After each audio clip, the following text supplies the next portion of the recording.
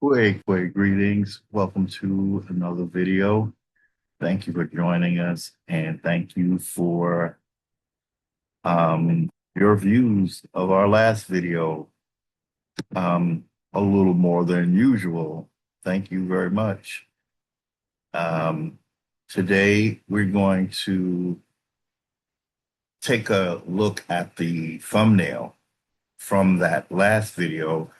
We just want to look at what ChatGPT produced for us because it is truly a feat when you can get ChatGPT to not argue with you and produce a document and actually use the wording because ChatGPT will do its best to defend the ratchetness of the Republic, the United States Republic. Yeah, that ratchet beast. ChatGPT will do its best to defend uh, this republic in its ongoing genocide and lumping together with foreigners of American Indians. So we just want to take a closer look at the thumbnail because I was really happy with it. So I did use it as the thumbnail for the last video, but I created it after I made the video, so I wasn't able to uh, look at it in the video. But I made a note that we would, in fact, look at this closer. So I did actually do a video where we looked at it closer, but that thing happened where I thought we were looking at it. And there I was talking, reading, and you couldn't see a darn thing. So here we are taking a closer look at the thumbnail for the video. The 14th Amendment made Indians United States citizens, which we are not supposed to be. So let's minimize our Heru, and we want to, yeah, sometimes it's, yeah, we gotta, you can, again, you can never see how the Zoom bar blocks text for me. So I have to click on it without opening one of the options on it. It's very tricky. You have to click on the Zoom bar to get it to get out of the way. So I can see the document that we're looking at, the chart that we're looking at. So ChatGPT was able, and I was shocked, it was able to give me a decent chart of the three distinct constitutional categories. And as you see, it even showed me how they all get grinded up to churn out a nebulous, undifferentiated entity called a United States citizen. These are three distinct positions in the United States Constitution. But the United States took all three of them and made them United States citizens. This was most egregious to the Indians not taxed. And we're going to look at a great breakdown of Indians not taxed versus Indian tribes. There is a distinction. If you call yourself being in the legal field, you really have to get into the use of certain words and how they're not used uh, in different places. Like, okay, so Indians not taxed, that's a specific term. Indian tribes, that's a specific term. They are not one and the same. Okay?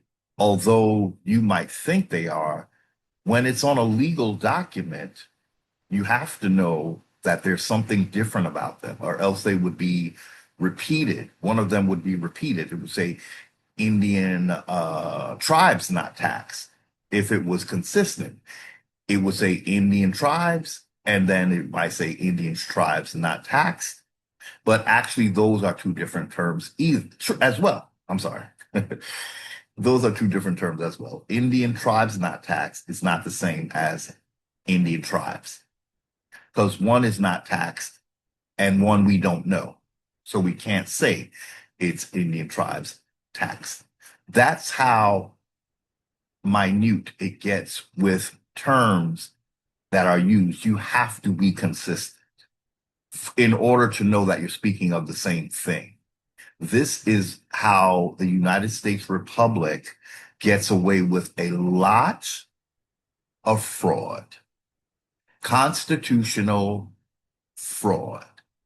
The Constitution itself is disputable by only American Indians, not by anybody else.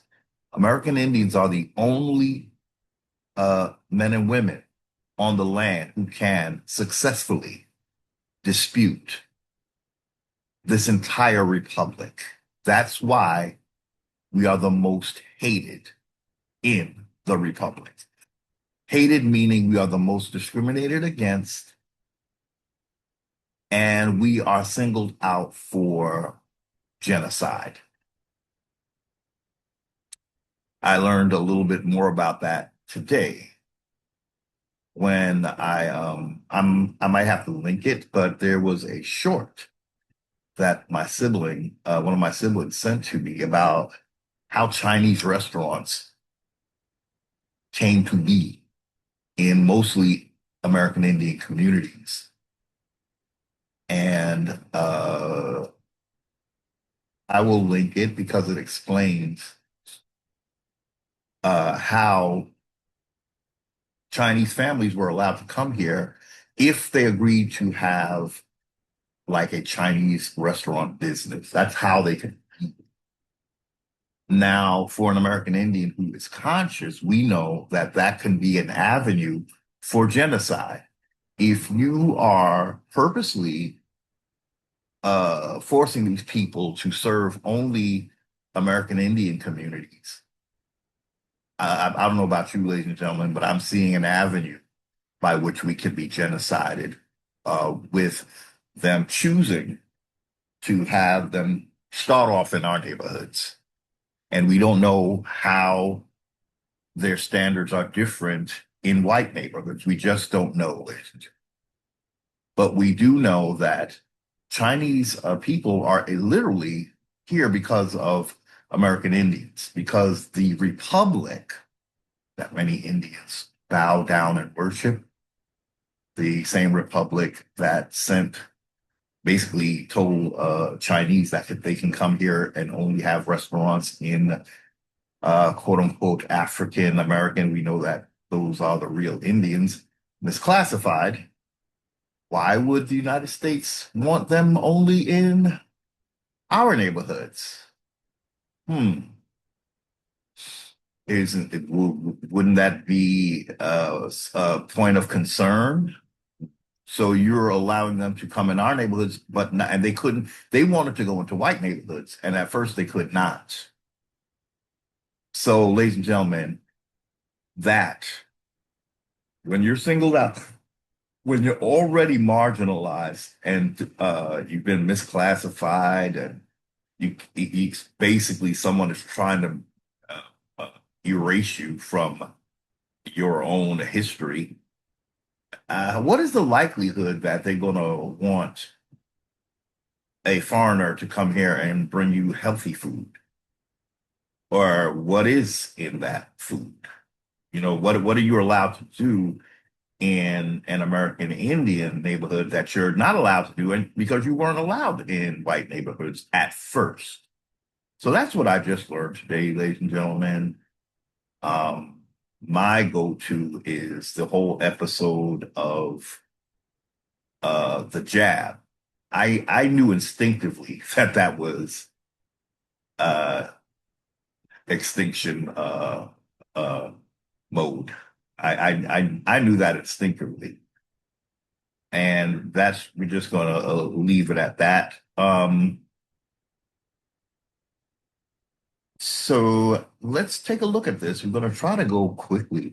I was very impressed with this chart. ChatGPT, once you get her to be on the same page as you have to keep reminding her though, but she's going to slip back into us being African Americans. You have to constantly remind her. She'll shoot out a chart like this and make your hair stand up like, whoa, thank you. Okay, so what are the three categories? One is Indians not taxed. Two is I'm sorry, free persons. You know, we should have added Indian tribes, but that's what we're going to look at today because that's actually another entity. Yes, yes. It's very tricky, ladies and gentlemen, very tricky. But the three that are mentioned in the first article, 1, Section 2, Clause 3, are Indians not taxed, free persons, and persons bound to a term of service for a number of. Okay, so they all got rounded up and merged into just, I was so surprised ChatGPT kept my language, merged into one nebulous, undifferentiated entity called United States citizens under United States jurisdiction. Okay. Anyone who was a state citizen, that was usually white people, they even had to become dual citizens of the federal and the state. They were originally only citizens of the state. Indians were not any kind of citizens. So again, this is most egregious and most damning of American Indians. That is the whole point of this republic. That is the whole point of this republic. We are peaceful American Indians, but we must speak in order to regain our authority on this land. Okay, so let's take a closer look at the three different categories of men and women or people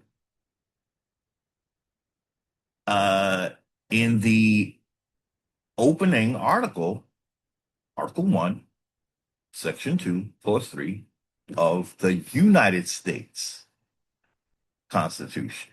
Three distinct constitutional categories. Okay, so Indians not taxed.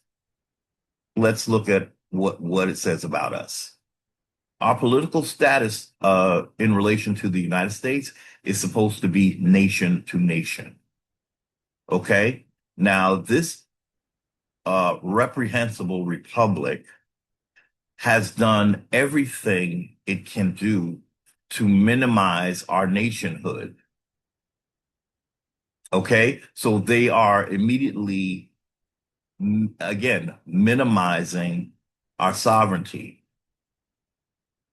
And we end up looking more like a ward to a guardian than a nation to a nation. Okay? So let's look at the bullet points. What's our political standing? I like to say standing because I like to stay far away from anything that sounds like the word state. We don't have any status because we're not part of any states.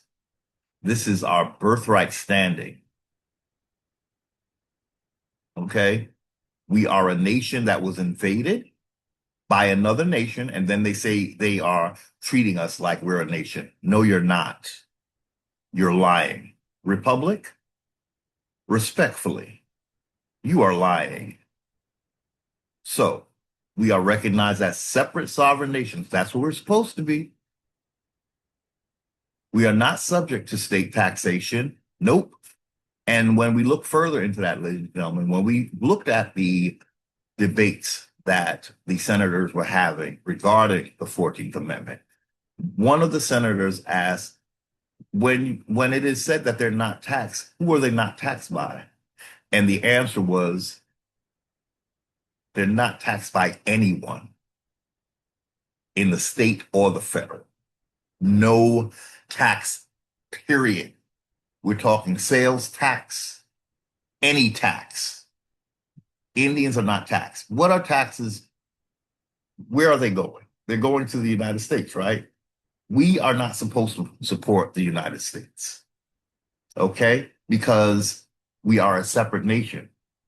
Russia doesn't support the United States. They have their own thing going on. China doesn't, quote unquote, support the United States. If there's commerce going on, well, that's a different type of deal. It's a mutual thing, a mutual support. That's what we were supposed to be involved in. They call it commerce. We call it trade because it's not on the high seas. That we were just supposed to be selling our goods, ladies and gentlemen. But you know damn well that this United States would always seek to mama and pop us out, meaning whatever what say we had an industry that was exclusively American Indian. This United States would create something to basic, basically put us out of business. Like what happened to many bookstores once Barnes and Noble came on the scene. What's happening now to many businesses now that Amazon is on the scene. Now the businesses have to lie and say, oh, if you buy it from Amazon, it might not be the real thing. So buy it from us. They want to get all that check. They don't want, excuse me, they don't want to pay the fee to be on Amazon. So they're lying to consumers now saying, don't buy it off of Amazon because it might not be the real thing. But if you buy it from our website, that's the real thing. And we concluded, ladies and gentlemen, if Amazon was doing anything illegal and they were selling stuff that's not actually what the name brand that it says, then the person that owns that brand could sue Amazon. So I found myself questioning it because I like to go to Amazon. I'm not going to lie. Unfortunately, the when they go to what do you call it? Delivery service is very quick. A lot of times you go to smaller vendors or the actual vendor, you're waiting weeks to get the product. You're waiting weeks. And let's face it, ladies and gentlemen, we're past the waiting time frame of history.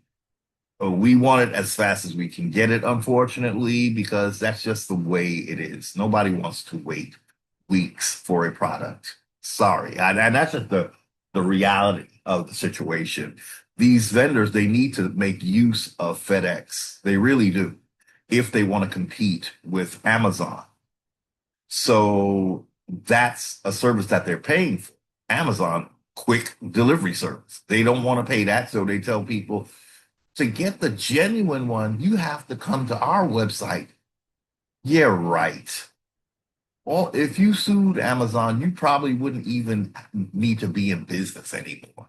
So I think we're being lied to. But if anybody knows better, let me know. But I'm really tired of the feel, they trying to make you think that if you buy it from Amazon, you're getting something that's not authentic. But again, I say to that, you better start suing Amazon if they're using your name unlawfully and stop coming to me with the BS. Because I'm going to Amazon. I'm sorry. It's just the reality. It's just the reality. You don't have to fill in, when you have an account, you don't have to fill in your credit card. You don't have to do all of this, put in your address and all that. Come on. We all want convenience. Let's not even Indians and free persons alike. Come on now. Even indentures. Um, so we were supposed to be in a nation to nation, what they call commerce situation, not a domination. That's all we had to do with the United States, ladies and gentlemen. That's how I know we're not part of the republic. If we, again, we said it several times in the last video, and we're going to say it several times in this video. If you are one and the same with the people that you're doing commerce with, it is no longer commerce. especially with the authority that the United States has taken over Indians. That's domination. They don't have to buy something that they already own, something that they can take. So they turned this into something completely different, but it was in actuality, this is why they came here, ladies and gentlemen.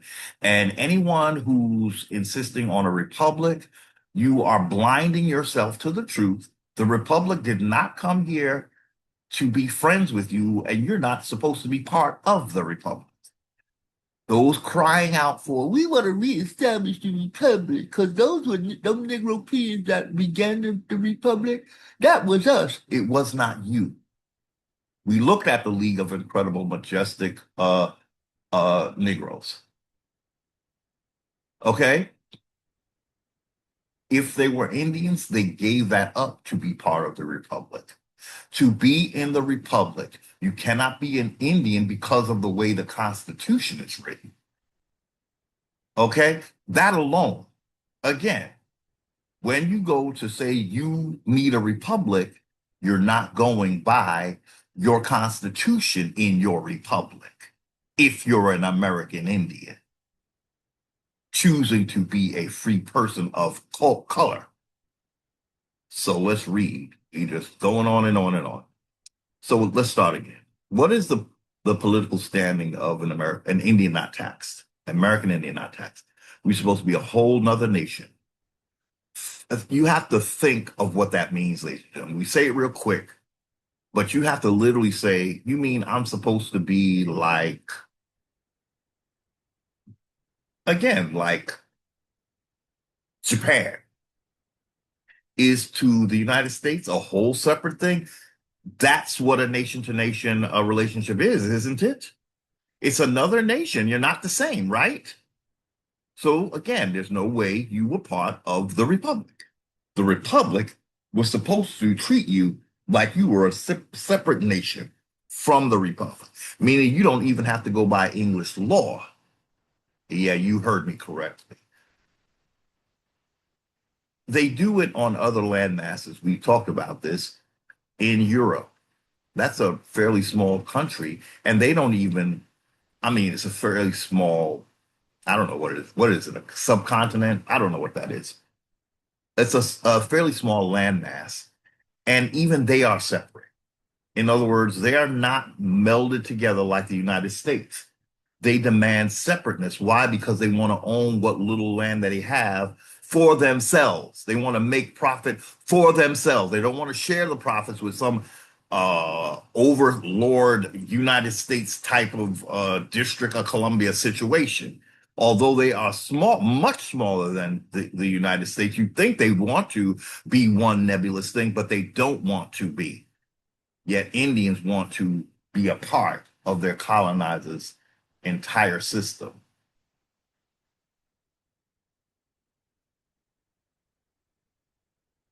So, nation to nation, we want to drum that home. We are not part of the Republic. We are a separate nation to another nation, a foreign nation at that. And I'm telling you, ladies and gentlemen, some of y'all thinking, well, all we got to do is go back to this and it'll be okay. Well, unfortunately, the Republic has committed crimes by what they did to us.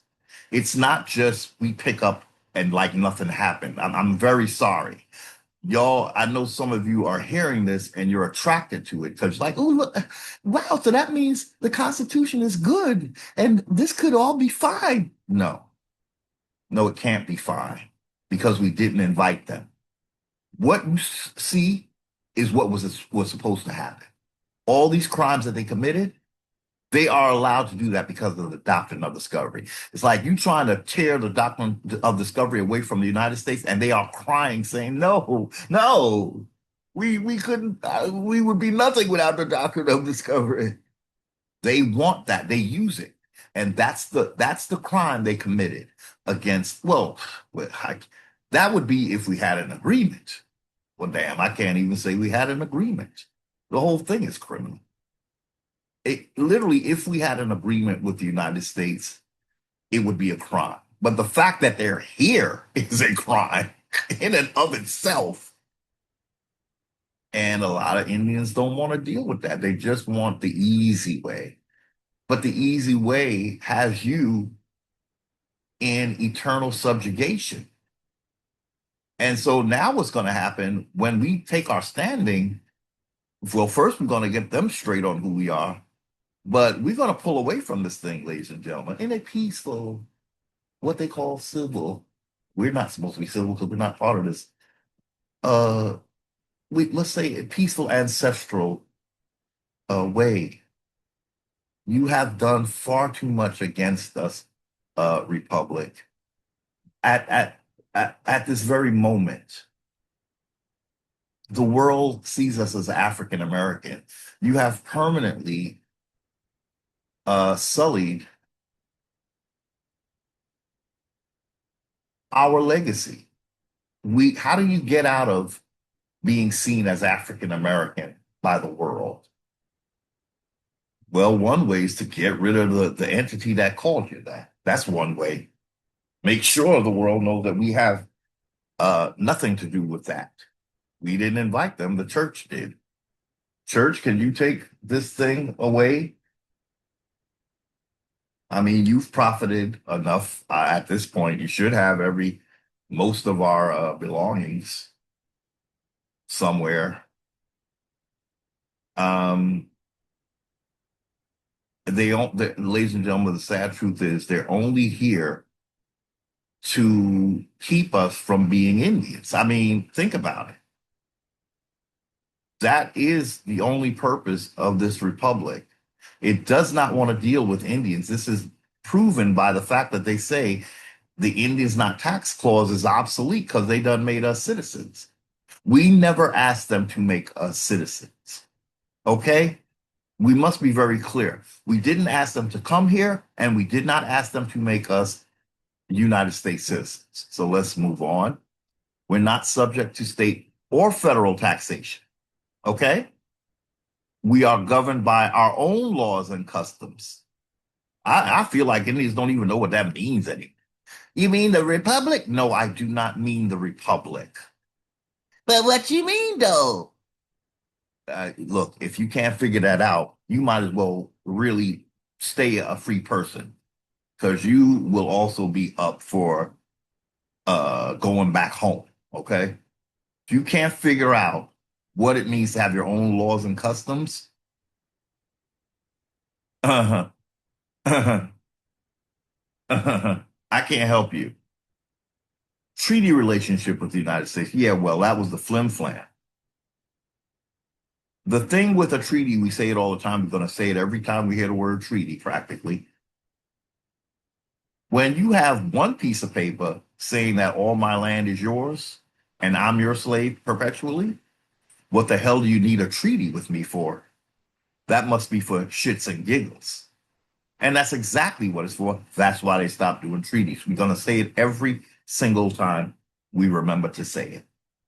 So they lost the treaty relationship. They should have just been truthful and just told us they were not necessary. We were just pandering to your idiocy that we encourage, your ignorance that we encourage. You have to be ignorant to be in a republic and be an Indian at the same time. You have to be ignorant. You have to be. Owned our territories, our own territories and governments. Yeah, we would have owned them as well. But we had our own territories. Well, the whole land is ours, so we would have had to gotten compensation from the republic. You don't just get to plop on our land and it's yours. You have to rent that land if you intend to stay here. That could have been the commerce by itself, and we'd all be sitting pretty. What happened, ladies and gentlemen? You don't even have, as we will always say, 1 square inch of your own land. This is what your republic has done to you. We're not included in state population counts. We're not supposed to be counted in their census. So, however technology way they got us to be counted, it was not supposed to happen. They will make up excuses. Well, that count was just for. You were not supposed to be counting American Indians, period. Okay? But the United States, what you have to notice about the United States and the Republic is that when they say something, they are interpreting it as well. They're not just going by what's on paper. They are interpreting. So as a lowly little ward, you have to go with their interpretation. A sovereign would be able to say, that's not what it says, and I'm not going by that interpretation. But in the subjugation you are in, they are, it's like they are the judge, the jury, and the executor. They decide what everything means. You just have to stand there and say, "Oh, I guess I should have became a lawyer." Well, that's the position they put you in. This system is basically saying, unless you're a lawyer, you don't even have a say. We are telling you what the law means. We don't care that it's not on paper. This is what it means. If we say Indians not taxed is the same as Indian tribes, although it does not say that in that clause, what are you going to do about it? And that's what we're left with, ladies and gentlemen. They'll get every attorney to vouch for this lie. And what are we going to do? Go try to find millions of dollars to get a lawyer to say what we want to say? Is that justice, ladies and gentlemen? Or is that some kind of class-driven uh, tax bracket thing we have? It's paper, you know, paper how much you are worth. And that the more you can pay, the more the law will be on your side. That's not justice, ladies and gentlemen. That is not justice at all. I tell you, they got us all about their money,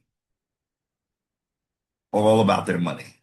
To get justice, you have to be able to outpay your opponent in court. Nah, nah. This system is. Whew, whew. So again, we're not included in the population counts. That's because we're not going to be counted for representation in the republic. We're not subject to state jurisdiction. We're not supposed to be subject to federal. They say, see, there they go, ChatGPT it goes with that limited thing. No. As what does that green bar say? Nation to nation? Okay, so what kind of nation is under the jurisdiction of a foreign nation? Is that really what nationhood is supposed to be? You know, is Germany subservient to France? Does France has limited federal jurisdiction over Germany? So what is this bullshit they're talking about? This is doctrine of discovery rhetoric, ladies and gentlemen. This is doctrine of discovery. The United States, when it comes to American Indians, they rely heavily on the doctrine of discovery to this day. It has never changed. Again, if you have a document that says what is mine is yours, you're not going to throw that document away, ladies and gentlemen, especially with the resources that's on this land and all the Indians that are your cattle, and all of that belongs to you. Why would you give that up when you're a colonizer? Why would you give that up for a mere treaty that's trying to limit your authority? So again, we are not supposed to be subject to the state or the federal. This government, this janky government, is supposed to be a representative type of government. If we're not represented, you do not have jurisdiction over us. If you do say you have jurisdiction over us and we're not represented, that is equivalent to a dictatorship, okay? Because it's not a two-way conversation. It is what ChatGPT gave me the word, It's unilateral. It's unilateral in nature, meaning that it's just the United States telling you what you can and cannot do. Okay? That is madness. We owe allegiance to our nation only, not the federal, not the state. Well, even in your janky Bible, they say you shall not serve two masters, right? Well, here they got you bowing down to the federal and somewhat to the state too, because we read in that document we read the Constitutional Rights Foundation. It says that at times the federal government gave some authority to the states. They playing ping pong with your ass. What you want this Negro to do today? I don't know. You tell me what I have him do today. Ah, uh, do what you feel, yo. It's all you, boo. It's all you. When it's my turn, I'll figure out. But let me know what you come up with, though. That's the federal talking to the state when they give the state more control over the niggas. Oh, that's how it worked. Yeah, we read that. Yes, we did. Constitutional Rights Foundation. Look it up. Look it up. The issue is called American Indian Sovereignty. Look it over. Find it in my videos, or I'll try to.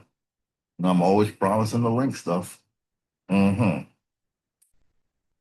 are collective rights as a people.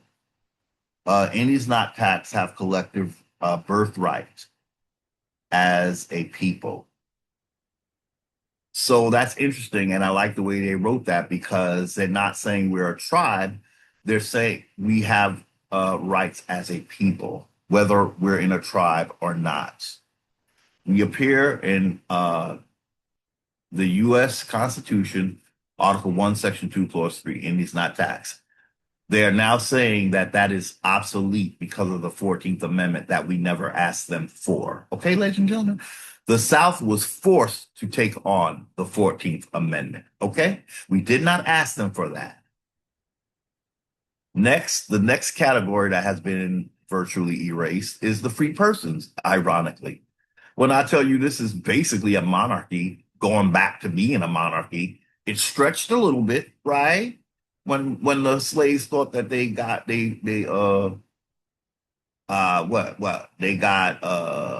broke away. They got independence.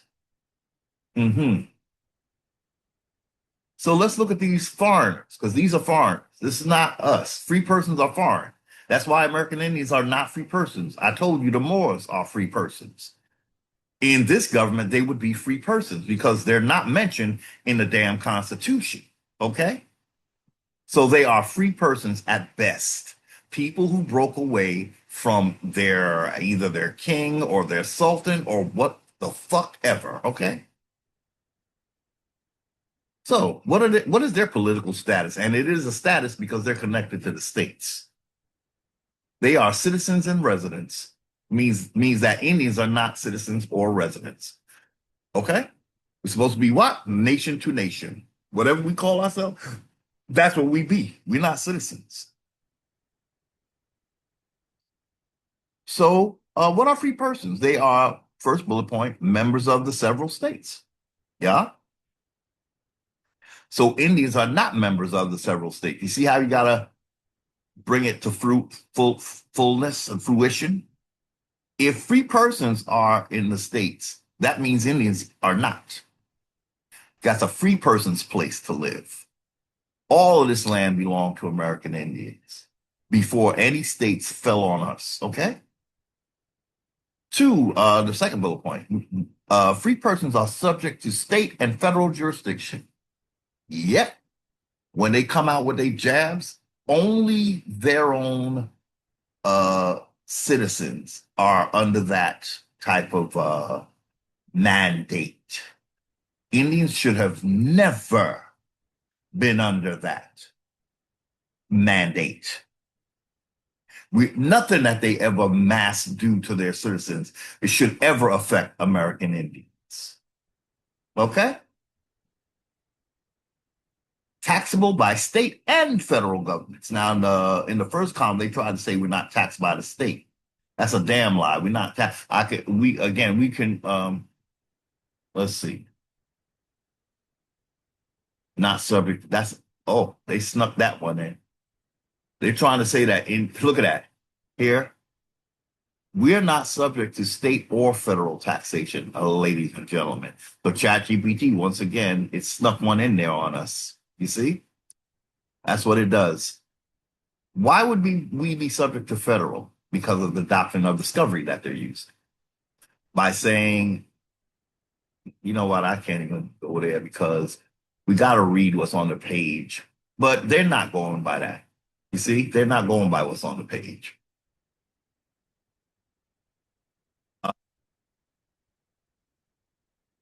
We're not supposed to be taxed by the state or the Fed. And we saw that again in the senators' debate when the question was asked, when it says they're not taxed, who are they not taxed by? Anybody was the answer, not the state or the federal. Okay? That's what the senator said. And that is the truth. But free persons are taxed by both. They became, as a United States citizen, they used to be state citizens. But as a United States citizen, dual citizenship, they are subject to state and federal jurisdiction, and they're taxable by state and federal government. I think what should have happened, ladies and gentlemen, that the free persons would pay taxes to the state, and then it would be up to the state to take that and dish it out to the Fed. I don't think that the state citizens were directly taxed by the feds. I really do. You know, I'm trying to look at this in a very, um, you know, you got to categorize. I'm trying to look at it in a categorical way.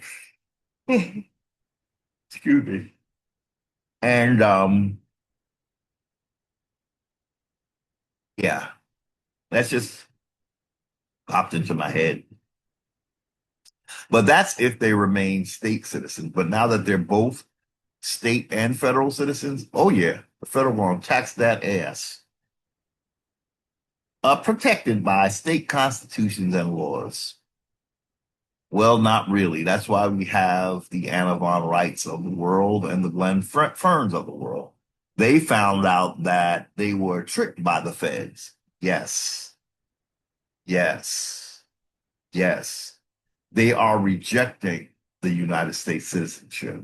When you hear me talking about Anna von Wrights, this woman has started a whole state to state. In each state, she has assemblies of people who are just state citizens, not United States citizens, and they're saying they are owed a credit from the federal to pay all their bills. That's what they're saying. That's why I know that is what's entitled. That's what American Indians are entitled to for different reasons. But even the free persons are saying, "Oh hell no!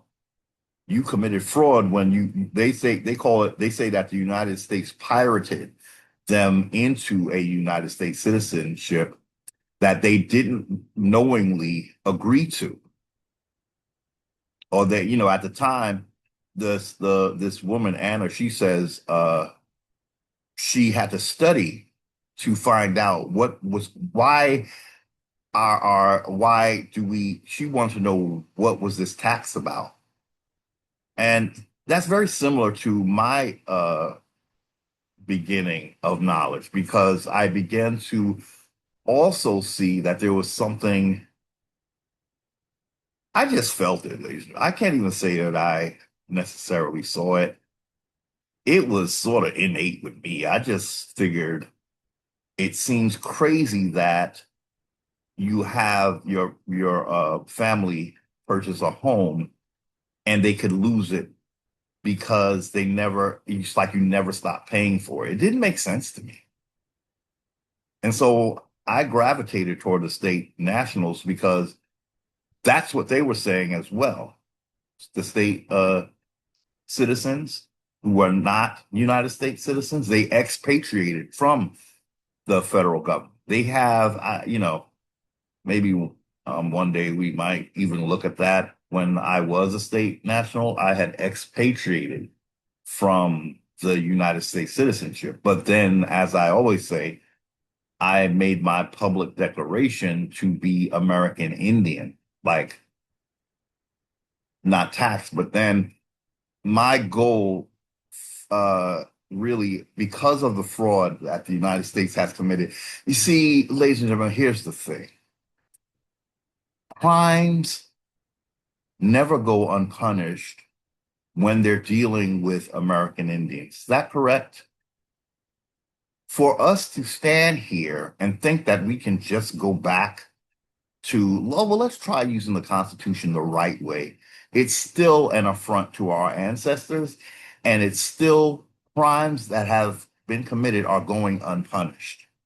Now, we know that those who worked, let's just say the civil servants of the Republic, they consider themselves above the law, right? And I don't know where they're getting that from. I guess the only thing that would make that make sense is that if they are actually looking at themselves as the British nobility themselves. And, I don't put anything past anything in this republic. It's very possible that the monarchs are in those seats of power, in the republic. Now, we're not part of the republic. They just found a way to make us subject to them. Indians are the last thing to be subject to foreigners on our own land. It'd be different if we went to their land. Okay, I don't belong there. You're gonna do what you want with me, right? That's why I don't go there. We Indians like to stay home, I've noticed. So you don't get to dominate me on my land. That's how that works, ladies and gentlemen. I don't know what y'all been hearing from these Moors who need to find their way back home as well. How is it come here to tell us how much they love Morocco, yet they're not in Morocco? How does that work, though? So you hear that you want me to fall in love with Morocco, and you won't even go there. But if I say that I love Morocco, you could get me to say that. Then you could get me to not have here in my homeland, right? More? Isn't that what you're here for? Hmm. So they saying free persons may own property, really, and vote if qualified. All can own property and not talk to the American Indians about that. I wonder why. How does that work? Because y'all have a state that I never approved of, that I didn't give the charter for. So how do y'all get property? By calling it property. Oh well, we could fix that easy. It's ancestral land. That's what I call it. And you're not entitled to that. And the only way you're gonna get it from me is if I sell it to you. And I only rent. I don't sell. I don't sell. So that's why American Indians are entitled to rent. These folks don't own your land. This is your land. Can we go to Europe and say, this is my property? No, we're going to be paying some kind of tax on that. That's how they get you to pay forever, ladies and gentlemen. That's how you know it's not yours, for real, for real.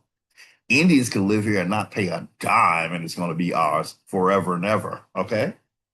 For and ever and ever and ever and ever, okay? They are counted in the census. Free persons are counted, Indians are not counted. But they found a way to count us in the census. How did they do it, ladies and gentlemen? They called us colored, okay? See, when they change a word from the Constitution, they can do whatever the hell they want to. So they're breaking the Constitution. So my thought is, this is just logic for me. If you already broke it, no need for us to go by it anymore. This is cause for making it obsolete. Like you made us obsolete. This is a cause for us to make your document obsolete because you don't go by it. You're going by the doctrine of discovery, and the church already reputed that. but they're going to act like that don't mean nothing. Oh, it means something if I say it does. It might not mean nothing to you. It means everything to me. And in my assertion of my sovereignty, without you trying to minimize my sovereignty, make me a domestic dependent and a ward and all that crap. In my sovereignty, I'm like a king, and I have the authority on this landmass. I'm a king on this landmass, not a foreigner. So if I say that due to your fraud, I wish no longer to be part of your fraud. As far as I'm concerned, ladies and gentlemen, that's my word. Okay, as a sovereign, you can't force me into a document that you never went by.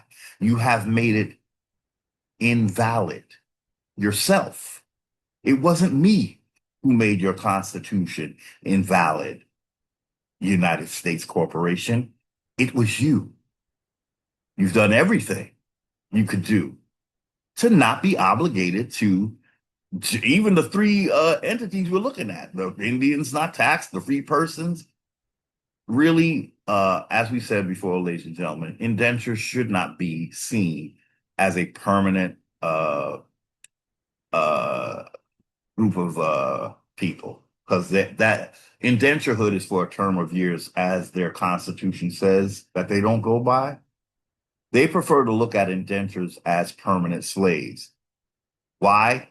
We said it before, because they like the doctrine of discovery more than they like the Constitution on so many levels, ladies and gentlemen.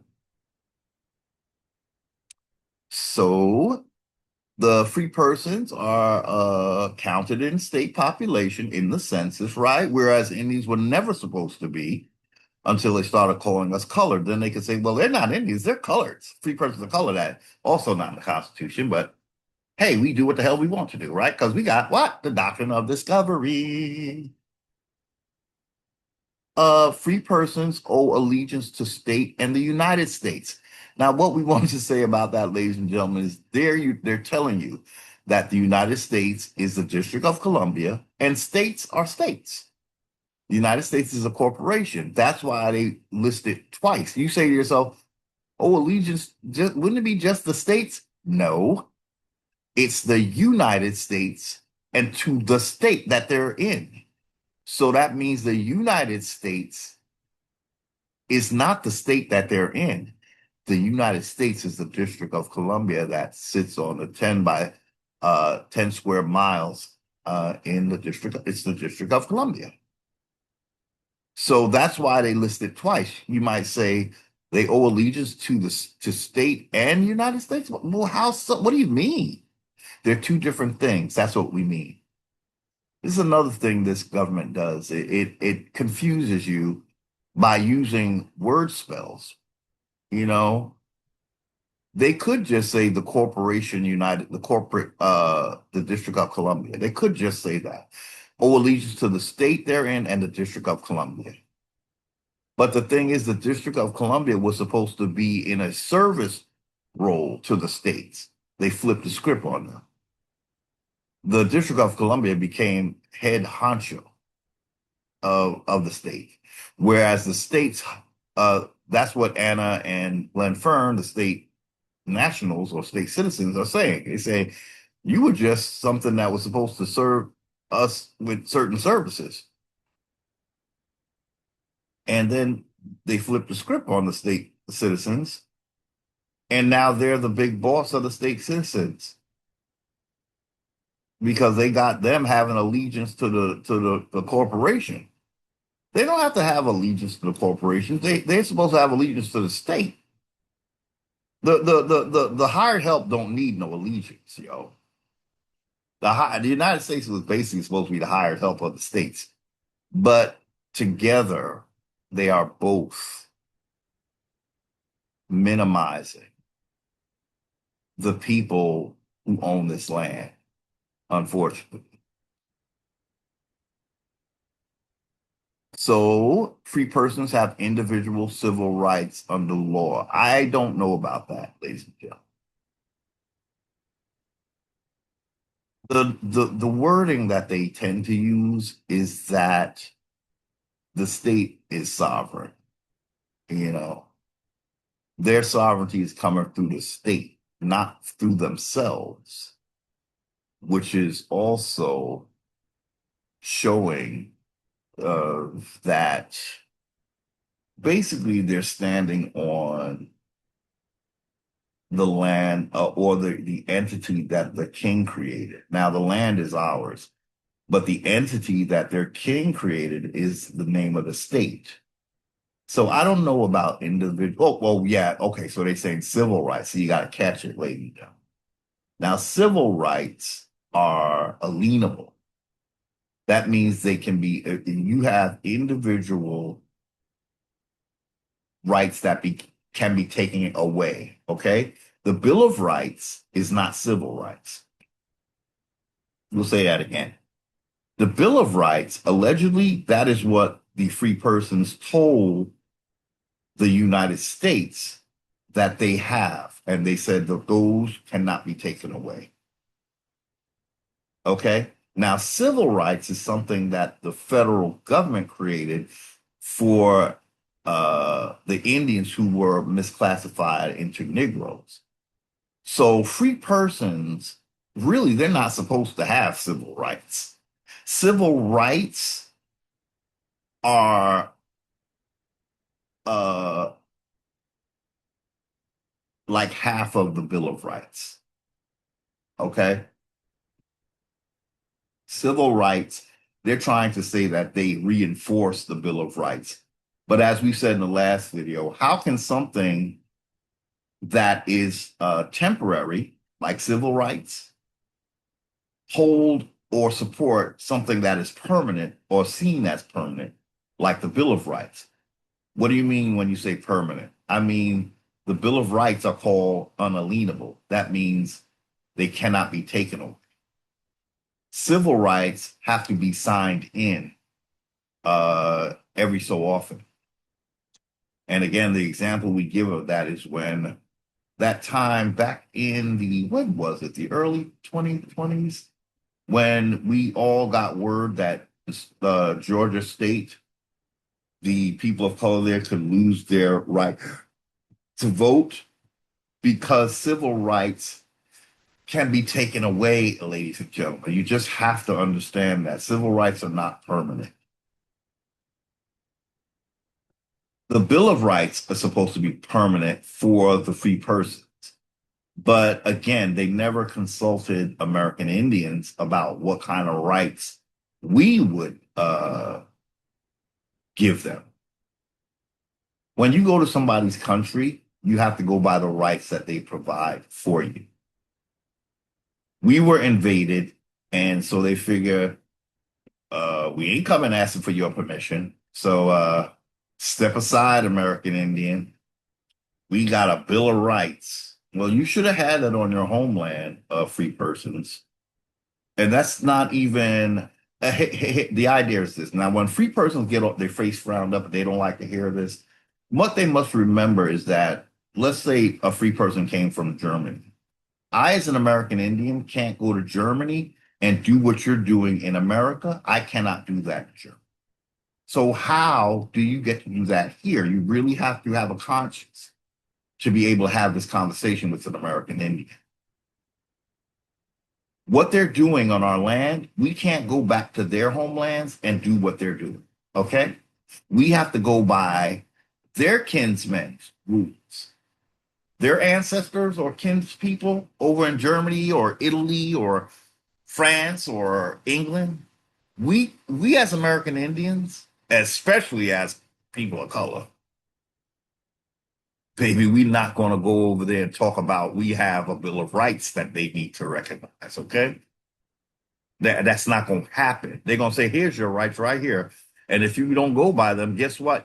Guess where you can go? Back home. Ladies and gentlemen, that is the kind of power an American Indian is supposed to have. Moors don't have this power, not on this landmass. They would have to consult us. But since they're the ones that grin in our face with the biggest, blackest grin of all, saying that we're one and the same. We're supposed to think that, oh, he can do what I can do because we just the same. No, the Negro cannot. No, the Negro cannot. He's acting like he's your best friend because he's like, you know how, say now you go into business with your literal brother, your real brother, right? He thinks because y'all are brothers, he may think that he got it in like that. He don't have to show up to work on time. He don't have to work as hard as these other people. You're my brother. I'm like you. Me and you's the same. You the boss, but I'm your brother. This is what the Moor is doing every day. He opens his mouth in this country. Okay? They have you thinking that you will have a higher quote unquote status if you become a Moor. In fact, you have a lower status becoming a Moor if you're an American Indian. The height of your authority is in being an American Indian, not a Moor. Yeah, the Moors, they don't like when Heru make videos. I can tell you right now. I'm a peaceful brother just like y'all claim to be. The only thing is you can fool some of the Indians some of the time, but you can't fool all the Indians all the time, especially when the ancestors are involved. Do y'all know y'all fighting against my ancestor who have every right to be on this land and you do not? You were supposed to go by their laws. You're not supposed to come here with yours, bringing your Anglo-Saxons here to do the dirty work for you. No, that's not how we're supposed to go, Moore.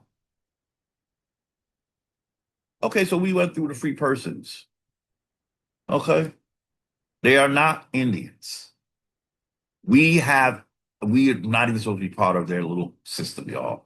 Their system keeps sucking us in because they don't want an authority on the land. Okay. This is also part of the United States Constitution, Article 1, Section 2, Clause 3 here at the bottom. Now, this is where it gets, I've come to see that this should not be on same level as these two, ladies and gentlemen. These two, they are forced to deal in this foreign system. Indians did not invite the free persons. These here can be either Indian or free person. That's why I really am confused by the term of service. I've come to conclude that what the United States did by having them in the same article as these other two, when they're this last set of people could be, it would have to come from these two populations, ladies and gentlemen. An indenture has to come from these two populations. So they have to return to those two populations. Okay.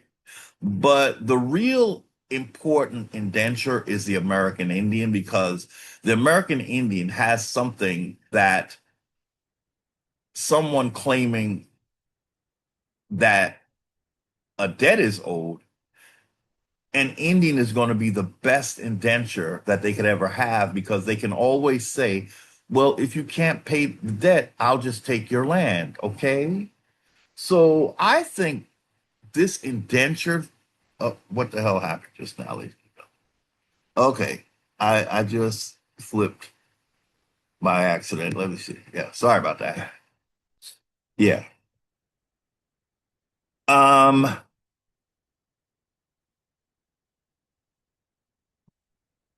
that position, the third position, persons bound to a term of service.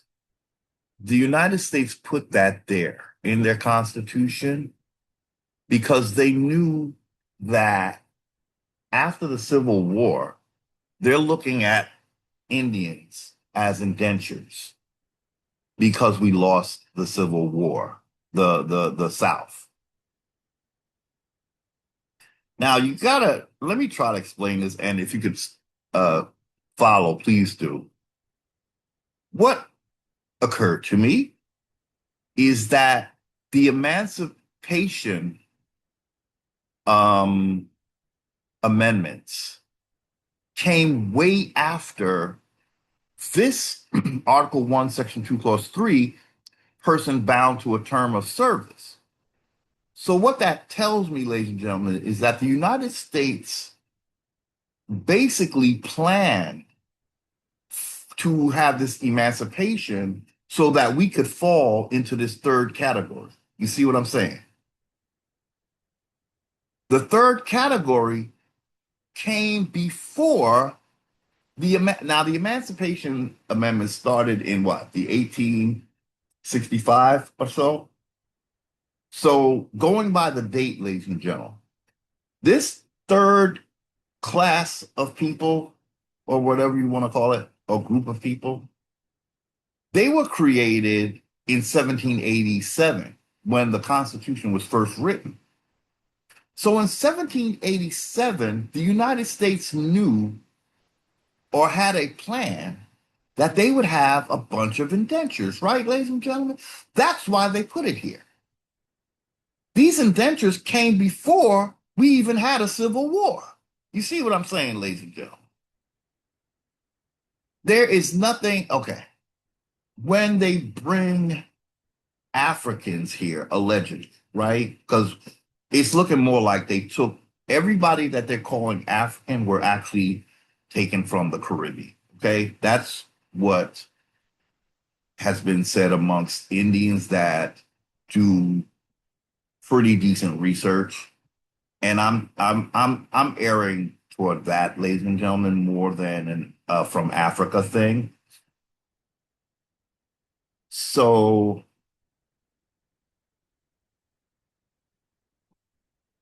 be of no debt uh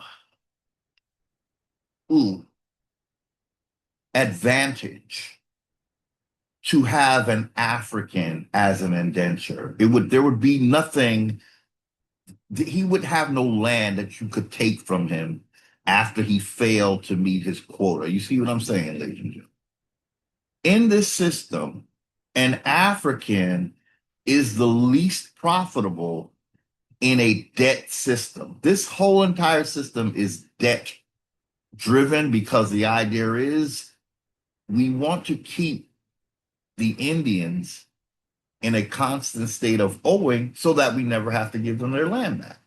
But Indians like myself, we know that we don't owe the United States anything because we never had, even according to their own narrative, we weren't fit to enter into any kind of contract with the United States since we were wards and permanent slaves.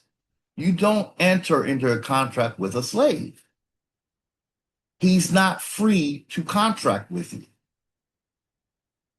He's being held in a position where he's not free to contract, ladies and gentlemen. He is property. A slave is property. Okay? That's what the doctrine of discovery said we were in 1492. So from 1492, the United States are trying to tell us that they have some kind of agreement with slaves. Did we agree to be your slaves? Can you show us that document? Where did we agree to be your slaves? Okay, so there was no agreement. You just called us slaves. So you took ownership of me, right? And my people. How is it now you're saying you have a contract with us? Do you need to contract with your slave?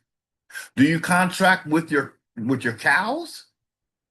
Do you have your cows or your goats or your cattle sign a contract saying that they agree that the land that they're eating is from or feeding from is yours? You have to get agreement from them. We are seen as cattle, ladies and gentlemen. Human resources or some shit. What I'm saying, ladies and gentlemen, is we don't have any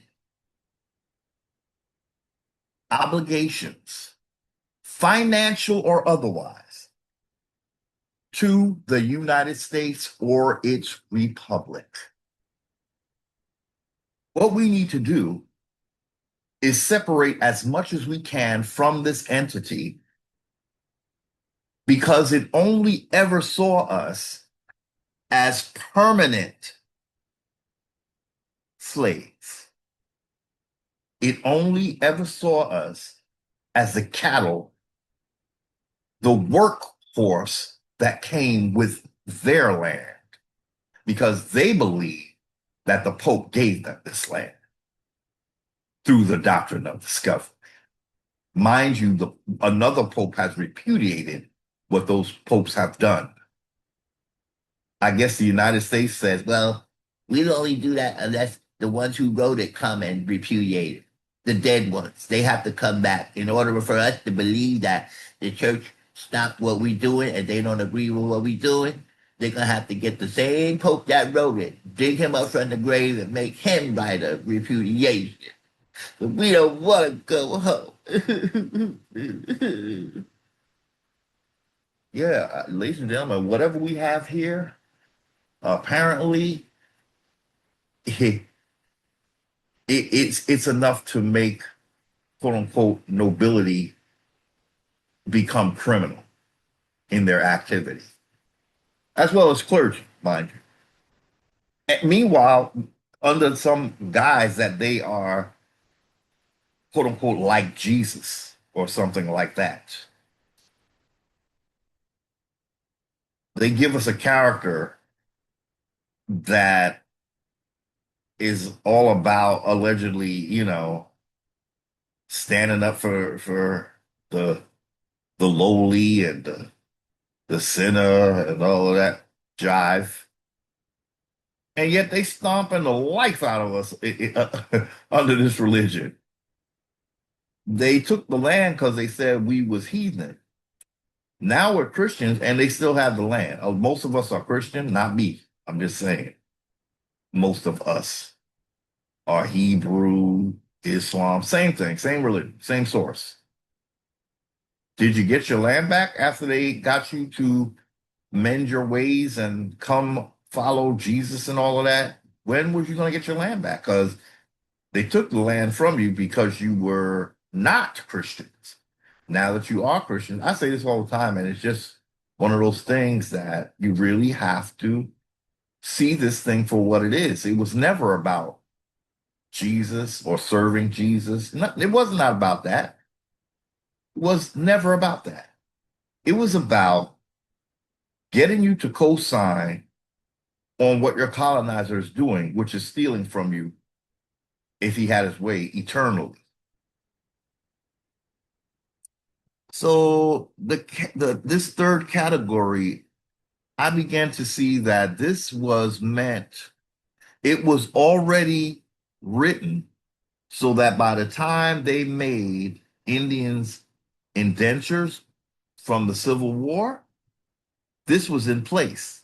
So now, ladies and gentlemen, you got to put these pieces together.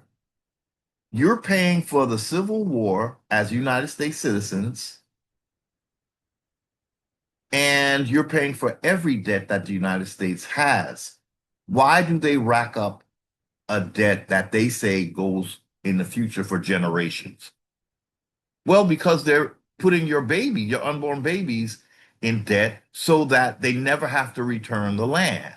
So they turned Civil War indentures into permanent slaves, and they've racked up the public debt. They had to, ladies and gentlemen, because that means you never stop paying for the Civil War.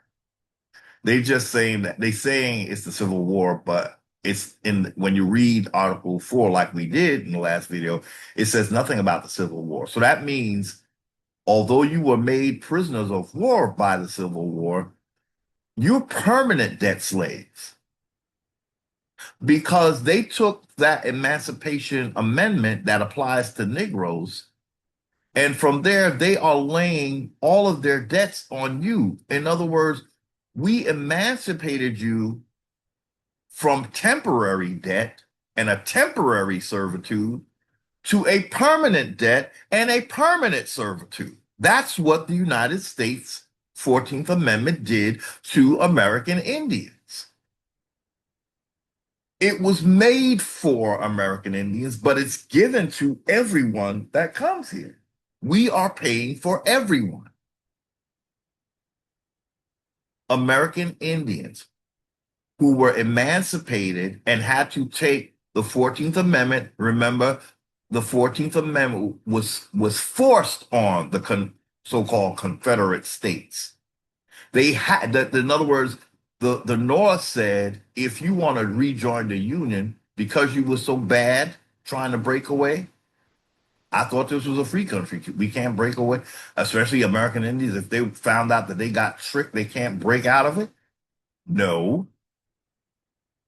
So they said, because you were so bad, if you want to come back into the Union, you have to adopt the 14th Amendment in all of your constitutions. So say now Virginia had a constitution, South Carolina had a constitution, Florida had a constitution, whatever the states that were in the Confederate. The United States of the District of Columbia, basically, they're saying you have to take a 14th Amendment and agree that you have to pay the debts of the federal government forever, not just the Civil War debt. This is your punishment for being very bad little Indians. Now you're going to pay for everybody, the foreigners, for my free lunch, for my ballrooms. You're going to pay for all the prisoners that we make of your people, filling the prisons. They slaves, they ain't really slaves, but you slaves too. But you just paying for them slaves, the house them slaves. All of that coming out. So American Indians, once you stand on American Indians not taxed, what this government is going to do now is drive up the prices like they're doing already. That's why we have to insist that we don't pay for anything, because that's retaliation. That's retaliation for us not paying taxes because we're not supposed to.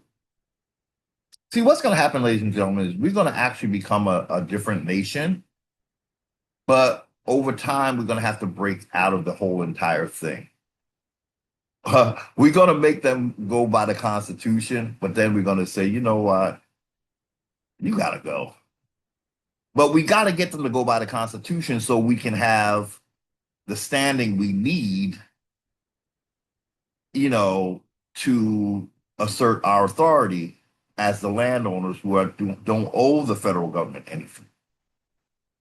So that's how it looks, ladies and gentlemen, but that's not etched in stone. The quicker we can get rid of the devil, the better our lives will be. But I'm just saying,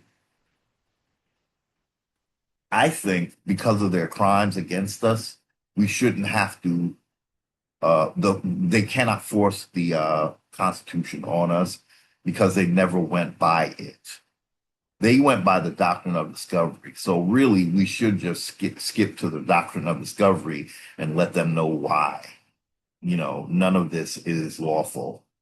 None of this is legal. Because you never went by the Constitution anyway. You're changing identities. You're making indentures permanent, like we said. You made free persons into free persons of color. That's not in the Constitution. You said Indians not taxed are now obsolete because of the 14th Amendment. So you are basically scrapping the Constitution. Why can't we? I'm a sovereign too.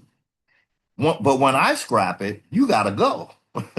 When you scrap it, you're looking to make me a permanent slave. When I scrap it as a sovereign who has more power over this land than any foreigner, when I scrap it, you got to go. And we really need to get American Indians, particularly, I would have to say, the ones who are most affected by this system are the American Indian males. of course, females involved is just icing on the cake. But I'm trying to say to the many males that watch my channel, brother, it's you and I that are the sacrifice. Okay. Again, who's in the prisons? Okay. So we're wasting away feeding this beast while they try to uh every way they can think of genetically to be like they're us, you know. One of my constituents uh texted me where now the Native Americans are saying that they have black blood. So my how the script is flipping. Now they somewhere in Native American world they're trying to say that well we mix with black folk. Well, why would you want to do that though, Native Americans? Because you realize who the real American Indians are. So now you're going to try to use your one drop rule like like the Caucasians. So now that's what you got some of our blood, and so you're Indians too. Well, I was telling my constituent, I think they got African blood because that's where the Mongolians over there near Africa and Europe and stuff. And they came over the Siberian was it no I'm sorry the Bering Strait. We might as well call it the Siberian Strait. Why not, right?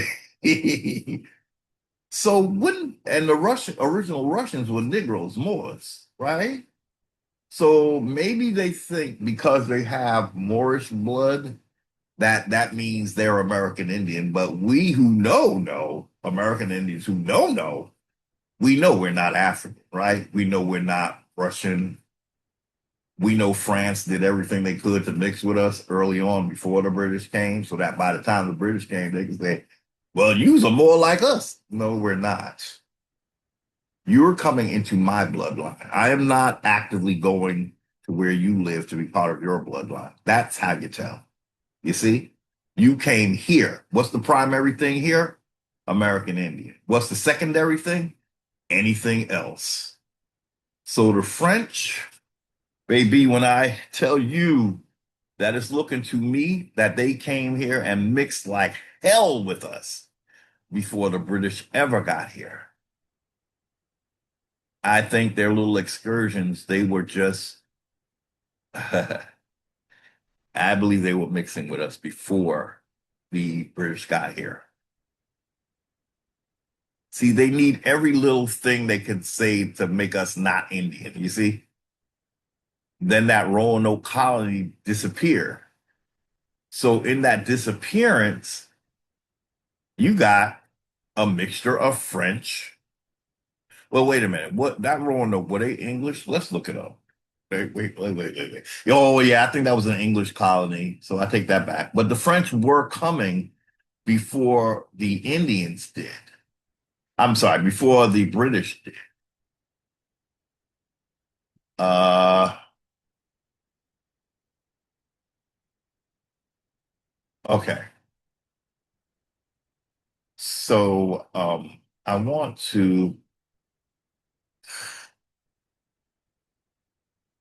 yeah, the Roanoke were well, that was in English. Was the oh that was an English colony. Roanoke colony and English it was. But I'm just saying the French were poking in over here. Yeah, it was an English colony. The French were poking their nose over here before the British got here. And I do believe they were mixing with us. I really do. Um, it doesn't matter, but I just it's just interesting how it was first, you know, the that when Giovanni came here, he was sent by French,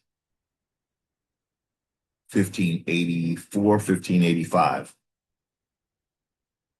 And then for years, from 1584 to about 1607, what's happening? I want to say that we're getting French because they're visiting us and they're establishing some kind of kinship with us. And I'm going to say by the time England came in 1607 and 16, well, the charter was in 1607. The charter for Virginia, which was the whole entire area of the United States, that charter was in 1607. So by that time, I would say the French, I just feel like they were here, mixed in with us.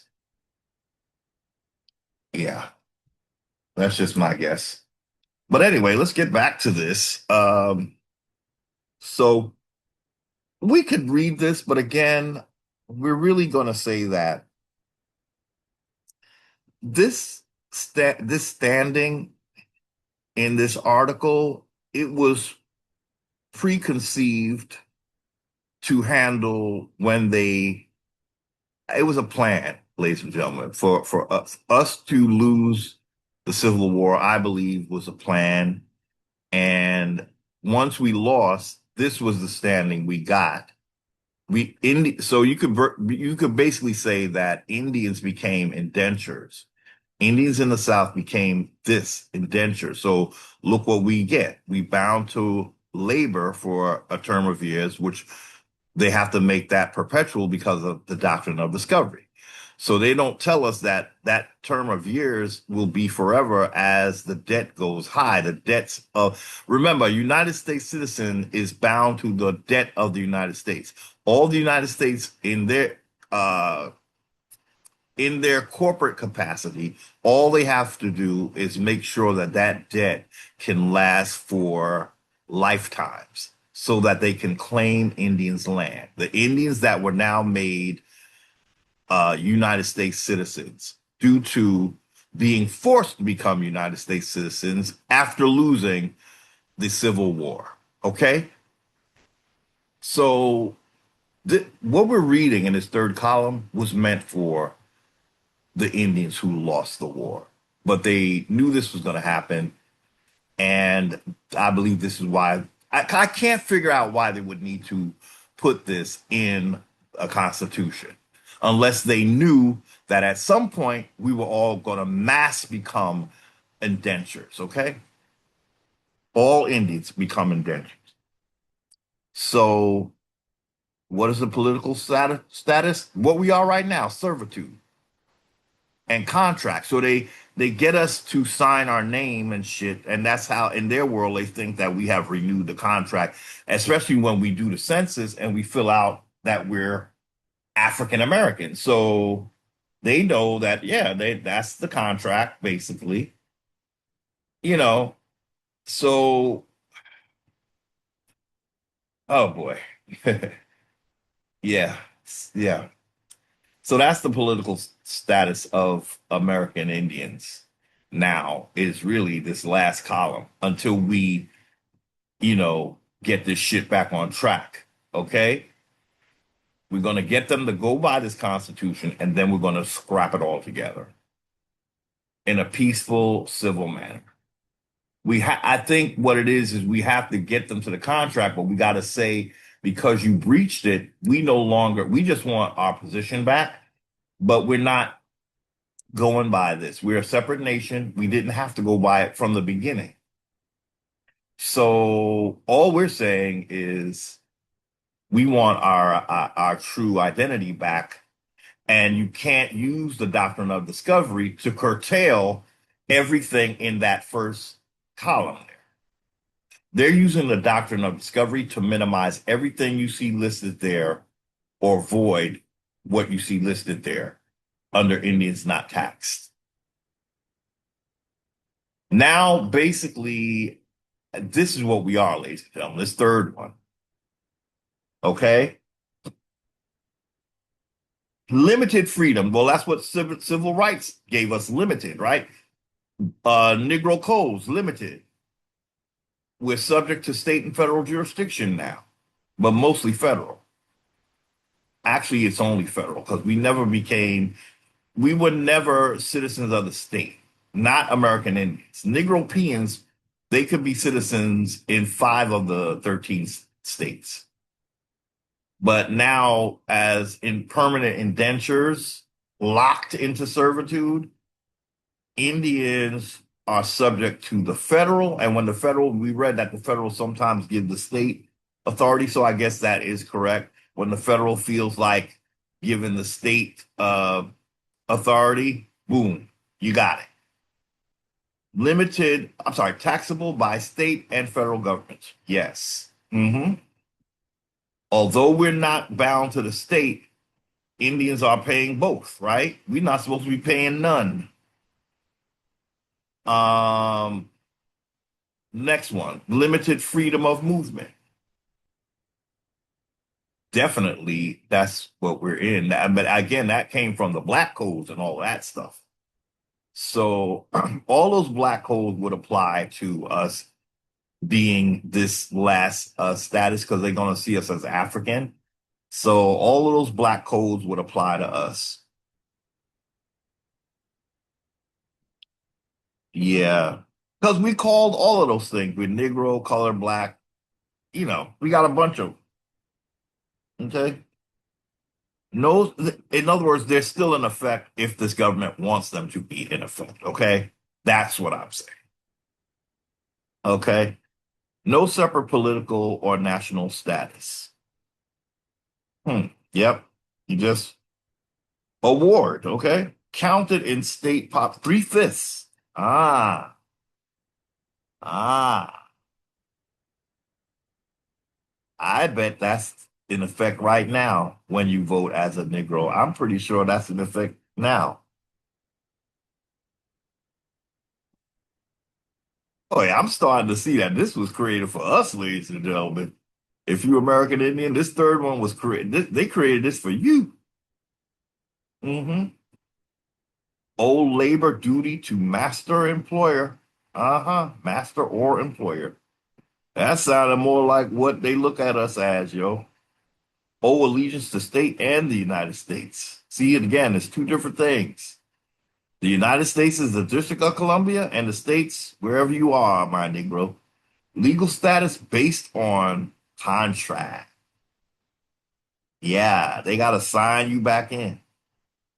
That's why the Negroes in Georgia almost lost their voting rights.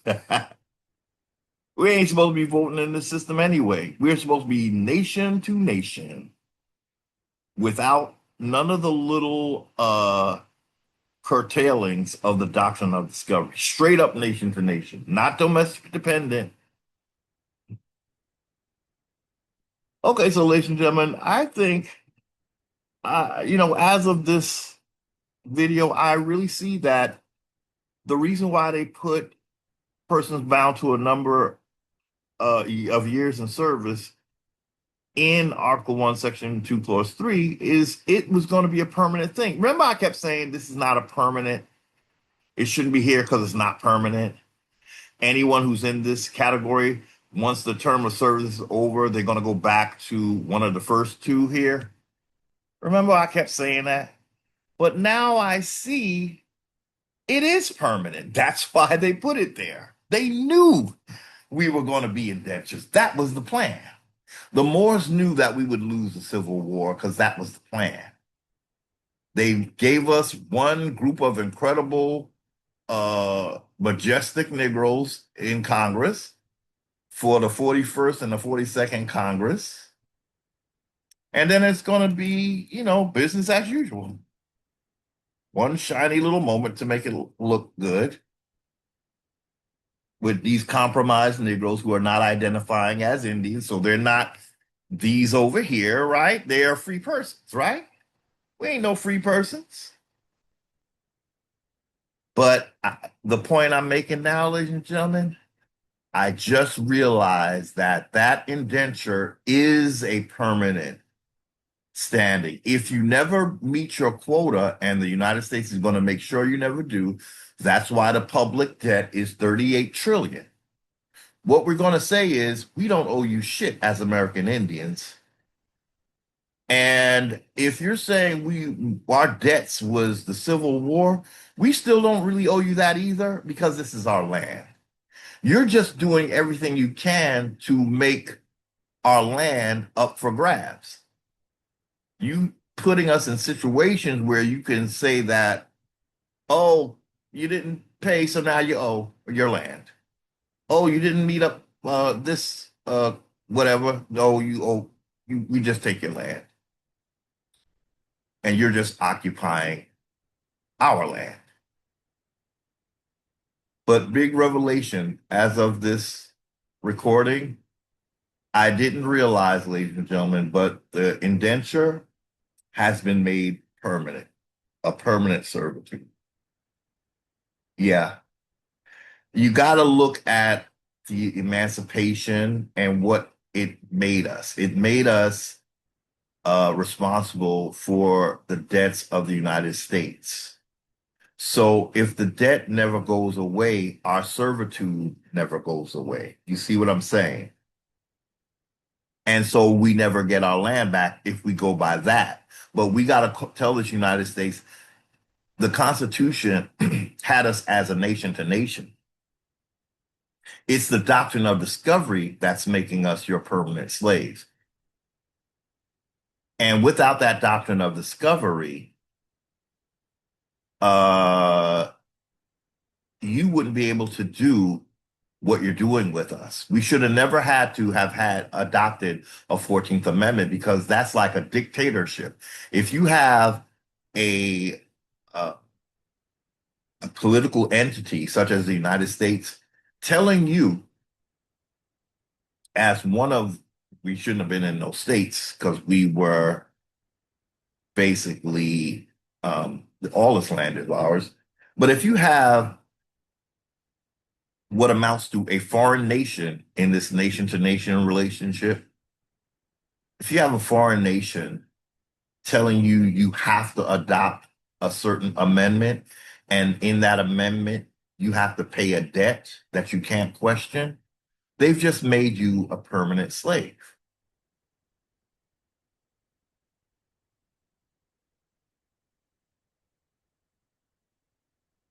I think we're going to probably start out with the South breaking away from this union again, ladies and gentlemen, this time for real.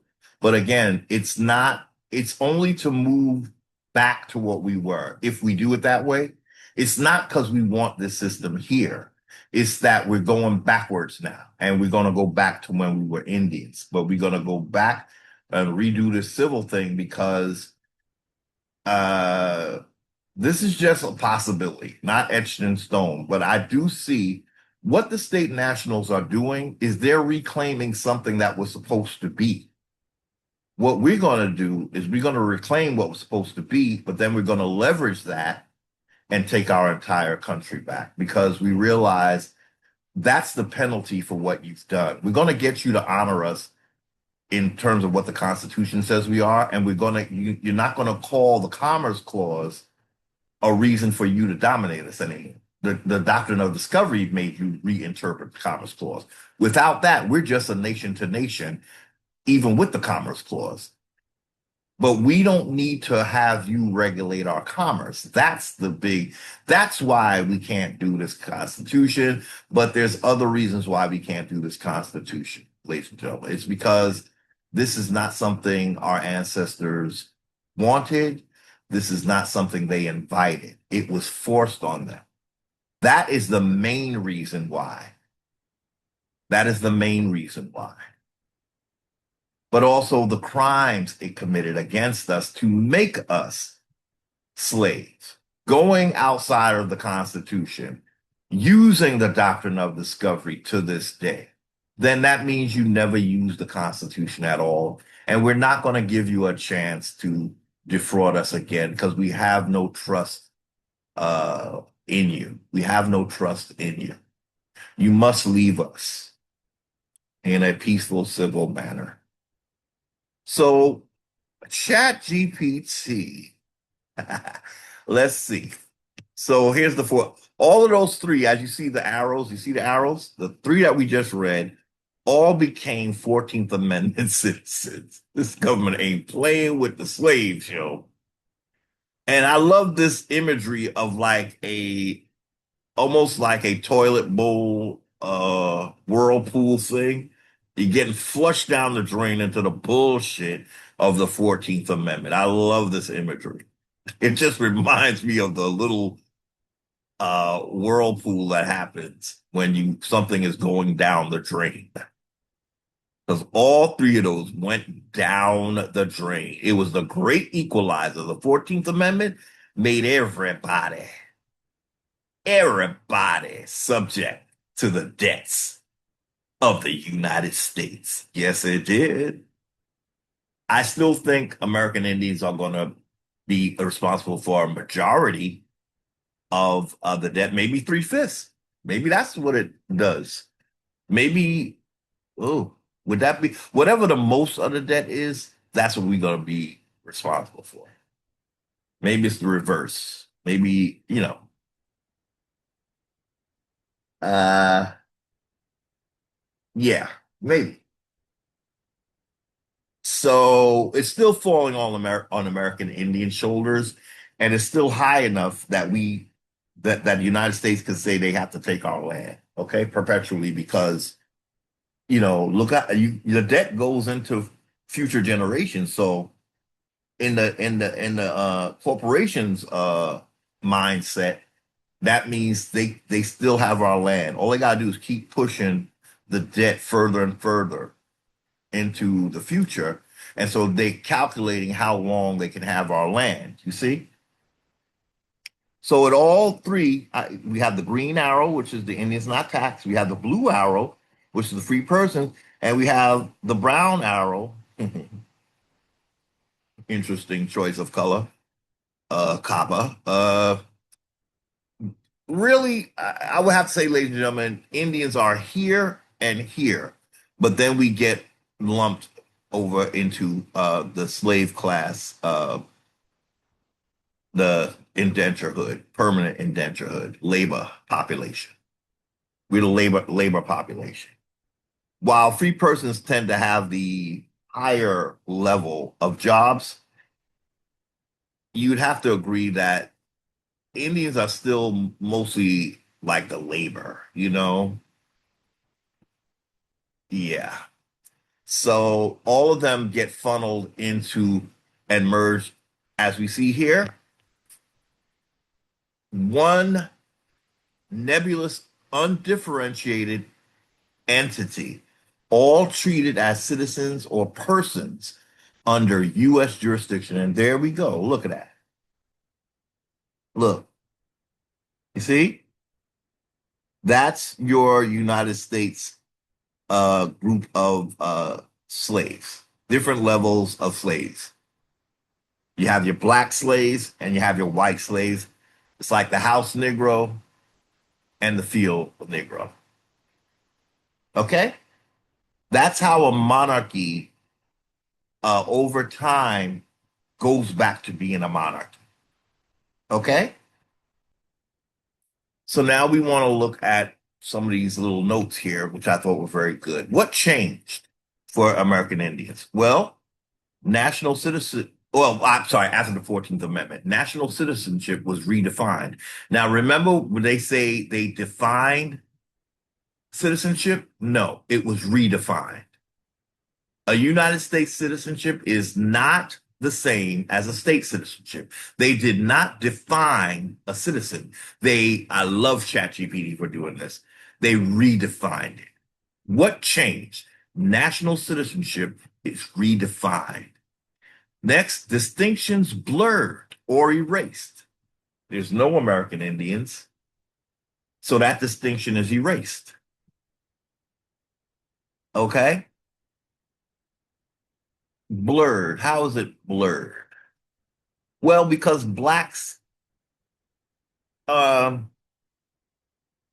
are just blacks. They have no borderline. They have no boundary. They can be African, they can be Moroccan, be American.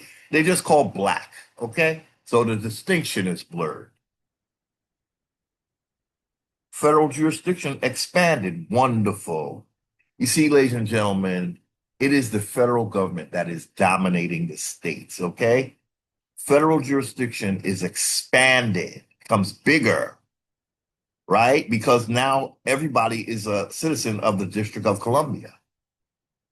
So you can say every person in every state is now federal. So then the federal becomes more powerful than each state. It has more men and women, and it's getting, you know, more money than the state, I believe. Uh-huh. Treaties and separate status is minimized. So then the treaties become minimal and they don't do treaties anymore. So they stop them altogether. Why treaty with something that you already own? So treaties are minimized. The separation is minimized. You're just one big unhappy family of slaves, black and white slaves. Indians don't exist no more. And the only Indian tribes that exist are federally recognized or civilized 501c3 quote unquote tribes under direct domination of the federal government because they're a corporation being regulated in commerce. Okay? All folded into one legal category, United States citizenship. Mhm. So let's go to the other side. The result of the merger. No recognition of separate nations. So that nation to nation thing, gone. No distinction in population counts. Everybody's going to get counted. And they're going to create new categories there that's not in the Constitution. They're going to have Alaskan. They gotta have Native American, Black, white, African American. They're creating a whole other system right under our noses, ladies and gentlemen. You cannot have a class of people in a census that don't exist in the fucking Constitution. But they can do whatever the hell they want because of the doctrine of discovery. Free persons are just here for the ride. Who's in charge of this thing? The same people that brought it here. They call them the principals. That's what the state nationals call them. The principals. England, France, Vatican. But the Vatican, they did, I have to say, the Vatican, what they did in repudiating this shit, that's a big deal, ladies and gentlemen. That's a big deal. Because these other nobility are only here because of what the church did. If the church said they are no longer co-signing on it, that means the church is not going to support this if we put them to task. They will have to agree that they repudiated this activity. Okay? And we gotta hold them to that. Okay, so civil rights laws replace treaty rights. I'm sorry, equal protection rhetoric is applied. Yeah, it's just rhetoric.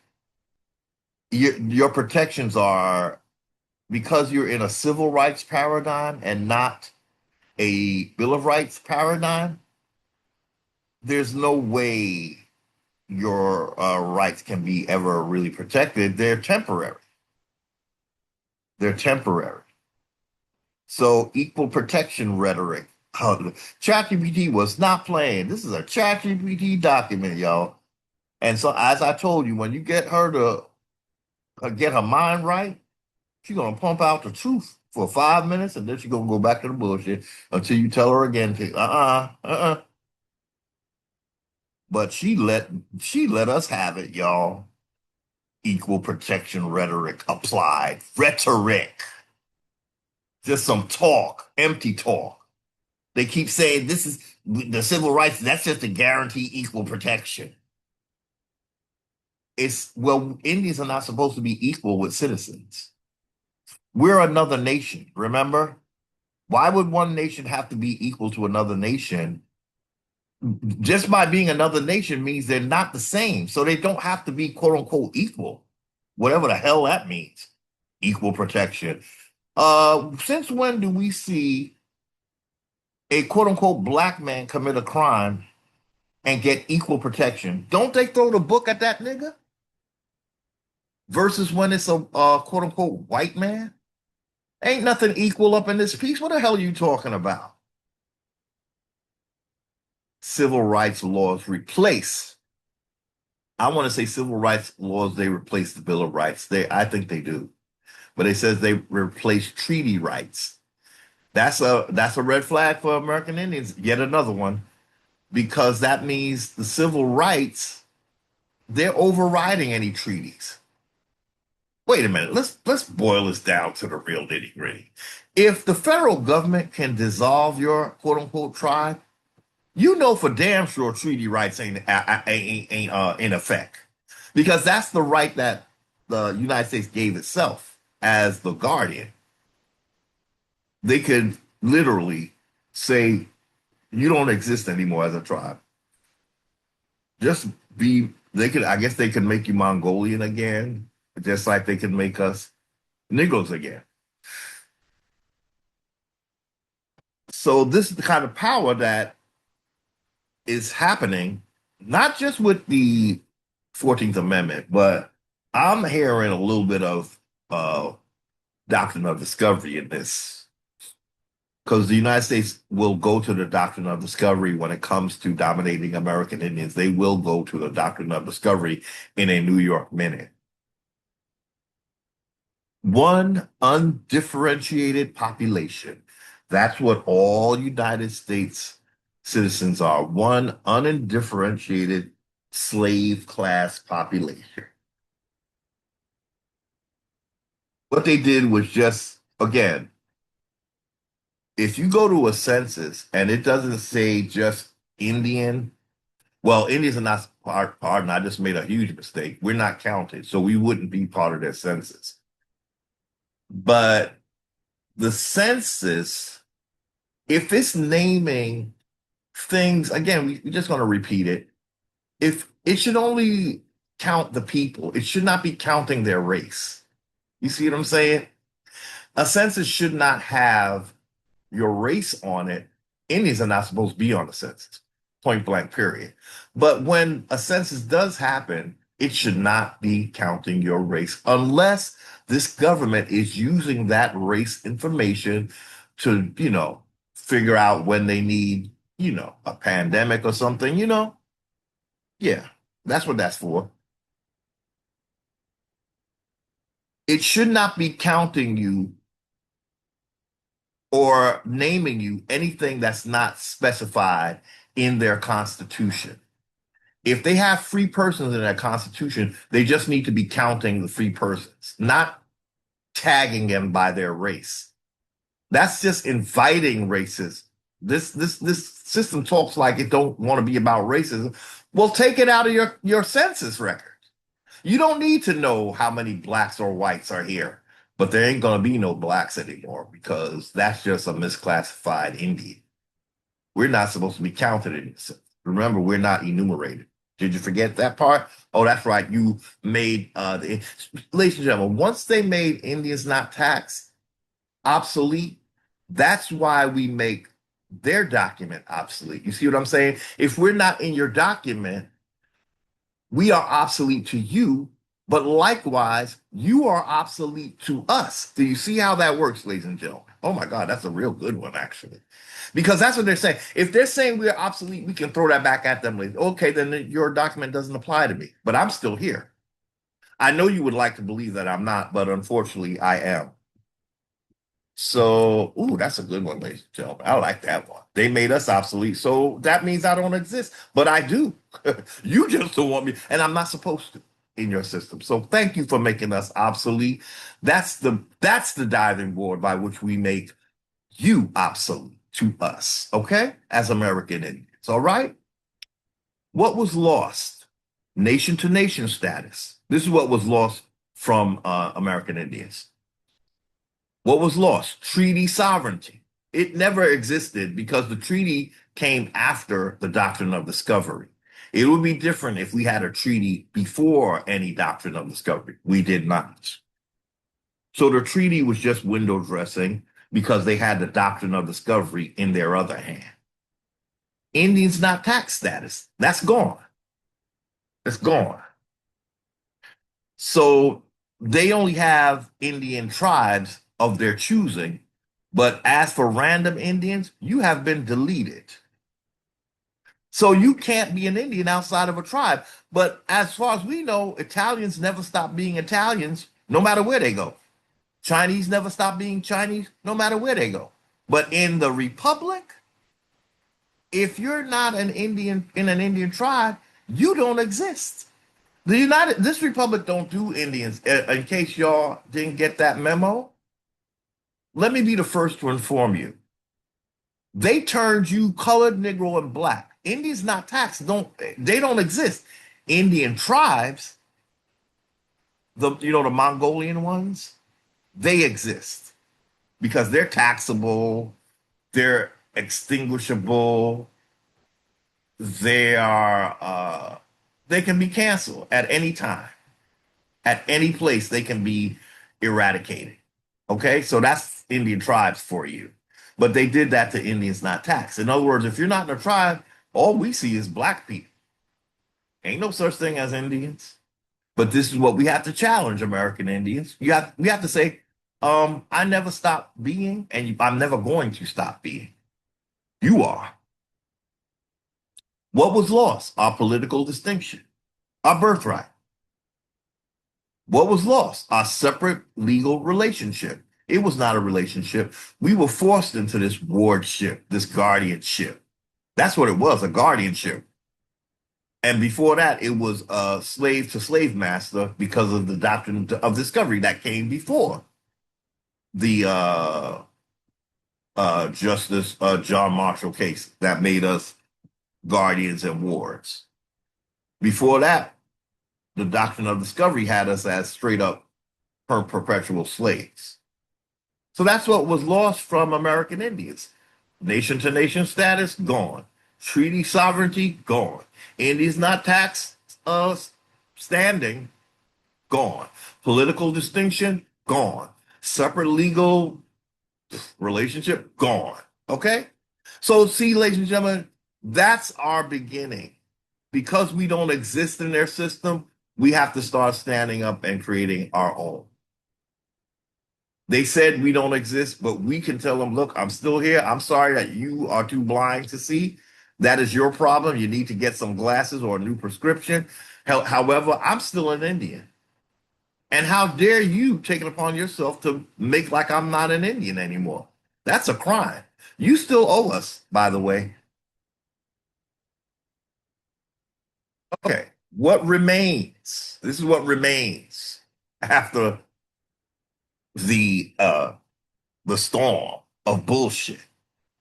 Tribal recognition at Congress's discretion.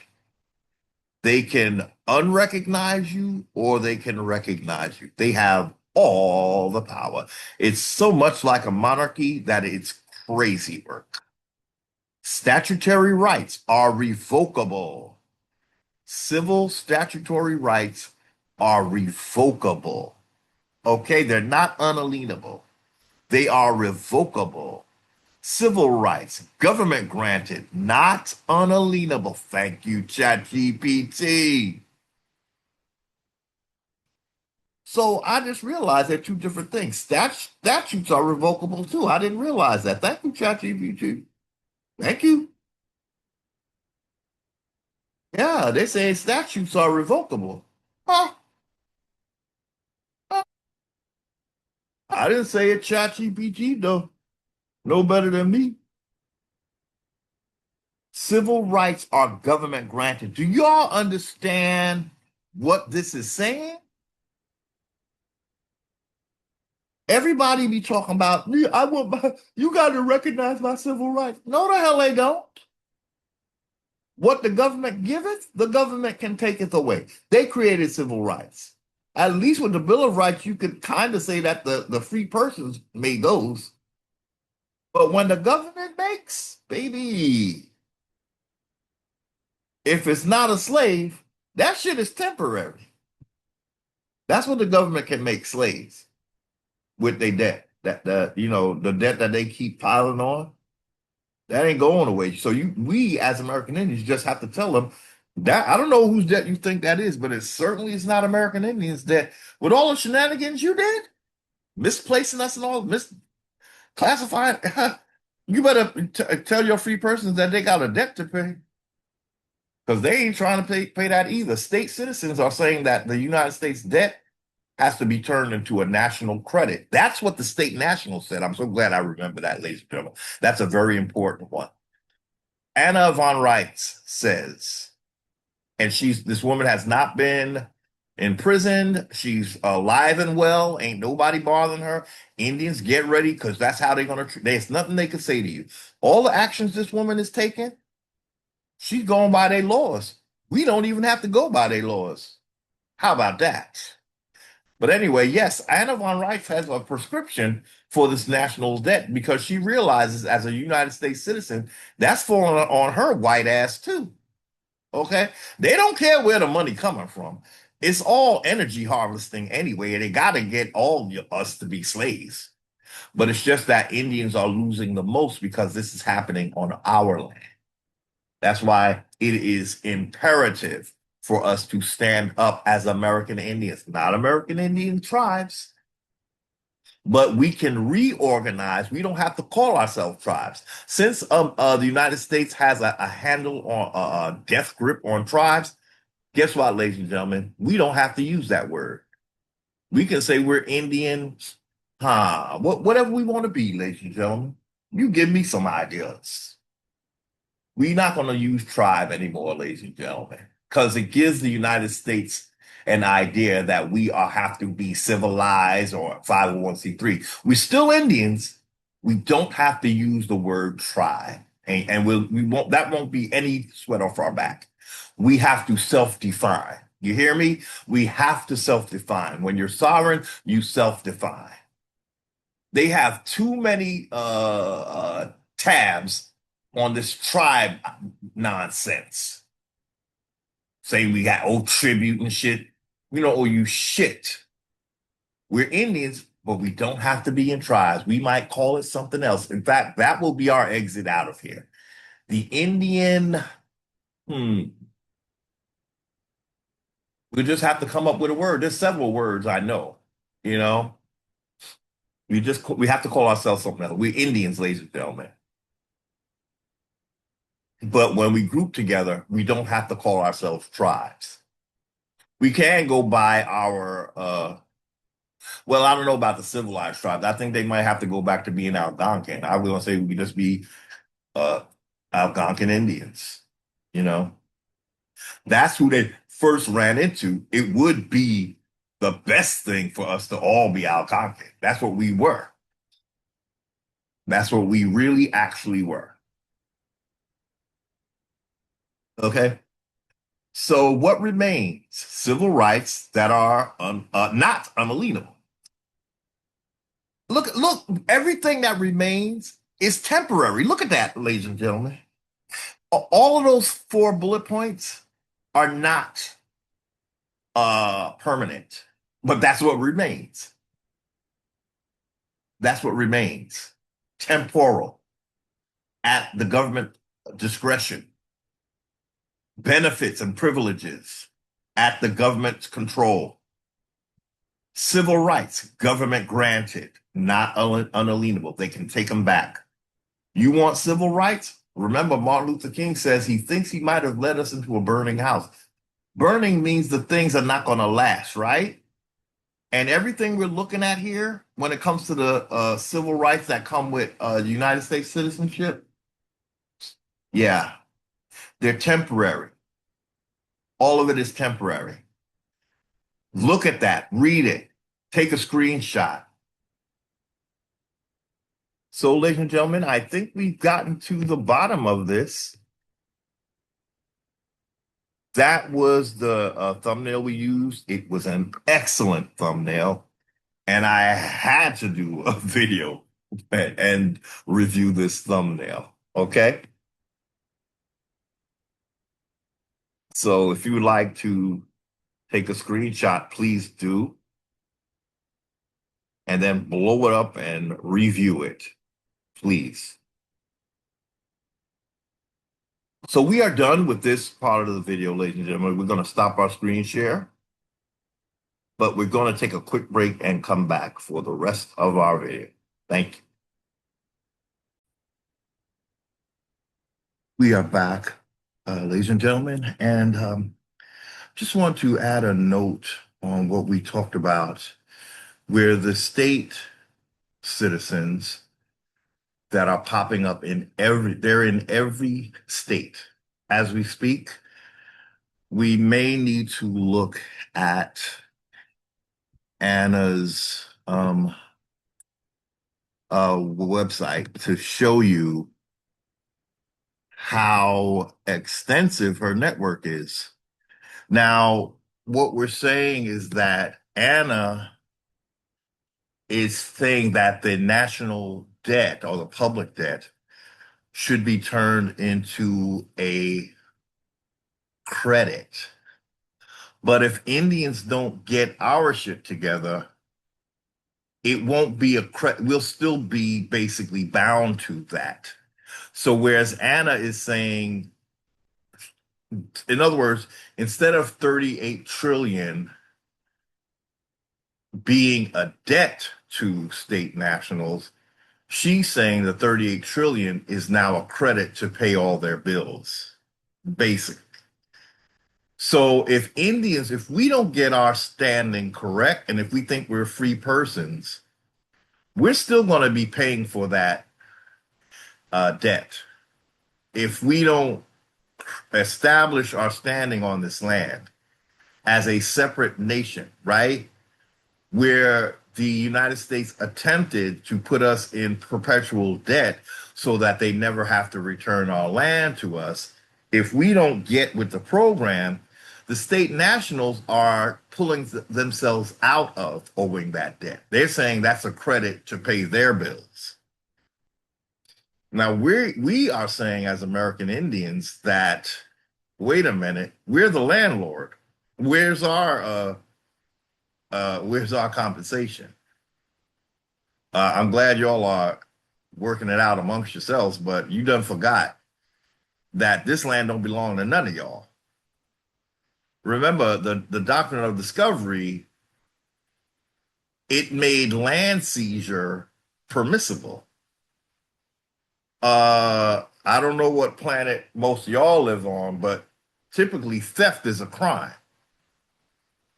So Indians, we have to get ourselves outside of this owing a debt. In fact, the United States and the state nationals owe everything to who?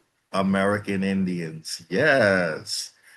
But if we keep playing the field, oh, I'm a free person of color. I'm a Moor. I'm a fundamental foundational Black American. You're never going to be entitled to anything but more of the gains. You better keep it on that Constitution, because certain things were supposed to happen, and we just want to show that those things didn't happen so that we can pull out of the contract altogether. We don't want the Constitution. I'm sorry, ladies and gentlemen. I'm going to spell it out for you. I am not here to play. You have to think about your legacy and what kind of stains you're going to allow to be on that legacy. We keep this system and we are forever known as a colonized people. We were not a colonized people before this colonization. We don't need to keep anything that brings up that colonization as if we approved of it or we were complicit in our own demise. No, we have to begin to really do the work of being a nation of our own.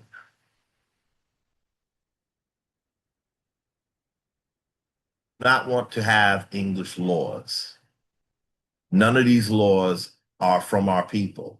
They're from a people that had a monarchy, and we did not have a monarchy. They're from a people who had a certain religion. That was not our religion. This is why we have to think about our ancestors. When they force us into their systems of religion and politics, they are thinking of their ancestors, the Moors. And they are imposing their ancestors onto us.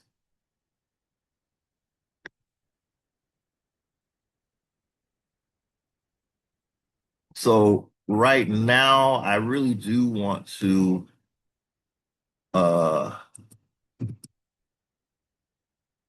pull up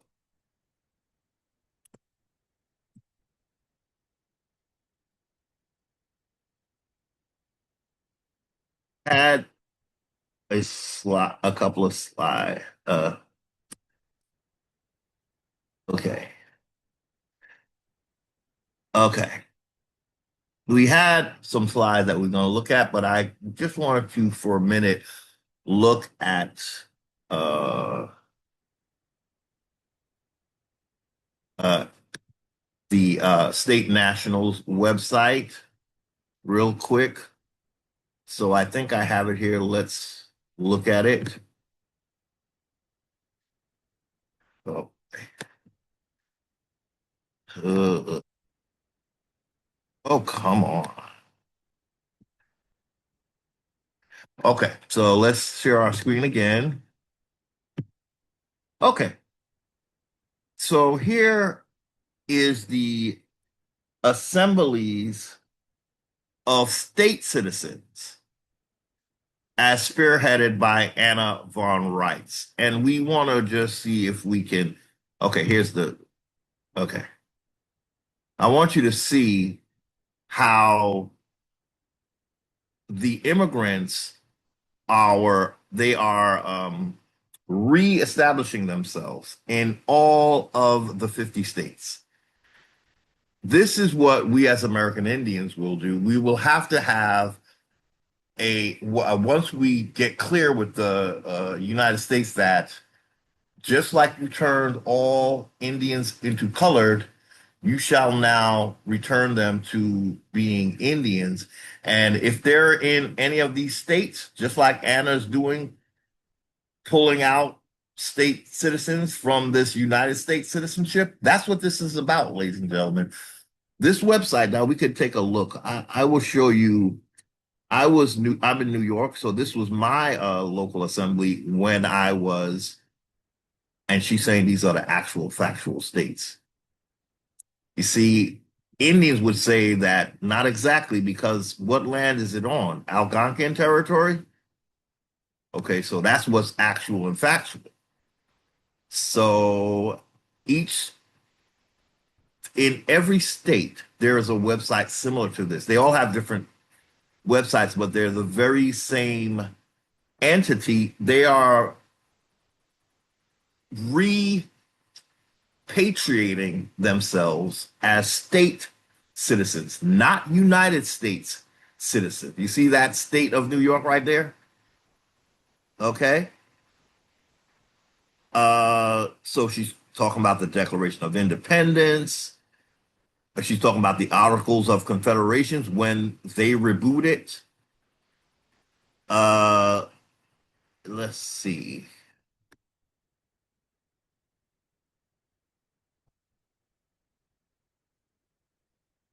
See, they are American. They say they're Americans and New Yorkers. Well, they're not Americans technically, because the Americans are Indians. They are New Yorkers though,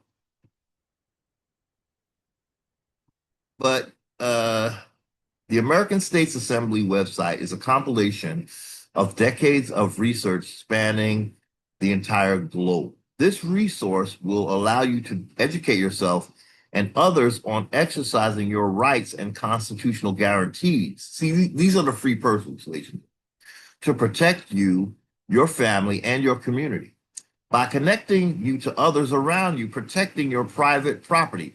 We don't have private property. See, ladies and gentlemen, the state nationals are actually, what I believe is that when you were a state national, you were automatically operating in private. See, this is the shenanigans that, the system is playing. What they did was what the United States did was gave you uh an option to operate in private, but you're still not a state national. See, United States said, well, we got to have some privates too, so they don't feel like the slaves that they actually are. So we'll give them the option.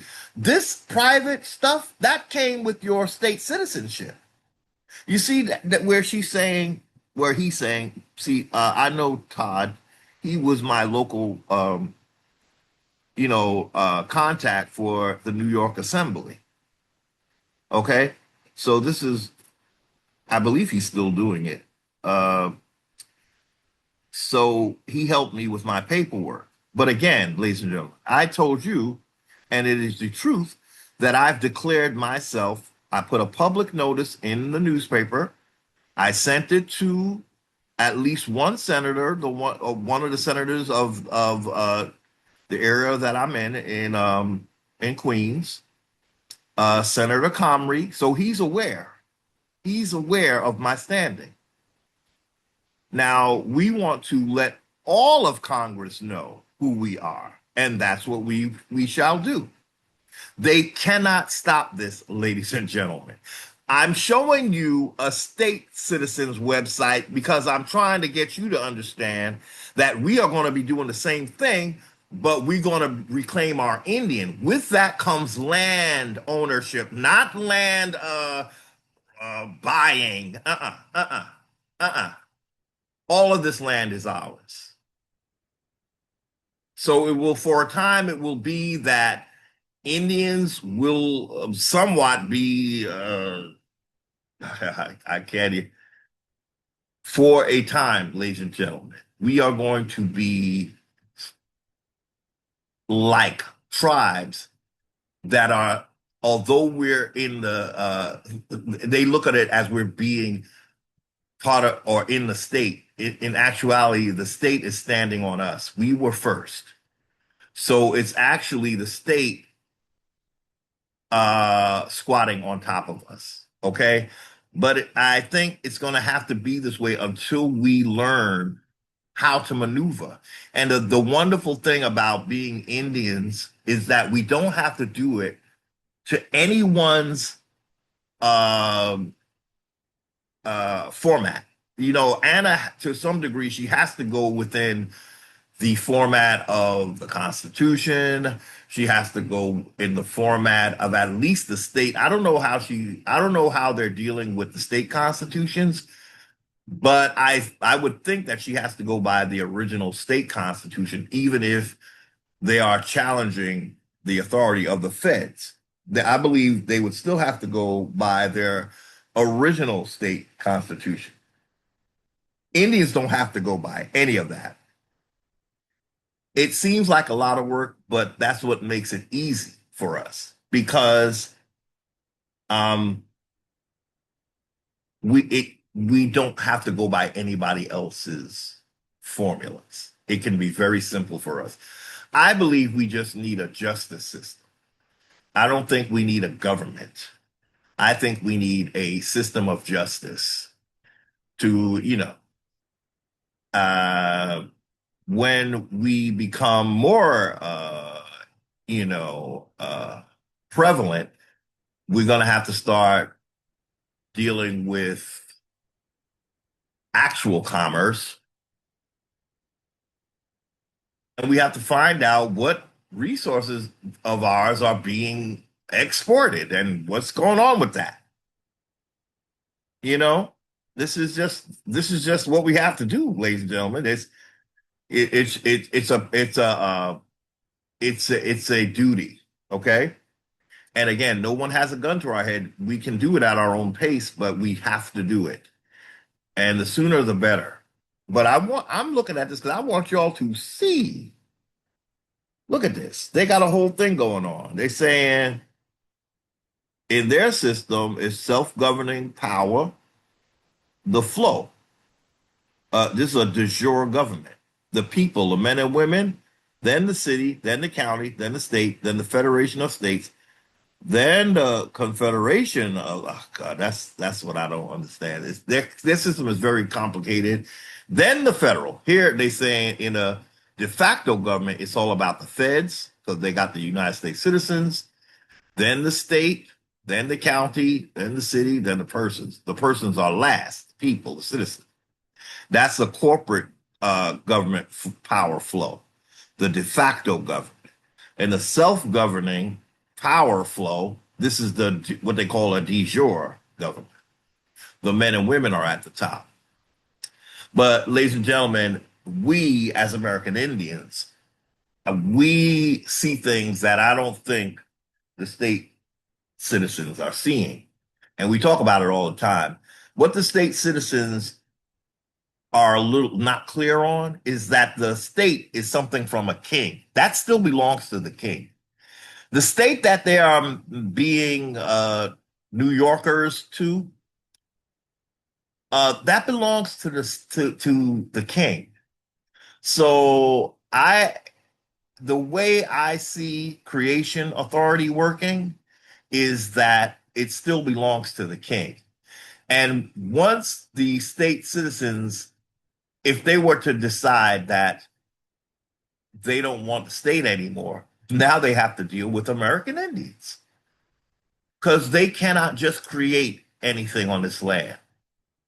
But what I want to say is that they really don't have the authority that they say they have because they did not create the state.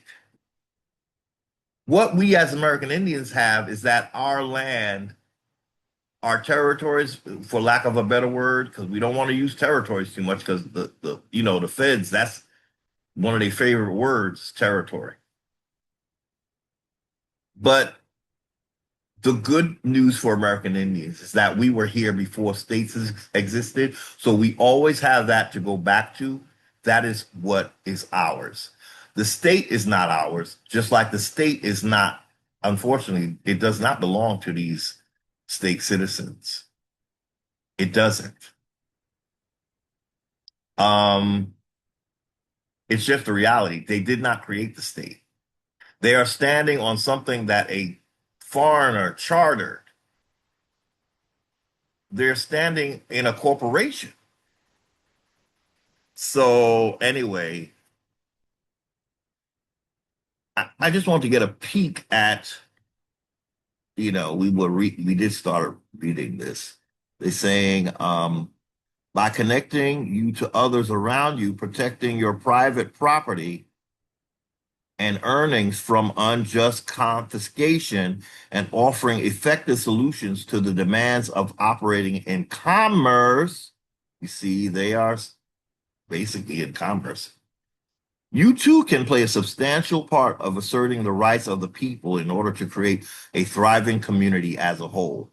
We are Americans and New Yorkers. We are peaceful, law-abiding, non-combatant civilians. We stand under the public law and the law of peace. We are owed all protections and guarantees. Are not municipal citizens of the United States. We claim all exemptions. We are owed permanent, mandatory protective injunctions. Our state assembly is in session, and our state is enrolled as a state of the union. There can be no presumption of a public trust interest. We have not subjected ourselves to any foreign law. We have not granted any power of attorney. We request and require full disclosure of the case claim. Government structure. The acting U.S. government is a foreign owned and operated corporation, and it wants to own you. When the power structure is inverted, a small number of people at the top hold all the power instead of we, the people, where it belongs. And that's when they show us this. It's your American history. You need to understand what took place. Okay. First Amendment. Congress shall make no law respecting an establishment or religion, or prohibiting the free exercise thereof, or abridging the freedom of speech or of the press, or the right to the people peaceably to assemble and to petition the government for a redress of grievances. Ladies and gentlemen, I've learned that petition is what you do to a king. Notice is what you do when you are sovereign. Okay? Only people have unalienable rights. Yeah, but it would have to be the people of the land. And I mean, we don't call them unalienable. What I'm saying is foreigners can't have unalienable rights on someone else's land. Okay? U.S. citizens listed as persons, corporations, or person slash corporation. That's what a U.S. citizen is, ladies and gentlemen. You see, this is what the state nationals, this is where I learned from them. The Moors are not really teaching this, ladies and gentlemen. The Moors are a corporation, and they're trying to get you to leave a corporation and join their corporation. Okay? So they operate much like the United States does. But here's where you really learn about this government these uh, from the immigrants, because the immigrants, they are fighting for something.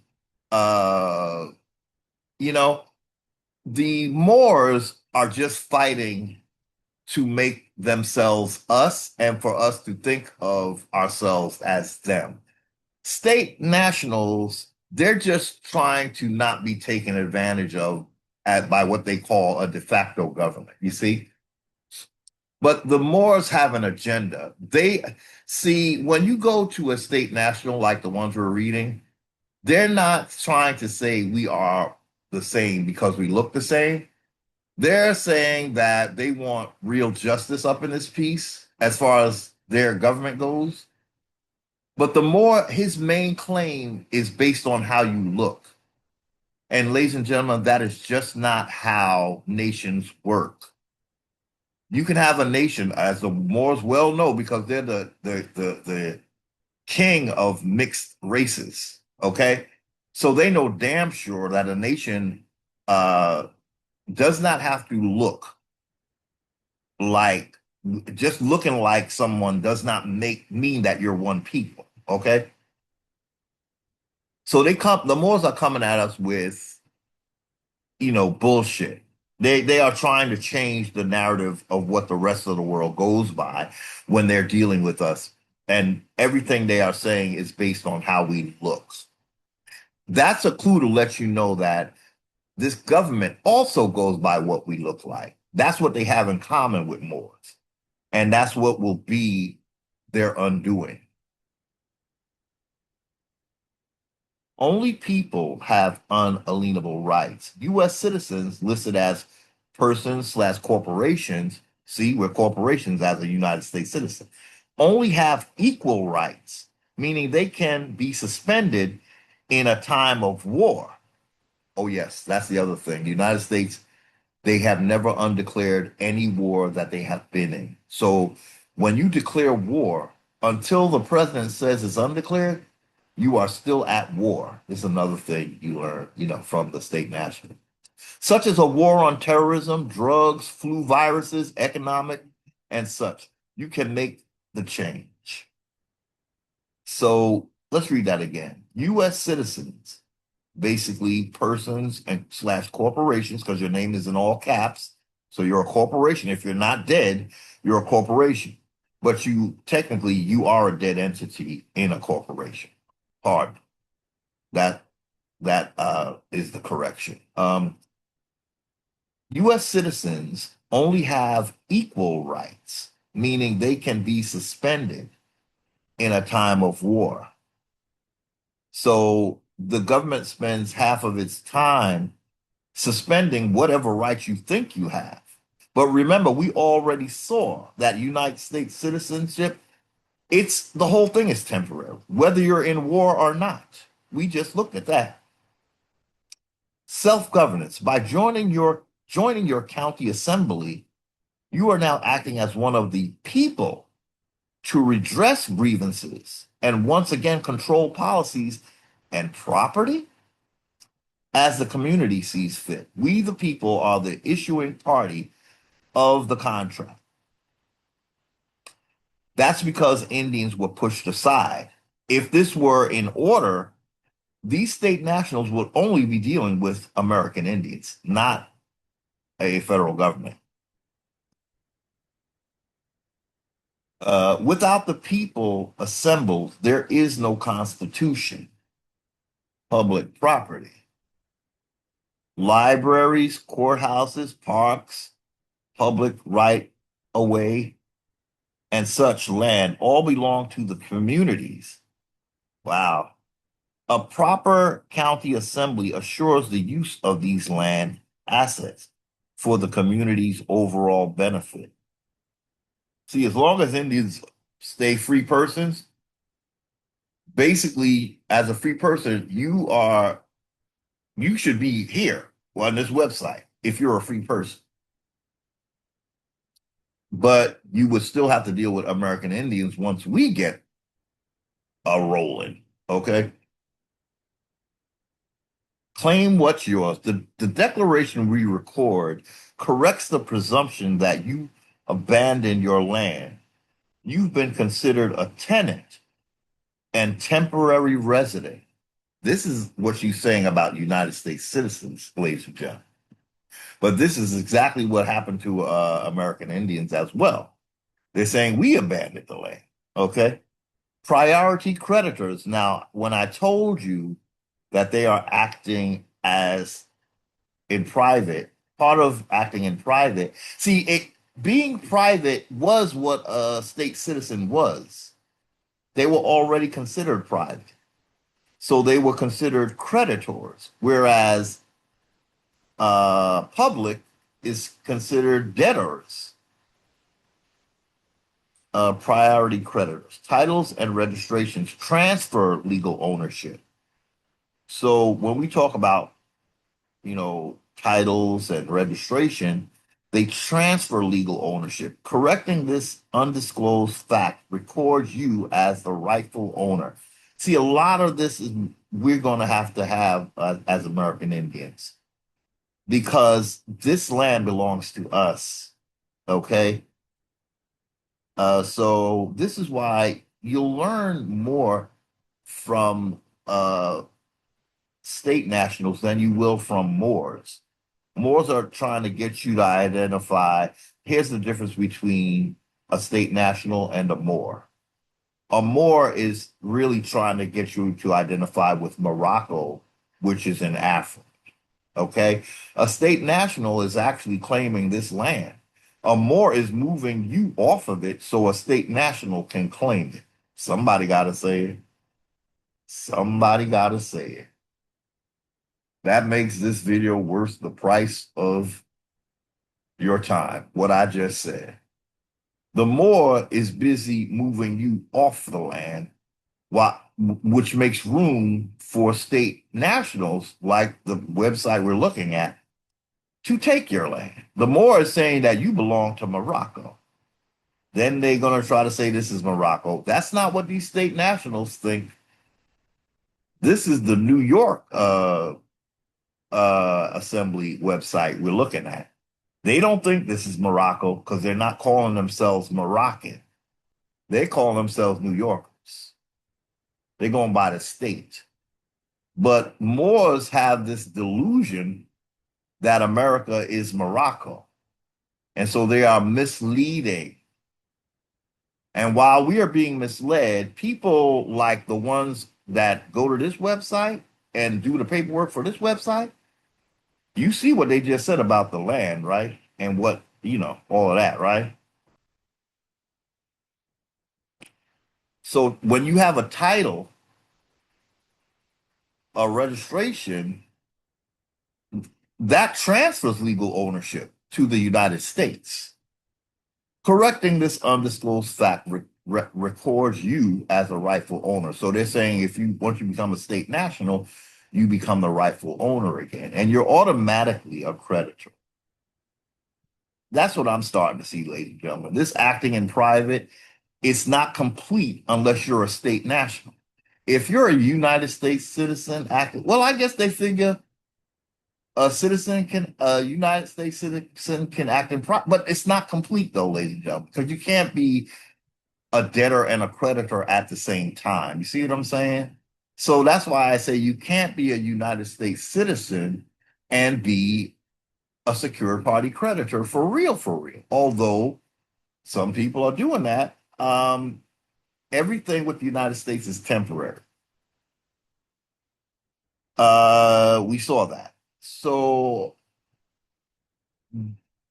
all I'm seeing is that you're operating not like an American Indian when you operate in private. You don't need to be private if you're an American Indian because the land is yours already. You don't need to have private property. You have ancestral land.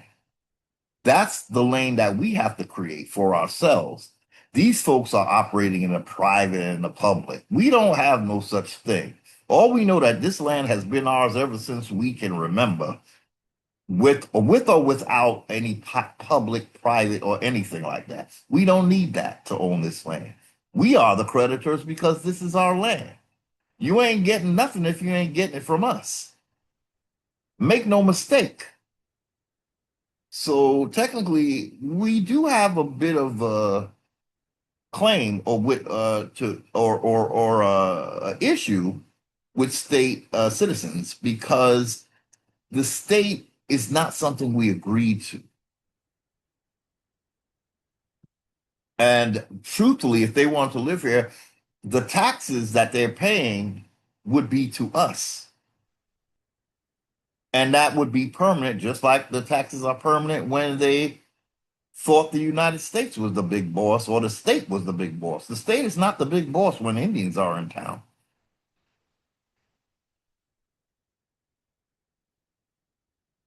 Literally, I guess Indians would be in the place of the states.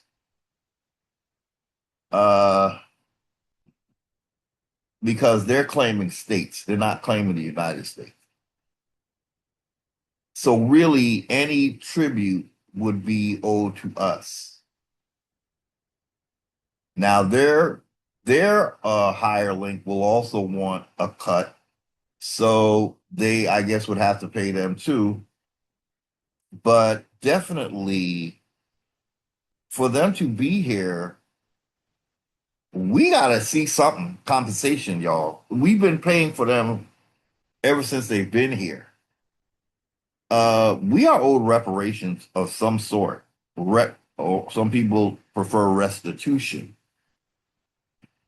Um, but it's not the restitution for us is the land. And then for us owning the land is where we would ask compensation. You see what I'm saying? It's not just money, it's the land. And then with the land, we become basically like landlords. Now I'm not saying we use that term landlord because that's something from England, you know. But anyway, let's see. Your given name is a tool that in modern days, this is copyrights, trademarks. Your given name is a tool that in modern days gets confused and abused. We established a claim to put you in control of your name so you can enjoy the benefits of your own labor. So she's talking about when the name is in all caps. I believe that's what she's talking about. And so they have to reclaim all these things. See, American Indians, we should have never been in this type of thing as a nation to nation thing. We shouldn't have had to take on this nation's way of doing things. So we would automatically not be in their system. Our names shouldn't be in their system. When Russia goes to take a census, they're not allowed to take a census for people in Germany because that's a separate nation. Same thing applies here. Same thing applies here. They should not have any of our records in their system at all. But see, having our name in their system, they created some kind of monetary uh, bond or trust or some shit that they're using our name to as collateral or some kind of commercial transactions. So without our names in their system, they lose all of the money that they're attaching, all the dollar value that they're putting on our name. They lose all of that. So we're no longer part of their commerce. We need to get out of their commerce, ladies and gentlemen, because that commerce is claiming ownership of our name. Establish a public record, a simple lien on your property to protect it from confiscation. Well, we don't need their liens or lien. This is our property. So that's what I told my senator or the senator, yeah, for this area. I told him that I'm claiming my land as Algonquin land, you know? So no, please get me out of your system. Just get me completely out. And that's what I told the senator for this area. He has been put on notice, ladies and gentlemen.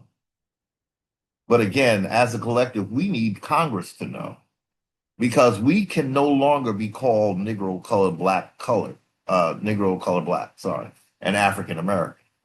We are American Indians.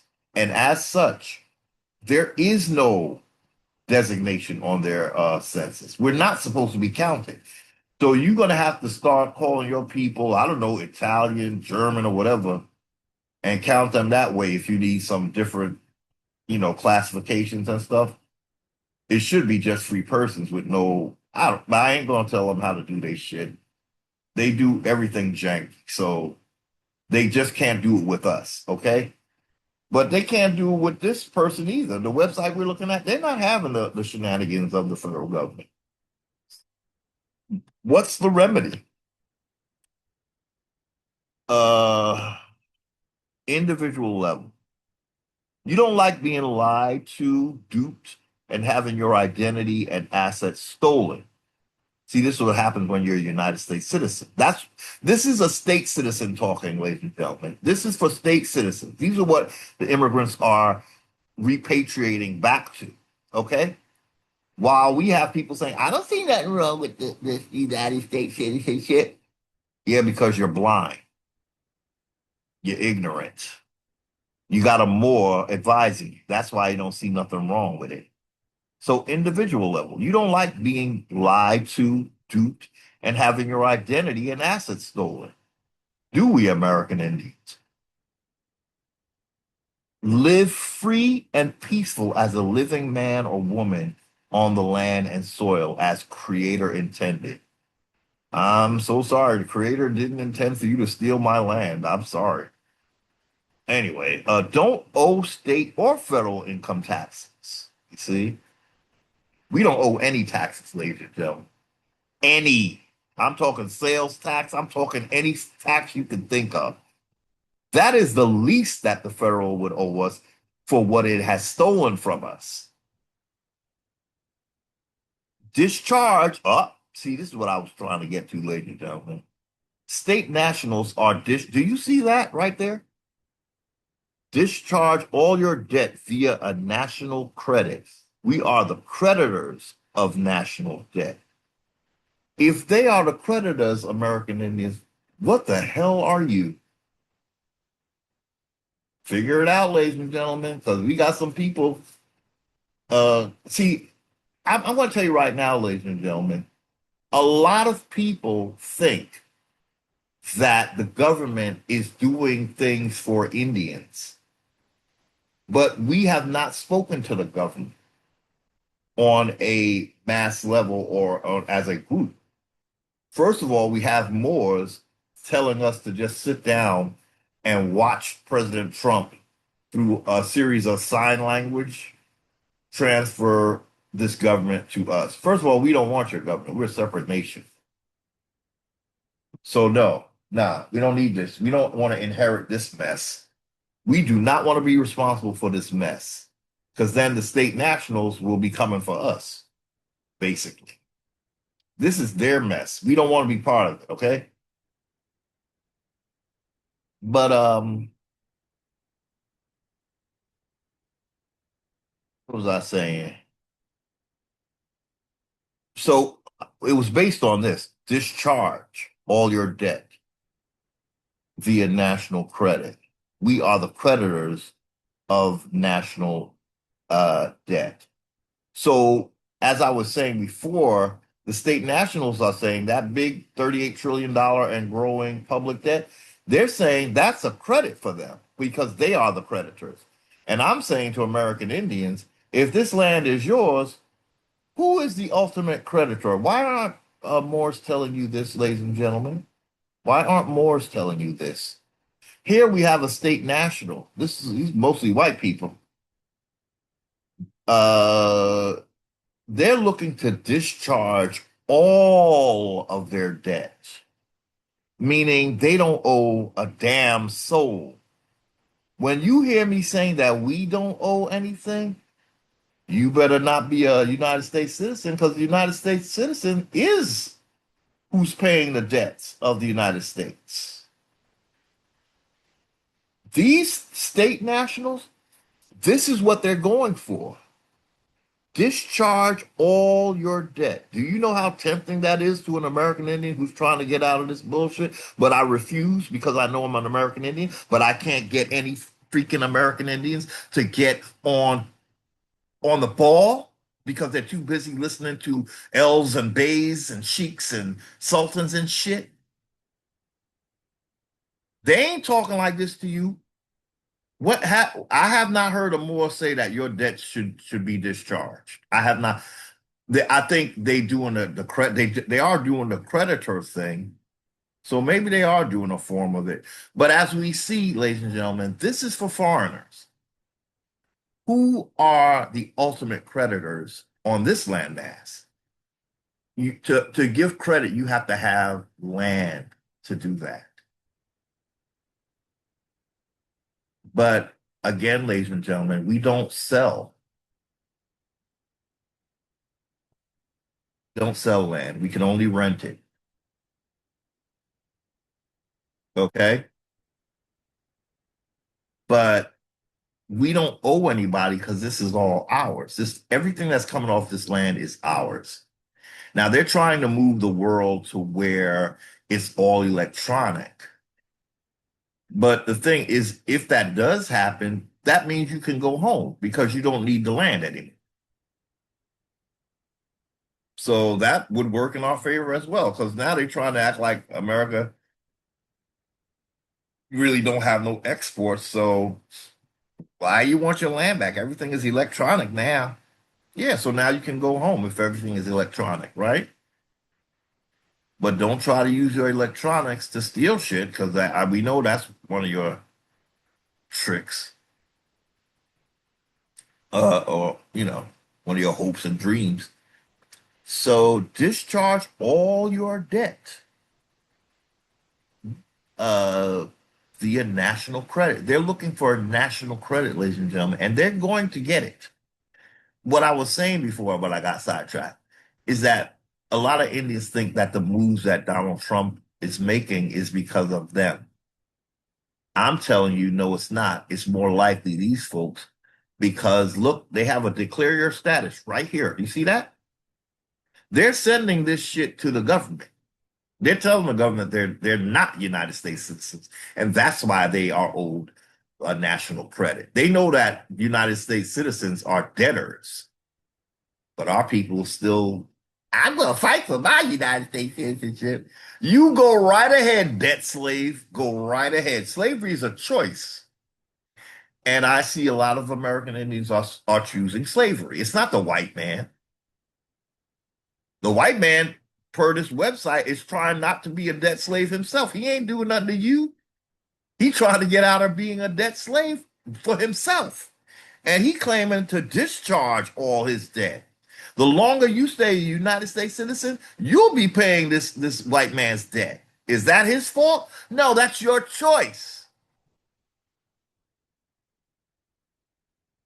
I just can't get over it. I'm so glad I found this. I really been wanting to show my viewers that this is what state citizens are doing. You want to remain a United States citizen.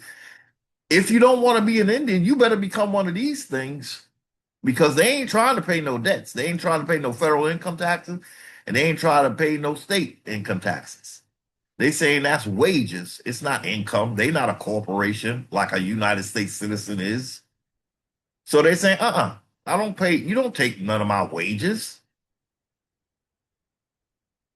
So when you see the federal government going through all these changes and you think it's because they're trying to appease you, American Indian, it's not you, I'm telling you. You would have to do shit like what these folks are doing, and then you could say that it's because of you, because you would have contacted these folks. You're just sitting back listening to Moors right now and thinking that that Negro is going to lead you to the right by just sitting on your ass and listening to him. Magically, they're going to just give this government to you. We don't want this shit. We don't want this shit. It's corrupt. You don't want a corrupt criminal entity to become yours. Like just overnight, this thing is mine. No. This thing has to be dissolved. Truth be told. Truth be told. Truth be told. This thing has to go away, not be inherited. You can't inherit what a freaking monarch created. You got to leave that shit with him. Yes, you do. You don't want to be responsible for this bullshit. You do not want to be responsible for this bullshit. You better get the hell out of this republic. These state nationals ain't playing. They doing shit. What are we doing? Listening to videos like this, not all of my viewers, but those who are just so hard-headed in their United States citizenship and being a 501c3, being all fictitious for $1. Are you kidding? You prefer $1 over your land, then you don't have a concept of what true wealth is. That's the problem here. I'm just starting to understand the true value of land. Land is your spiritual connection. Money, what is that connecting you to exactly? Do you know? Do you care? What are you worshiping? It's not all about fiat, ladies and gentlemen. And if you can't get that in your heart, you are going nowhere fast. You will be chasing $1 like a hoe on Hooker's Point, broken stiletto heels and all, chasing that $1 to hell, to hell, to hell.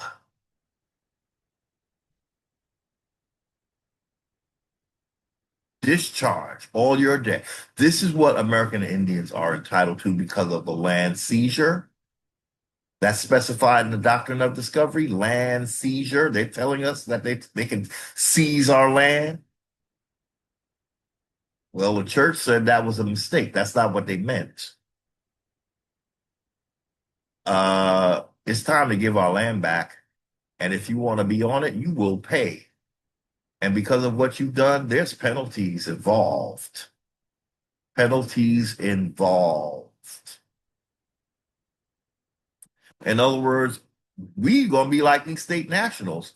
We ain't gonna have no debts, and we're gonna just have a credit. Everything is free for us. That's why I say it, ladies and gentlemen. Look at that screen. See, I'm so glad I found this here. Discharge all your debt via national credit. They say they are the creditors of national debt. Really? Then what am I as an American Indian? Chopped liver? Do y'all know who owns this land for real though? Don't be divided as a Democrat or Republican, libertarian or U.S. citizen. Correct your political status as an American state national. Community level. Join your land and soil assembly. Compared to us, ladies and gentlemen, they cannot be land soil. I'm sorry. The land and soil is ours, and we don't sell land. Colonizer was playing when he said he bought land. He knows damn well ain't nobody selling land that belongs to them when it's their only land on earth. Where the hell we gonna go?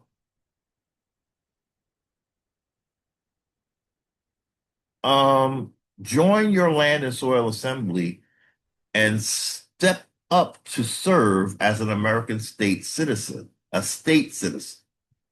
with the 928 documents required. They got their own documents. We're going to take a peek at them. You don't get any above rights protected without other American state citizens working for you. So you don't get your rights protected without other American state citizens working. If we could get American Indians to start getting a clue, we could do this easily.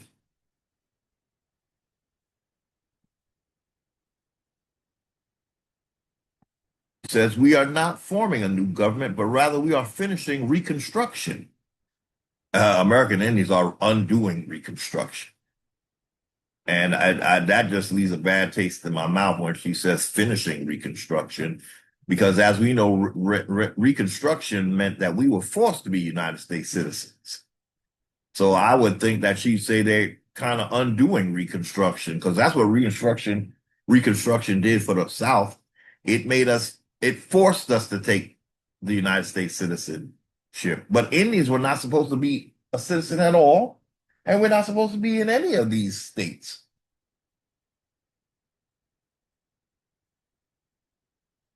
So the state nationals, they are not forming a new government, but rather we are finishing Reconstruction as it used to be between 1776 and 1865. You see, she's going to before the United States citizen was created. Reconstruct our lawful government and peacekeeping officers. This is for immigrants, not American Indians. See, American Indians look at this and they start getting sucked in again. You're not part of this. I'm sorry, American Indians. When are you going to give your offspring a chance in life? When are you going to give them some authority on their land? When? You can't keep changing lanes, ladies and gentlemen, and letting your true standing fall by the wayside so foreigners could make all the decisions as if you don't have a say. So she's talking about reconstruct common law courts in the land jurisdiction. See, that's England common law. They are using an English legal system still. That's also what's going to be different about American Indians. We're not going to go by English law, ladies and gentlemen, because that means they're still in some kind of authority over us. They made that law, they interpret that law. We make our law, we interpret our law. That's how that works. Manage our employees, such as police, politicians, municipal workers, politicians, and other folks. Oh, they got politician twice. I guess they're really trying to emphasize politicians, municipal workers, politicians, and other public servants. Uphold the public law and keep the peace. That's what gets a little confusing to me. Public is different from private, right? Why would you uphold public law if you're private? They are private, ladies and gentlemen. We are ancestral. We have ancestral land, not private property. I don't know why you want to uphold something public when you don't want any public. United States citizens are like public. That's public. So if you're getting rid of I wonder if they are getting rid of United States citizens. Truth be told, maybe they're going to use them like the feds did. I don't know. There should be no more public anything. I mean, this is their system, ladies and gentlemen. I'm just going by their words, but it could be that this is a different type of public. But uh, public, this is their system, and it's just going on its own without any Indian consultation. Well, that's the end of the page, but we could take a look at these. This thank you for showing interest. Uh yeah, see they have American state assemblies, but we saw they have one in every state. Maybe I thought it would bring up the document. Let's see. Just to get an idea, ladies and gentlemen, of what is really happening and where. Okay, so it looks like it took me back to the home page.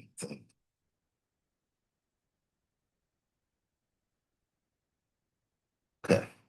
Well, let's see. One page declaration. Let's see if we can see this. Uh,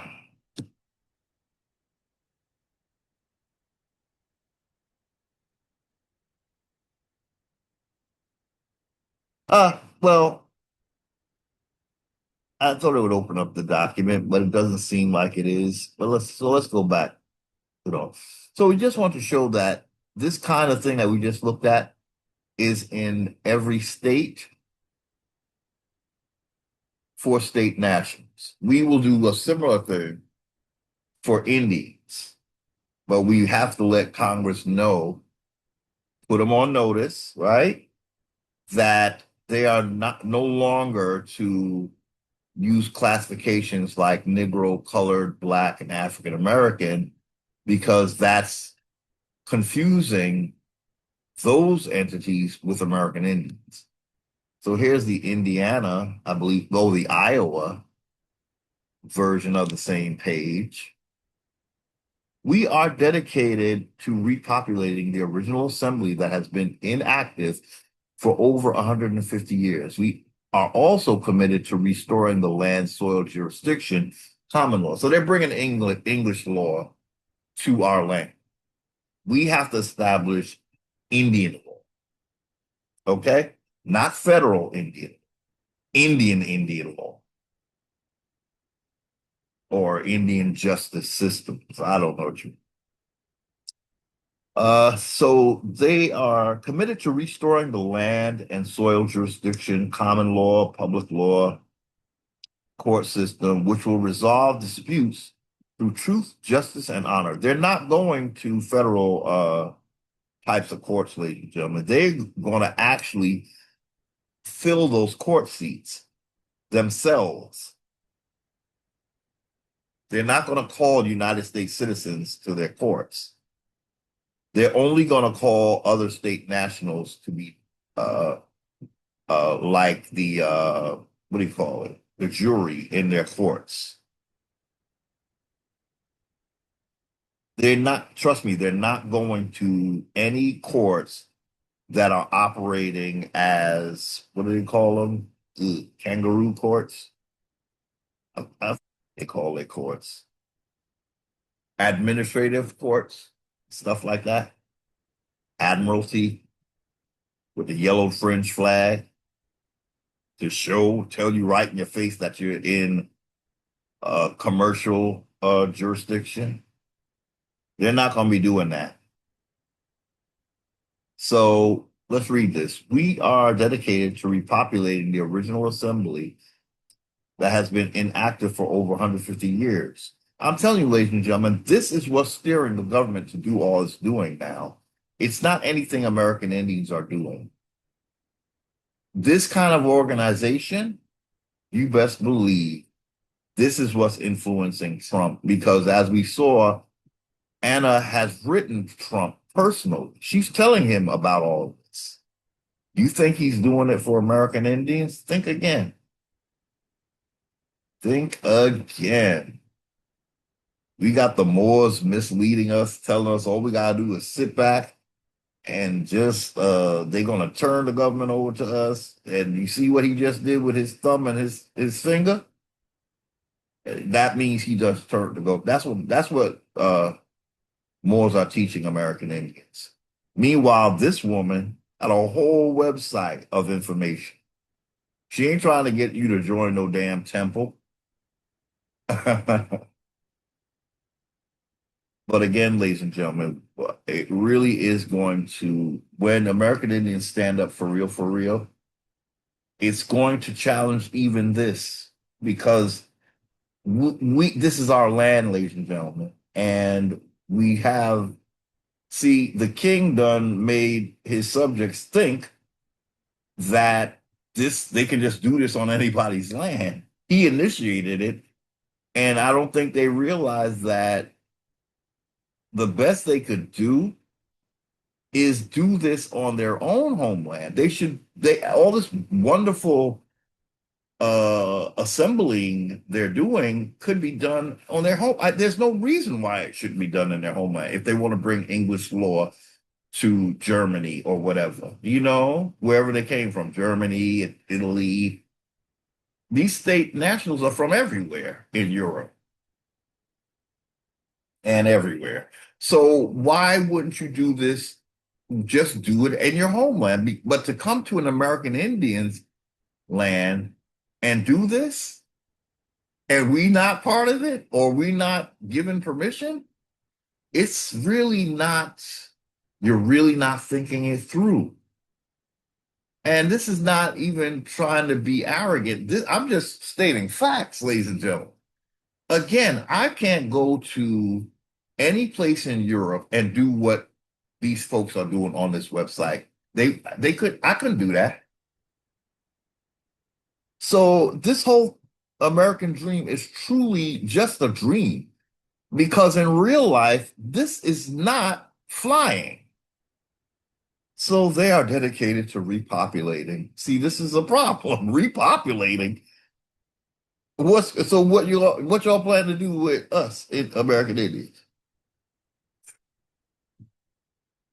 See, they don't want to go with the United States for what the United States did to them, but they are okay with what the United States did to American Indians. Well, not really. Technically, what a state national would say is, well, just join us. But that would be dishonoring my birthright. Like they are kind of dishonoring their birthright on their land, wherever that they're from. They're not honoring that. They saying that if the church said we could come here, this is ours now. So they are restoring common law, but that's English law. I don't know why people think English law is so like the end all be all. Do you see what we've been through for the last over 500 years? That's English law, y'all.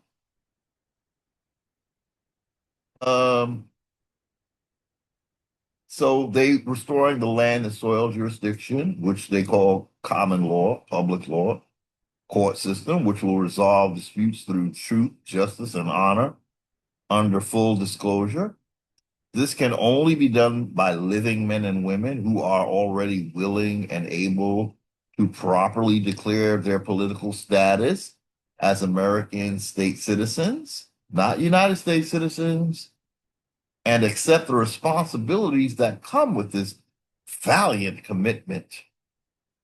Perhaps it is time for you to start learning about the benefits of reclaiming your American birthright. Oh boy.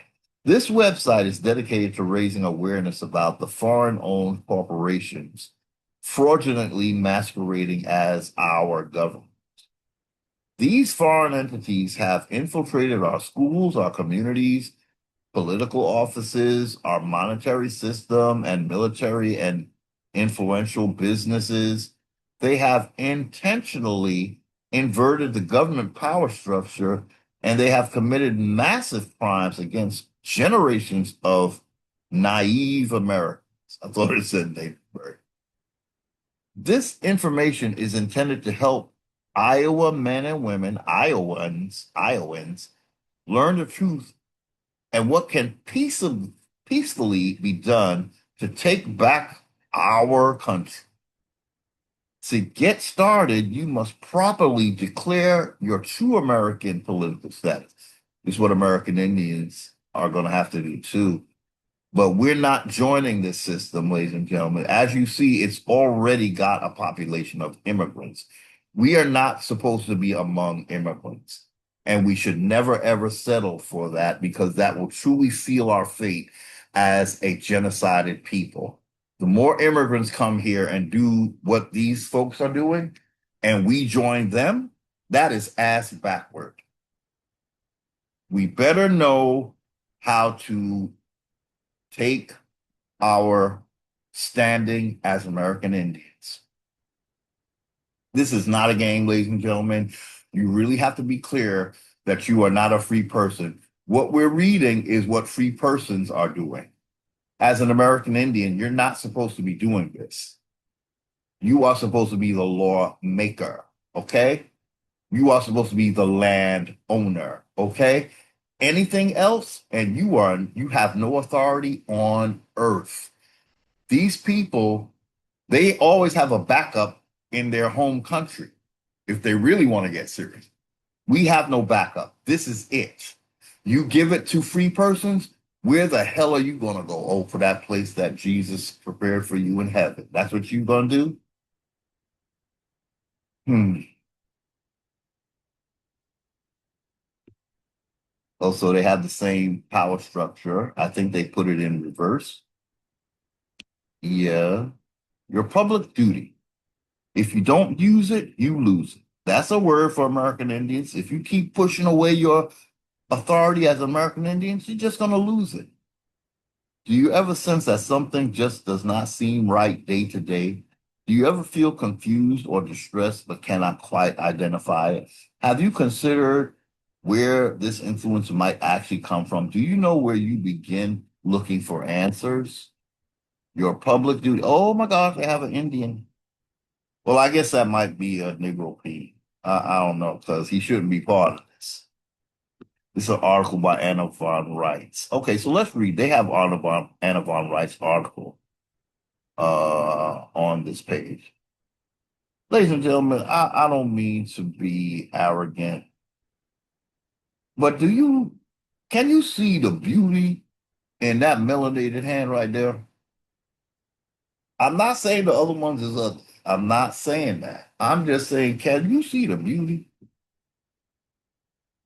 Yeah, that hand right there.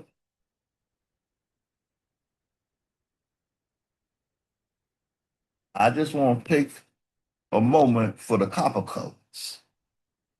I'm not saying the other ones ain't beautiful too. Not by any stretch. But when your ancestor eyes are on, suddenly you see the richness,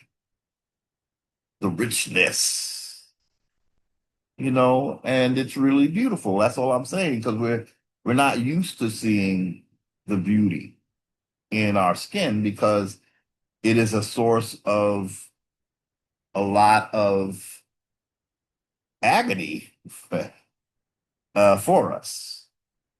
But when you just stop and look at that beautiful earthly tone, you know, it's just amazing. I mean, we all should get along like that, really. But we have to feel that we're worthy as well. The other hands, they get their worth, they get affirmation, but that copper one does not often. So that's why I'm giving it to that beautiful copper hand right now. So let's read what Anna got to say, because this is going to be I promise you, it's a learning experience. The woman know what she's talking about. Okay.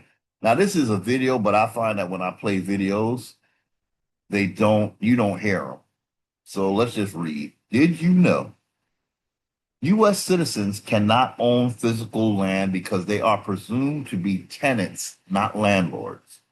American Indians are landlords or would be considered landlords. I don't think we should use their words. In all cases where U.S. citizens, not American nationals, live in homes or on land in this country, they only have tenant rights, even if they have paid off their mortgages. All the ancestors are giving us a word today. Y'all gonna learn today. I'm trying to tell you, you ain't gonna learn this shit from a Moor. He's gonna razzle you, he's gonna dazzle you, but he ain't gonna tell you about your birthright unless he's saying it's his. He'll say it when, if he does say it, he's gonna put himself in it. And that's a lie. If he says anything about a birthright, he's gonna say we. That's a damn lie. Negro, how you gonna be from North Africa and be American at the same time? You ain't even trying to go by our laws. In fact, you saw to it that none of these are our laws anyway. That's why you here. It has to be foreign for you to be here. If we went by our laws, we know the difference between us and you. Y'all better stop listening to these Moors. I'm not saying you can't be their friend. I said stop listening to them when it comes to talking about your rights. They don't know nothing about that, yo. All they're gonna do is say we when it's not about what we look like. So let's read this. US citizens, that's what American Indians were first made into, right? Then everybody else was given this. Okay? So US citizens cannot own physical land because they are presumed to be tenants, not landlords. In all cases where US citizens, not American nationals, live in homes or on land in this country, they only have tenant rights, even if they have paid off their mortgage. See, this is what was bothering me, ladies and gentlemen. I figure, first of all, my parents bought this house. They paid for this. Why the hell am I going to keep paying taxes when I'm an Indian, not taxed?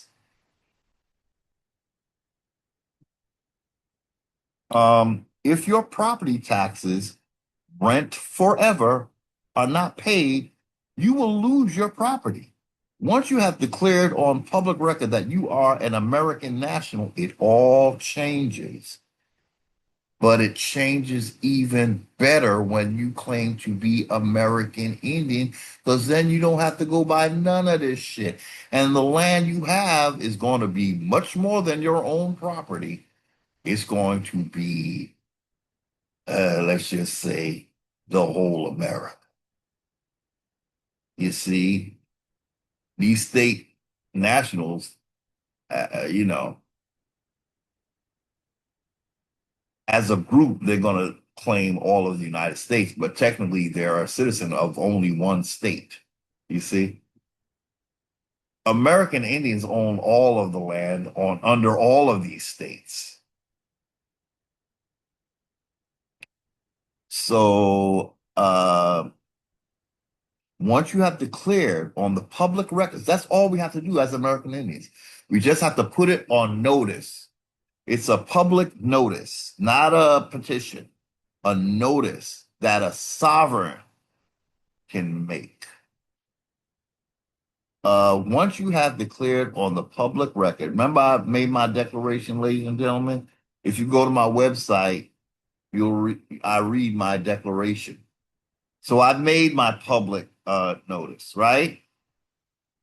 As an American Indian, I updated myself from the state national that I was, right? Once you have declared on the public record that you are an American national, I declared that I'm an American Indian. It all changes. And it did change for me. Now, the United States gets very quiet because what can they say? But they want me to feel like they don't, you know, that they didn't approve. Well, they have no choice. I declared who I am and I have a standing. It is their job to leave me alone. It is their job to start the restitution and the credit. Um, so American nationals are not, I'm sorry, American nationals not employed by the government do not have to pay federal income taxes. You see, ladies and gentlemen? Now, I noticed she didn't say state, but American Indians don't have to pay state or federal. American nationals not employed by the government not have to pay federal income taxes. That corporations cannot address oh wait, okay, I'm sorry. It's a bunch of separate sentences. It's did you know? So you have to begin each part with did you know? Okay, so did you know that corporations cannot address living people unless men and women are tricked into admitting they are artificial persons? See, that's how they get jurisdiction. Corporations can't address us. They can't bill us either. That's why they have the discharge. It's a little tricky, but generally, when a corporation writes your name in all caps, that's one of the clues that they're not addressing you, the man or woman.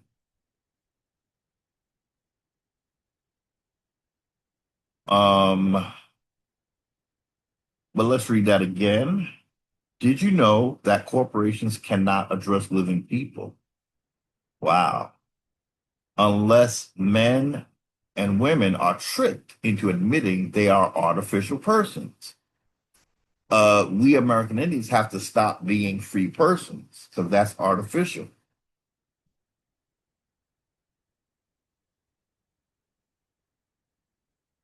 Okay. Now, the state nationals, they don't consider themselves artificial. All I can say is this. Next to us, they're, how do I say? Let's just say they're not the original people of this land. So their authority,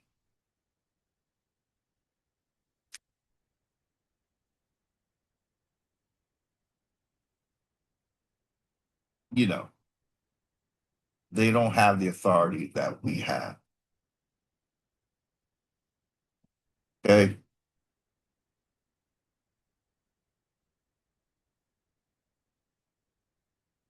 Um, I'm sorry, I should never have the TV on when I'm recording a video. I just got distracted. Um, did you know no government, as well as any law agency, aspect, court, etc., can concern itself with anything other than corporate, artificial persons, and the contracts between them?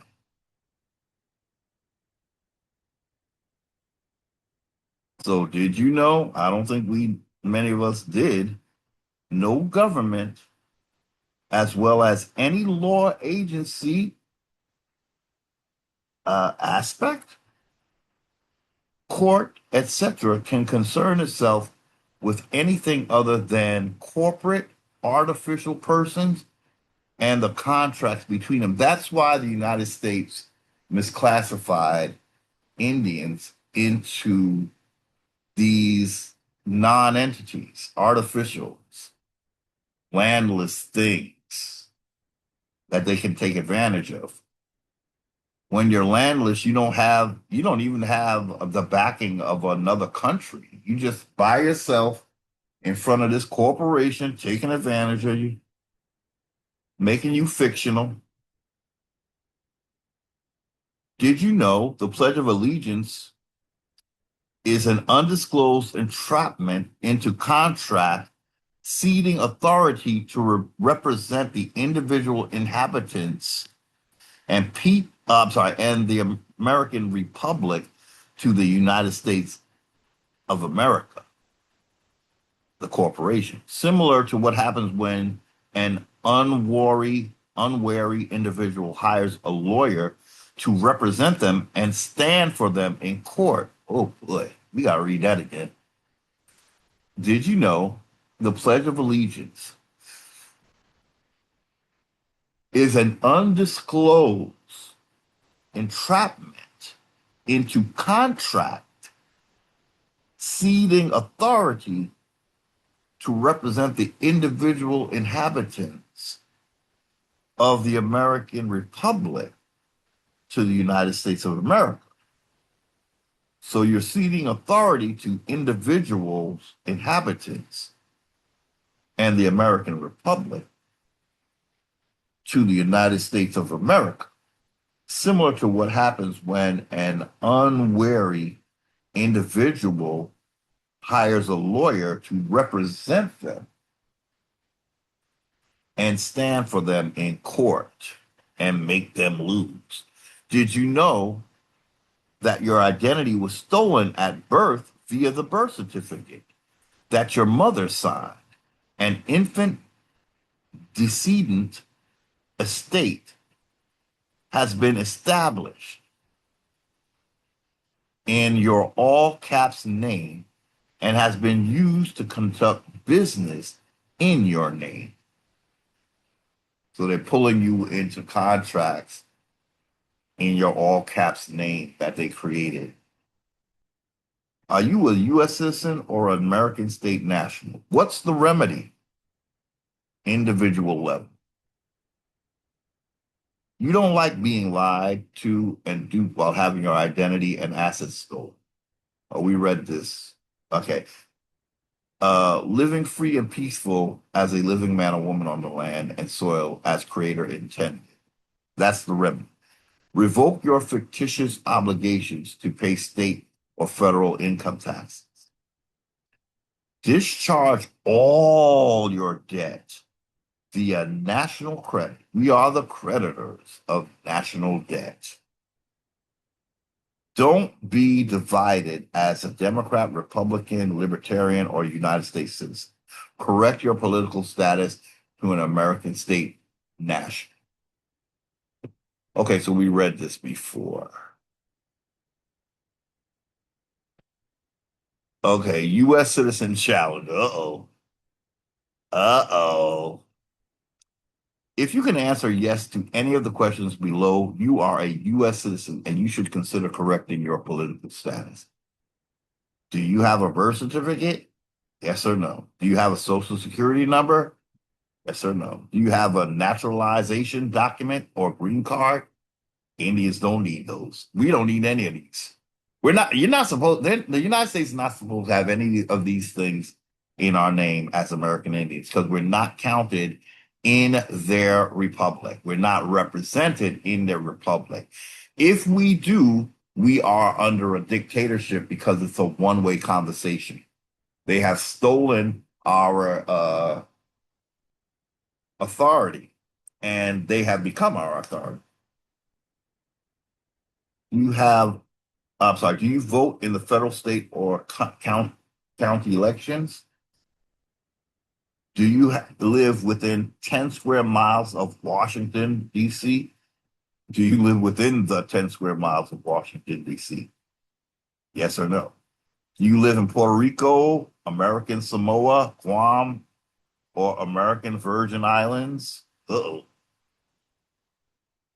Yeah, because they did claim those islands, but I do believe a few of them are now said to be what independent, which is fake because you have to do more. And you can't keep your colonizer system and say you're independent. That's what this is really going to end up being. You cannot, because you remain in a state of colonization, okay? And you don't want that. You don't want some other country to say, see that country over there where they think they free? Yeah, they're using my system of law. It's called English law. So you and I know what time it is, even though they don't. Right? Right. That's why you got to get rid of this. People think I'm playing. You don't think anything of this. You think it's cool. But as an American Indian, you are, again, a disrespect to your ancestors by having and then continuing in an English form of government. Why would we do that? Why would we do that? Currently serve in the military. Are you a in a political office? Have you been granted political asylum? Oh, God, that means the United States owns your ass. Are you a welfare recipient? Do you have a title to your property, car, home, vehicle, boat, motorcycle, etc.? So all of that stuff, all these documents on the down low give the United States federal government authority over all people that have them. Okay, so the Iowa Assembly can help. See, we have to have something like this for American Indians, where any American Indian who's ready to correct their standing and you don't do it with the federal, you just put them on notice. They have to let you go, like, unless you want to remain a slave. So let's see what they're saying about this. How the Iowa Assembly can now all of them have a similar, as we saw, this is kind of similar to New York, right? But this, they each have a little more, information about, how they can help. What if you were secretly misidentified as an innocent baby on purpose? So someone else other than your real parents could claim to own you. Does that sound far-fetched? Perhaps you should know most Americans have been intentionally misidentified as a newborn babies. Misidentified as newborn babies. Okay. American Indians, we know that we've been misclassified, but it's just that we don't know that what our job is. We think it's just become part of the United States. That is so ridiculous. State nationals know that they have to separate from the United States. Okay? Americans have been intentionally misidentified as newborn babies. This is when our American political statuses were unlawfully changed. This fraudulent conversion, actually identity theft, drains our life force throughout our lives. I really like that they said it that way because lately, ladies and gentlemen, I feel like I've been saying this, that this is about energy, not money. It's about the energy that we put in the money that they're feeding off of. They have money. They can print that out and use it. They don't need money from us. What is it they're getting from us? Well, this writer just called it our life force. I couldn't think of a better word. This drains our life force throughout our lives. Perhaps it is time for you to start learning about the benefits of reclaiming your American birthright. This is so weird as American Indian to hear foreigners talking about claiming my birthright. It's bugging me out. This website is dedicated to raising awareness about the foreign-owned corporations fraudulently masquerading as our government. Now, you can't tell American Indians this because the Moors are so busy having us look to this government like it's an authority. The Moors don't see that this government has been hijacked, really. And even if they do, they're not telling you how to deal with it, except by trying to find some laws. It's not about the laws, it's about your standing. Now, the Moors are going to say, well, that's why you have to become a Moor. No, that's not, excuse me. Moors are not even mentioned in any of this documentation. So, no, the answer is not to become a Moor. The Moors are helping the United States to make us foreign, okay? I mean, you just have to see that. I know they look like us, but they are windmillers for Africa, not America. In other words, they want to put Africa first. They won't tell you that because they have to win you over first. But their first claim is being North African.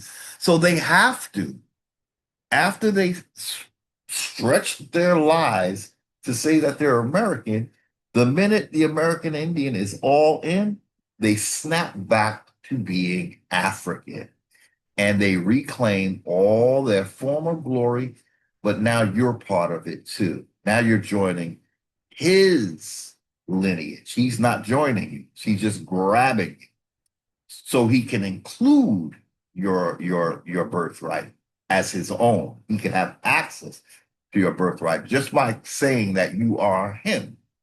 He's going for your birthright. See, he loves Africa, but Africa is not enough for him. So he's going to shuck and jive in front of your face, a jigaboo and buffoonery and coonery to win you over. The Negro is taking your birthright. But then on the other hand, we have these folks. By the time they finish, they will be American and your ass gonna be African. The Moor ain't talking to these white folks, ladies and gentlemen. The Moor ain't doing nothing with these white folks. They are up in your Negro face. They got to remove your Negro ass. They ain't talking to these white people. They ain't trying to get rid of these white people. They grinning and skinning in American Indians' face. Okay. Meanwhile, they're not doing anything about what's going on with these assemblies, y'all. Their job is to get us off the land so that these assemblies can take over the land. How does that benefit them more?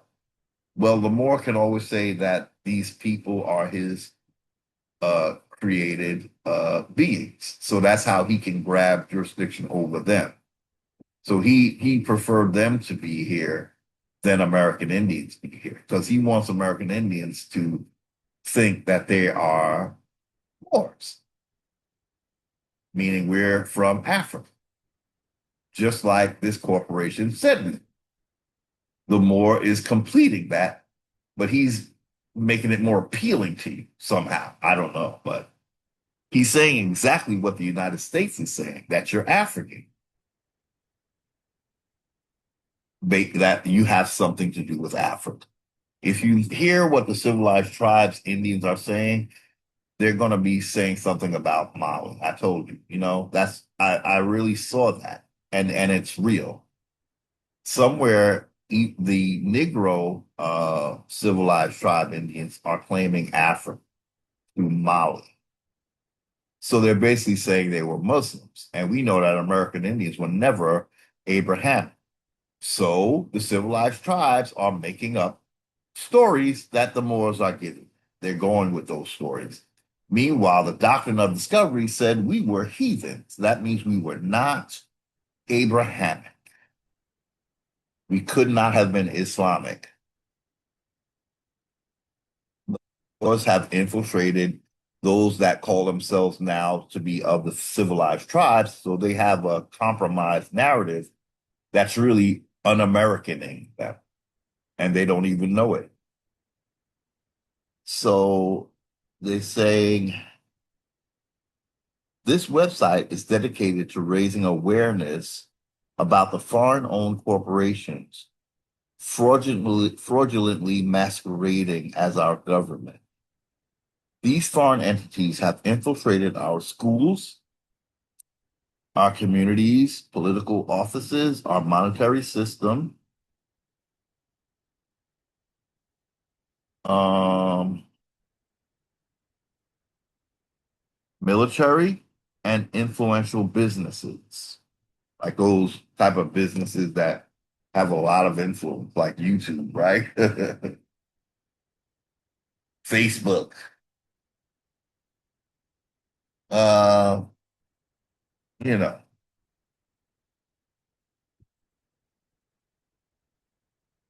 they have intentionally inverted the government power structure and they have committed massive crimes against generations of naive Americans. Oh, we did read this. This information is intended to help Iowa men and women, Iowans, learn the truth and what can peacefully be done to take back our country. To get started, you must properly declare your true American political status. This matters more than you realize. When you know who you are and what you are not, the truth will set you free. So, what a Moor will tell us is that we have to declare ourselves as Moorish, but that's not a state uh, or a district in this landmass. So they're tying you to Africa, Morocco in Africa. So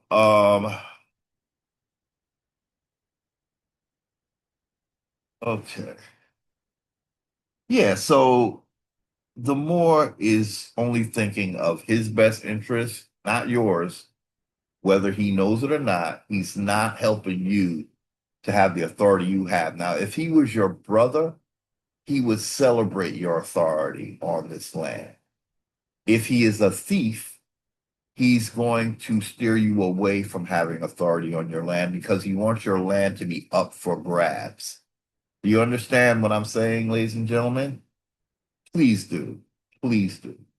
Sometimes a Moor doesn't see this. As American Indian, you must see. A Moor might not know what he's doing. You cannot trust, especially the ignorant, because they think this is the best thing for an American Indian. It is not. It is not the best thing for an American Indian to think he is a Moor. So, again, a true brother would have you own that which belongs to you. A thief is just going to say, he's going to focus on himself. He's going to make himself the center by saying, we are one, and his focus is going to be about what both of you are, not what you are as an individual. And they drum it and they drum it and they drum it till it doesn't even sound right anymore.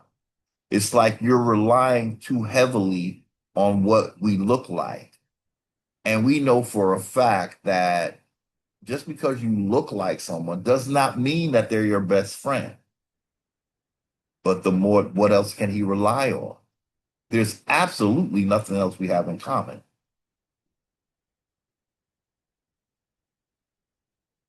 He's someone who knows so much about Africa, and many American Indians don't even know about Africa. But he does because he's African. That's who he claims to be, but he does not like to be that by himself. He doesn't even like the whole entire continent of Africa. Something else we figured out. Like there's something going on because he's not too fond of the part of Africa that's not North Africa.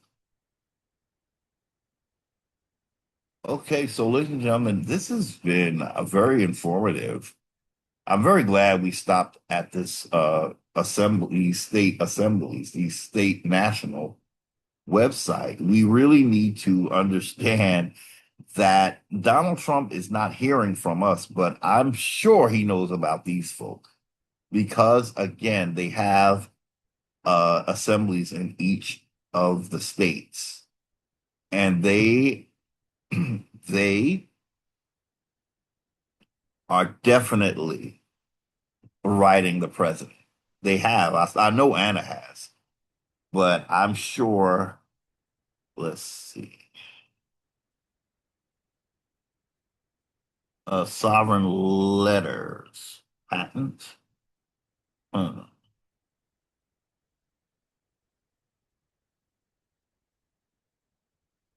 Uh,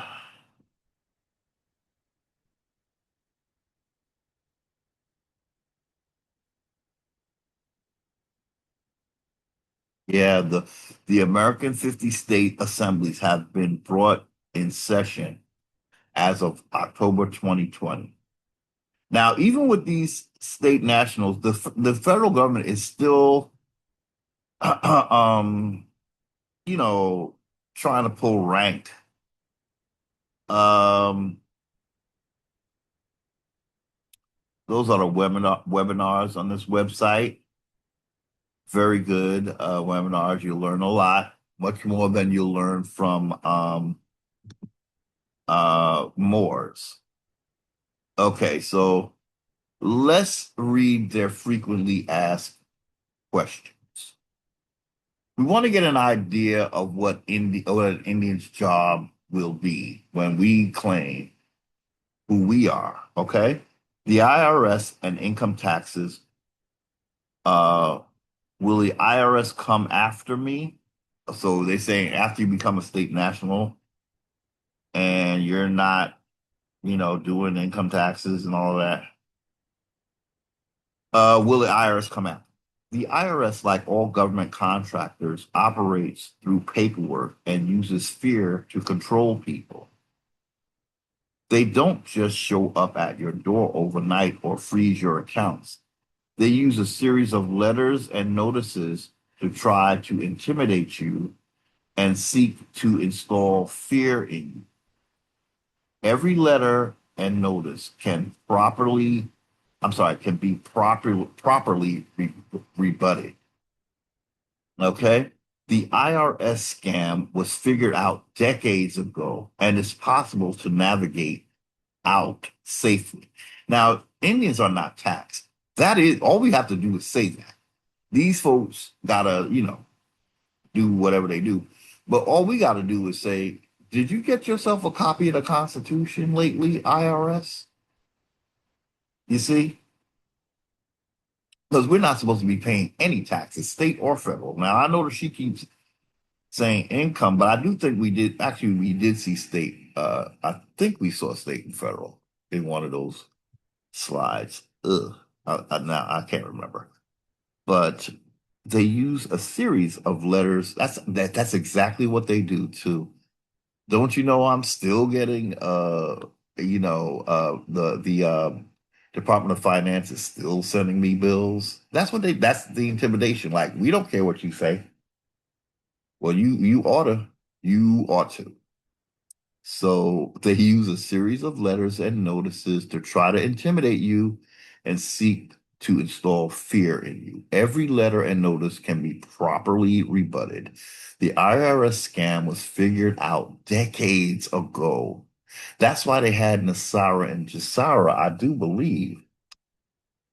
Well, that might have been more about the banks, but yeah, it's possible to navigate out safely. The horror stories we hear about are propagandized to reinforce the fear. Torture, uh, torture one. Torture one terrorized 10,000. The people that have had problems are people who have not properly corrected their status. If you participate in the jurisdiction, the maritime jurisdiction, they still own you. You must work with your assembly to make sure you have the correct paperwork and that it is properly filled out, recorded, and published. The more deeply you study the fraud and the truth about their government, the truth about taxes, and the truth about the IRS, the more confident you will become about your rights and freedoms as an American. What do I do with my driver's license and license plates? For now, you keep them. So, yeah, I guess I'm just kind of surprised they don't have a better answer for that. Um, Indians would not have to have driver's licenses because we're a nation to nation. That's what we're supposed to be, as we read, right? So, does Germany have to have Russia's driver's license and license plates? No, right? We just have to stand up and stop being intimidated. Like she said in that last one, that is intimidation. What the government does. They act like your voice is just what a slave uh speaking. Y'all have voices, and they just keep doing what they do. But anyway, what about my social security number and social security income? Social security number. Once you complete all your paperwork, that number belongs to you and you are free to use it without fear. Social security income. You paid into the Social Security income program. Therefore, you are entitled to receive your payments back. That cannot be taken away from you. Indians should have never been paying this. And so we definitely entitled to it all back, as well as the taxes we paid, as well as the rent we didn't get, and all of that. What about my retirement? No matter where your retirement comes from, it's yours because you paid into it. It is safe and you are entitled to it. Correcting your status does not nullify your retirement. What about Medicare? Same as Social Security. You paid into it, and correcting your status does not affect your Medicare coverage. I have previously been on unemployment, food stamps, Medicare, or all three. Can I still correct my status? Once you correct your political status, you cannot participate in these programs any longer.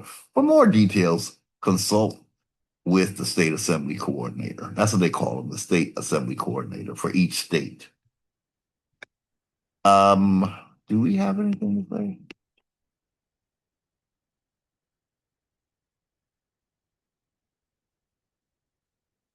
It's just that they owe us so much that we shouldn't ever have to really worry about, living and supporting ourselves. They owe us a lot, ladies and gentlemen. You got to factor that you've been stolen from collectively over 500 years. Americans as a whole have been stolen from. Um, so that would factor into this. We have not received any kind of rent for their being on our land, you know, and some of these are billion-dollar entities that have land or on our land or and we have not seen any compensation. It's all collective pot and redistributed to every misclassified Indian in every state. Um, Anna has claimed that the national debt, the public debt, is to be converted into a credit for state citizens. All of that is owed to American Indians more than anyone, truth be told, because again, everything is basically being valued against our land, if I could say it that way. They came here because of our land. So the value that they're putting on everything, it has to be backed by our land. And but also the use of our bodies in labor, you know. So yeah. What about banking? Should I still use my credit cards? Should I close my checking account? What does it say? You are free to keep using your accounts and credit cards. Soon the Global Family Bank, boy, will be open and operating in all 50 states. Now that's a little disconcerting. Why does it have to be global? You know what I'm saying? If you're dealing on this soil, I would think it would just be national. But I'm speaking for them, not as an Indian. The Global Family Bank will be open and operating in all 50 states. Once you have corrected your status, you will be able to make all your accounts, I'm sorry, able to move all your accounts over to the new banking system. In the meantime, there are some simple steps you can take to protect your money. Your state assembly can help you with this information. I began to feel when I was with the state nationals that what's happening is the United States is going to do something to appease these state nationals, but I think that same thing is going to still, shall we say, affect the slaves. Like if they make some kind of crypto money or electronic money, that type of money will be able to be many things for many different people. Like for a state national, it'll, you know, work like a credit for them. But for the slaves, it will still be sort of like fiat. I think that's going to be that would be the versatility of electronic money. Depending on who you are, that money is going to change for you. The value somehow I see that that's what electronic money will have the capacity to do, to be many things at one time.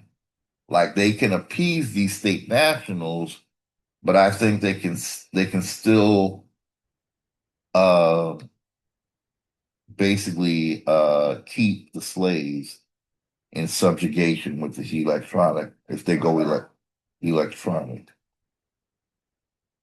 But Indians are not supposed to be part of any of their money systems. And if we are, we don't owe them anything on that money.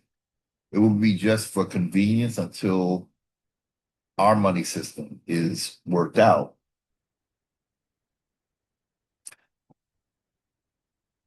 So, in other words, we wouldn't pay any interest. We won't have any, it won't create any debts for us. It'll be like a credit because they owe us, so their money won't have the effect that they used to have, you know, of making us indebted to the Federal Reserve. Like those fees for using the money would have to be, counted as credit or part of what they owe us. So we won't pay to use their money. Uh, was that Medicare or banking or my property tax? So now let me see. Once your political status is corrected, you are eligible for the Sign in America Debt Relief Program. Contact your Sign in America coordinator for more information with this link. So they have debt relief for state nationals. Indians don't owe shit, so that's all relief. Uh, what about employee benefits? Oh man, they got this thing where you gotta keep scrolling up. You're entitled to all your employee benefits. That does not change when you correct your status. Can I still get health care or can I be refused care? You can still obtain health care coverage and you cannot be refused care because you corrected your status. Should I go back and try to get previously paid taxes or mortgages or loans back? No, going back to try and recover what you've already paid puts you back in maritime jurisdiction and puts you at risk. And it can also put your status at risk. Now that's interesting.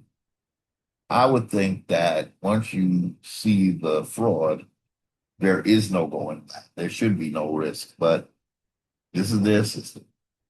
This could also potentially leave you stateless. Wow. Once you are out of the maritime jurisdiction, you don't want to go back. What's past is water under the bridge. You've gained your freedom. Move forward. I do like the sentiment of this because I think American Indians think it's all about money. And what we just read is a word for American Indians. Once you gain your freedom, you got to move forward. I agree with that. I really do because they use their money to manipulate us and to make us actually desire their jurisdiction that gives us this money. But to be really free and think about your generations to come and not be in a debt slave system, you really have to let go of the obsession with their money. We just have to let it go. We have much more to gain by focusing on our land. Oh, summary. Oh, sorry. I did summary and example to help you stay focused. Okay, summary. Okay. Once you are out and you gained your freedom, stay out of their jurisdiction. Stay out of their courts. Their courts are not for American state nationals or American state citizens. Living men and women on the land and soil jurisdiction. Their courts are for corporations and they are set up to negotiate contractual issues. Living men and women will not get justice or peace when dealing with maritime courts. Maritime courts are completely foreign to living people. Living men and women are not in the same jurisdiction as maritime courts. So she's calling all of their courts maritime. And I do believe that's exactly correct. Example, would you go into another country's court system and expect them to use the English language and expect to have your laws respected? Would you expect the laws of your country to be respected by their country? This is what I try to say a lot, that we are a different nation from this nation. We don't go by English laws, okay? It won't happen if you were under another country's court system. You would need to submit to their language and their laws. The maritime courts are for maritime jurisdiction, and they deal only in contractual disputes. We discussed this earlier, ladies and gentlemen. We were not even fit to be in any contract because the United States saw us as slaves. So as slaves, we were not in a sovereign capacity to have a meeting of minds that is required in their version of contract law. So there was not a meeting of minds. It was a guardian to award. That's what the Supreme Court justice said in one of the first cases regarding Indians or Indian tribes. But also the doctrine of discovery, they came here based on us being perpetual slaves. So how can you can't contract with a slave because he's your property? So that's why we are in no contractual obligation to the United States. And we really can just write that down just like that. When you came here, you took over. I didn't have a say. That's not a contract. That's not a contract. That's land seizure. That's what the doctrine of the discovery called it. That's what it is. I did not sell you land. You took land. I did not treaty with you. The treaties would be bogus because they were basically based on land seizure. So they wouldn't have been fair to us as American Indians. Maritime courts are for maritime jurisdiction, and they deal only in contractual disputes. Maritime courts are foreign to the land and soil jurisdiction. Maritime courts are for corpse, like corpses, non-living entities. They are not for living men and women. Men and women on the land and soil can declare the status of American state citizens versus American state nationals. Both are men and women on the land and soil, but American state citizens can participate in setting up our courts, which are called common law courts. See, they're going by a form of English law. Living men and women can only find justice in our lawful courts, which is due all men and women. This court system has been dormant for over 50 years.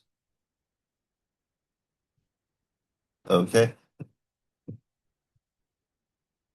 Mailing notices and other documents to the de facto government. Okay. All of your notices and other documents that you send to the de facto government should be sent registered mail, UPS, labeled number 200. Me personally, ladies and gentlemen, when I looked up what registered mail was for, because I did not really know, registered mail is really for sending objects of value like jewelry that need insurance and stuff like that in case they get lost. Registered mail is much more expensive than certified mail. But when I did my research, I really had to come together and realize registered mail that's really specifically for objects of value, not for letters, not for notices. This is what I found.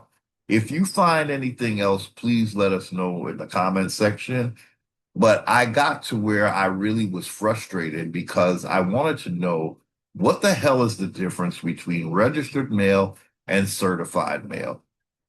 God knows every time I went to do registered mail, the teller would always seem to be in some kind of like, well, that's very expensive. You can do certified. So I kept wondering, why are they dissuading me from doing registered mail?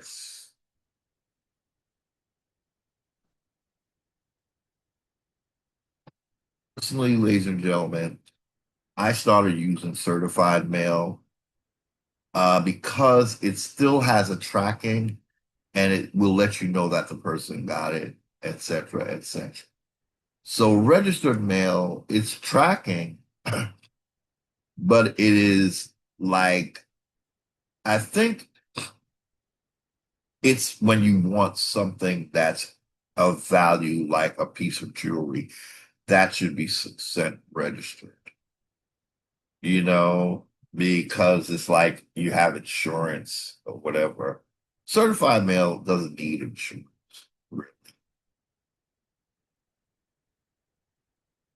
Return receipt. Well, I believe you can get a return receipt with certain, it's been a while because I did this research a little, it's been a while, so I don't remember all the details, but I do recall my end result was I had to look and ask myself, what is the difference between certified and registered? The difference that I saw was that one was for jewelry or thing or items, whereas certified mail is not for jewelry or items. And it's just fine with legal documents. I literally saw that word that certified is for like legal documents. Uh, that's the difference. Registered is you're going to do jewelry or something that is physical. Certified, it's just the same as registered, but it's not physical. That's what I saw. So I started using certified when I sent stuff to public officials. Green card return receipt.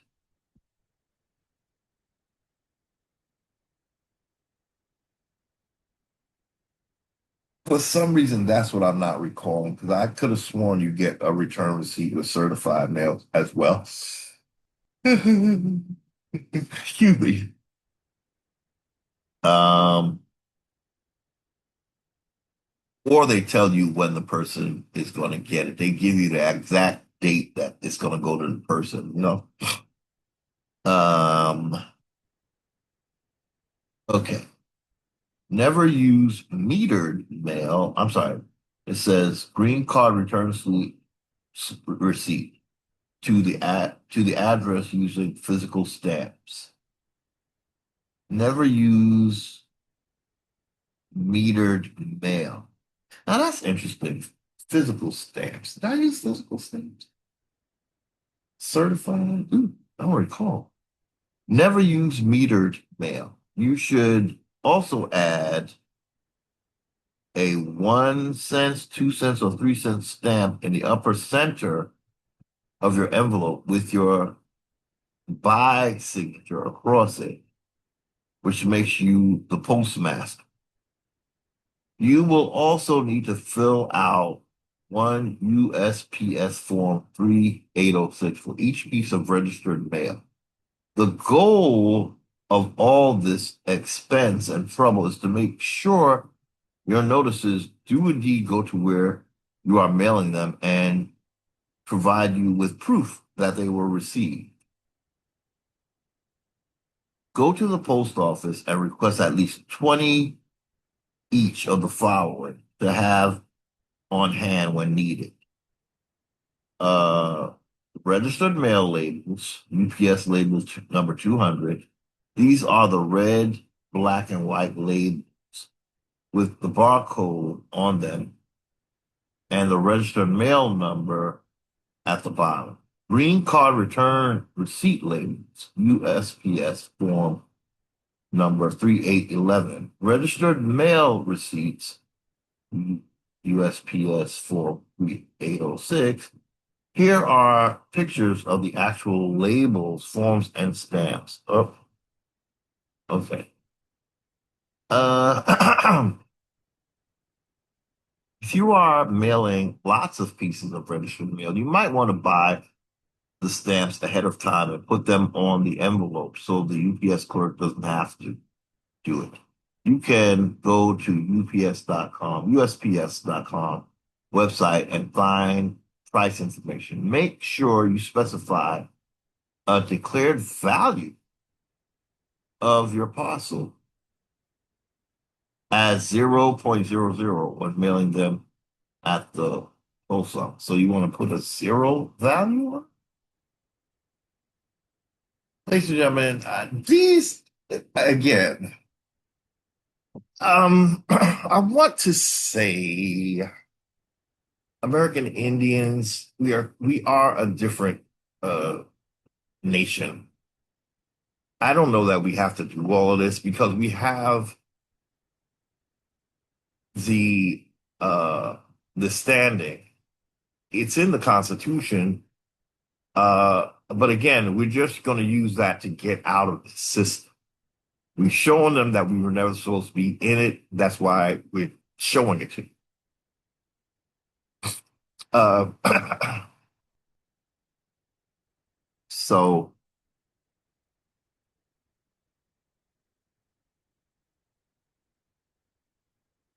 to add,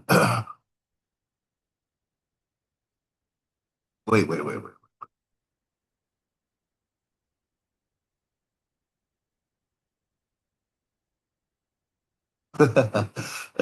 She's talking about when they try to sway you. They do.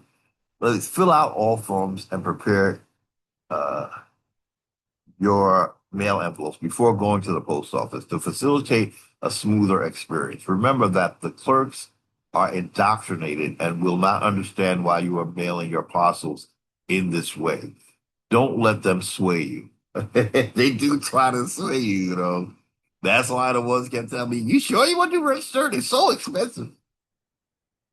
When you need to add registered mail number to a notice or document, pick off one of the labels you got from the post office and use the number from it and make sure to use that same label on the envelope you are sending with the notice. Yeah, I had to do that. I made sure that the number of the certified was on the paper as well as the envelope.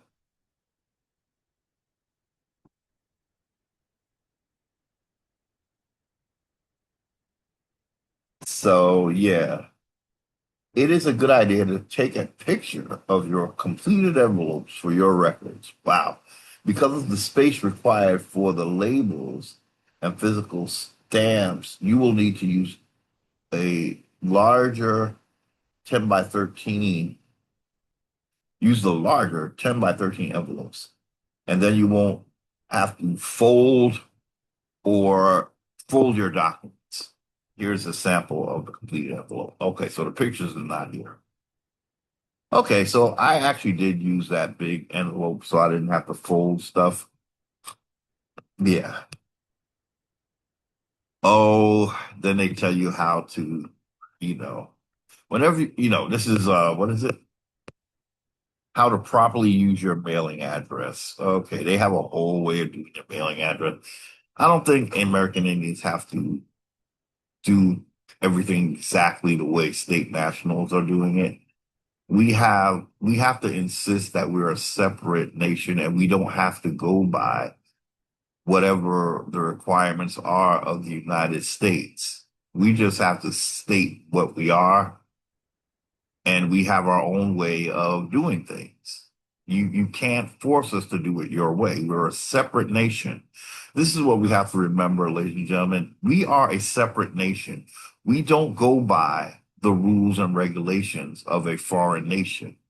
We make up our own, and we just agree to what we want. But either way, as long as we say we're American Indian, hey, we have they're going to have to deal with all the different. If we have several different ways, that's just how it is. If you notice, they keep saying we were nations. They put an S when they talk about our nation. They said they were separate nations. So that means they expect that we have different nations within our Indian, you know, collective. So we don't have to do things the same way, but I mean, we want to make sure they get it right. So we will want some kind of certified or registered mail. So yeah, they just can't tell us what to do. It's very important that we understand that. That's how it is when you have real authority. You don't have to go by anything that they require. And they have to honor that as if we're another nation. And because we are. So whenever you need to put your mailing address on an envelope or document, always use it care of in front of the street address line. And some people put square brackets around the zip code. If you do not, if you do not do at least the care of trick, you are essentially entering an adhesion contract with a de facto government. So you can do the brackets or you can do the care of. Actually, we we might this might be something we might want to do. Just, we want to let them know that we're not in a contract with you. Well, so I'm not sure I used this method, ladies and gentlemen. I think I might have used brackets, but I don't recall. But it's a good thing. I think this is a good thing to do, to put the zip code in brackets. Yeah, yeah. Care of in front of the street address. Okay. That might be something I think we can do because, in other words, we don't want to have a contract. If she's saying it's a contract, and I don't doubt that she's right, I would do that. I would do that. Okay, so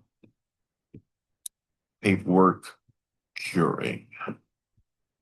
After you have completed, recorded, and published all your documents and sent your notices to the de facto government, it can take up to 9 months for the various agencies to update their systems with your new status. Even then, you likely will get no confirmation an update has occurred. They do not say anything.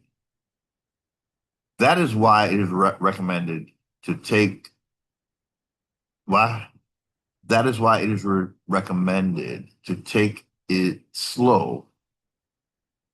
I think that's supposed to be take it slow when exercising your rights as a state national or state citizen, such as driving without a driver's license or no longer registering your personal automobile.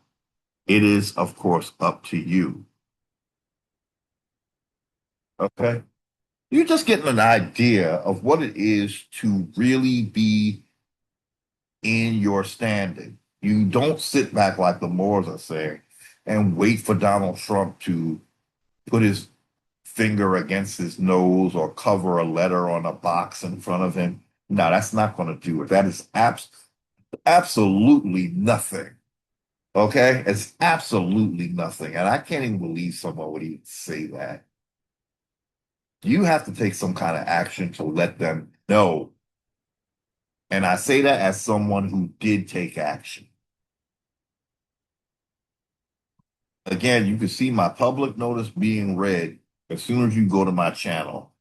And the first video that starts playing or should start playing is me reading my public notice, letting them know that I'm claiming my land as my own. Yep. Yep. And I do not pay tax. I'm an Indian, not tax. Yep. Now, ladies and gentlemen, again, once we set that out there, that is the gateway for us to exit this system. Do not think this is a way of us entering into some kind of agreement with the United States, because really, they've gone way too egregious for us to want to do anything with them. We're just letting them know to stay away, that they have no right to retaliate once we say we're Indians, not tax. But we know that they've committed so many unconstitutional acts that the Constitution is not really a document we need to concern ourselves with. We need to concern ourselves with the doctrine of discovery that gave rise to the United States Constitution. So let's leave this, ladies and gentlemen. I did have I want to, yeah, so let's go back to the home page of the State Assembly. See, just want to let you see that they're very organized. They have their website. And, this is something that the people I'm working with, we are looking to have our website because we have documents that we are going to send to the United States. Now, she said for them to note in their records. As American Indians, we don't want them to have any records for us. I am very serious about that. Again, Germany doesn't have the records of citizens in Russia. We don't want the United States to count us because they tend to want to genocide us. Okay? Um, their armies will just, because we're on the same landmass at this time, uh, they would have to owe us some kind of whatever military protection we would need. That'd be part of your reparations because you've done so much to make us wards and stateless and all of that, that, you know, really your military should know who we are and know that, yeah, you're gonna defend us until we are able to defend ourselves. Because what else are you gonna do? Try to use them against us when we have a political standing? Just because we use your military doesn't mean that we owe you any kind of jurisdiction. You invaded us. And so you work to make sure that we aren't in a position or not in a position to have our own military protection. So might as well keep it, we might as well keep it cordial here, right? So anyway, let's move on, ladies and gentlemen. This is the website. Um, I think we should read this too, ladies and gentlemen, because it's a little lengthy. Uh, because it just tells you how has you begin to understand what the stand you must take. So let's see. Your government is supposed to be staffed by you. Its decisions are supposed to be made by you. Its primary responsibility is to protect you and your property assets at all costs and wow, against all comers. Wow. Okay. Its primary responsibility is to protect you and your property assets assets at all costs and against all comers. That's why governments exist. And that is the only reason for any government to exist ever. But what if your government doesn't protect you? What if instead your government preys upon you, threatens you, harasses you, and makes you miserable and fearful? Then something is terribly wrong. 6 generations of Americans have been preyed upon, threatened, and harassed by something posing as their government. It isn't our government, especially we American Indians. It's a substitute government run by 2 federal subcontractors. So these people are our employees indirectly, but they are being told what to do by foreign governments controlled by foreign principles, like the Holy See, the British monarch, and the Lord Mayor of London. Wow, she named them. Good for you, girl. Those foreign governments are under contract to provide us with certain enumerated governmental services. They have been exercising our own delegated powers and operating in our names. They're supposed to operate under the limitations and in accordance with their employment contract called the constitutions. Instead, they've been colluding to evade their obligations under the Constitution. And they've been misdirecting our employees to racketeer against us and to misidentify our political status. They did the same thing to American Indians. But this is 1,000 times worse for American Indians than it is for state nationals, because this is our home. They've been misdirecting our employees to racketeer against us and to misidentify our political status, to impersonate us, and to defraud us. So instead of protecting us, these hired helpers have operated in breach of trust and harmed us. They've done exactly the opposite of what your government is supposed to do. But you notice something. But do you notice something? Do you see what's missing? You are. You are supposed to be self-governed. You are supposed to be running your government, not your hirelings. So the people you hired are not supposed to be running your government. So we noticed what is wrong a long time ago, and we dusted off our laurels and we got to work. And we talked to our friends and neighbors, those who would listen. And we explained what was wrong, and we learned more as we went. And we organized the government we are supposed to have, your government. There's just one problem. We are supporting it. We are putting our time and money into it. We are building it up, restoring it. We are doing our job. But where are you? If you want a government that protects you, a government that doesn't steal from you, harass you, threaten you, or harm you, then it's high time that you start backing your government and participating in it and supporting it with your money and your skills and your time.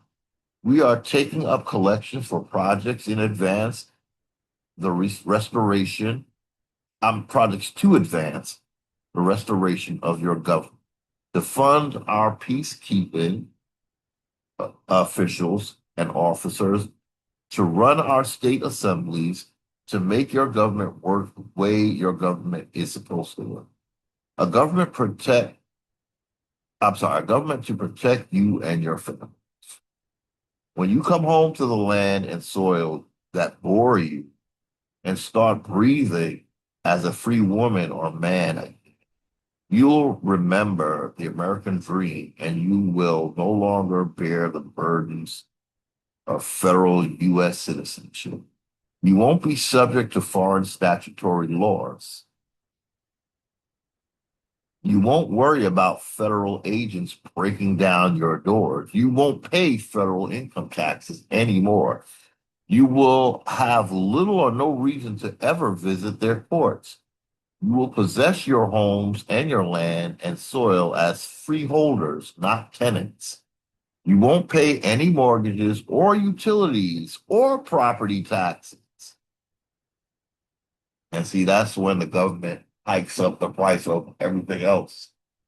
And see, that's why we as American Indians, we will have to insist that no, you can't, you know, uh, compensate our not paying taxes by jacking up prices. Because we shouldn't even be paying sales taxes. We shouldn't be paying sales tax. But it's like we shouldn't be paying for anything with what is owed to us.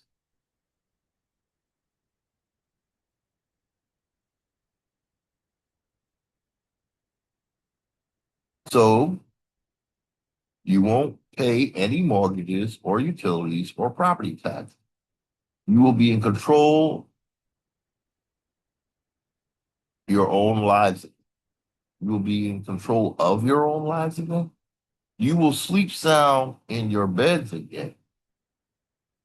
Now, think about that and know that your government is what guarantees these results. What's more important than what we have just described for you?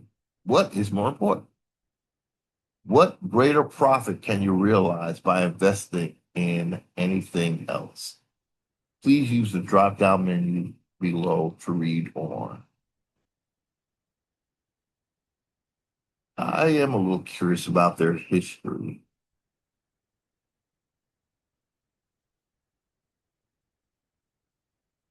The original American government as of 1781 consisted of a union, a federation, and a confederation of different kinds of states and states of states, operating in different jurisdictions. This is where I just don't get all these different jurisdictions. They are talking about the land, sea, and air, but I really don't even think they should be separated. But again, this is a foreigner's system, okay? So state of states operating in different jurisdictions, and there is a hard and fast demarcation between soil, land, sea, and air. There is the soil land jurisdictions are populated by people, that is lawful persons. The sea and air jurisdictions are inhabited by persons, that is legal persons. Oh, Lord have mercy. Excuse me. This does not make sense to me, ladies. This is the part where I just think this is ridiculous. And never the twain shall meet, like the land is separated from the sea. The only interface is located in international jurisdiction. This is where I think we're being pulled into an international thing when we should. The air over our land and the water surrounding our land is just part of our land. But if we're going to enter into international, that's like, I don't know. It just seems to me that air and water are not really international. Uh, water, like, for instance, let me take a quick break, ladies and gentlemen.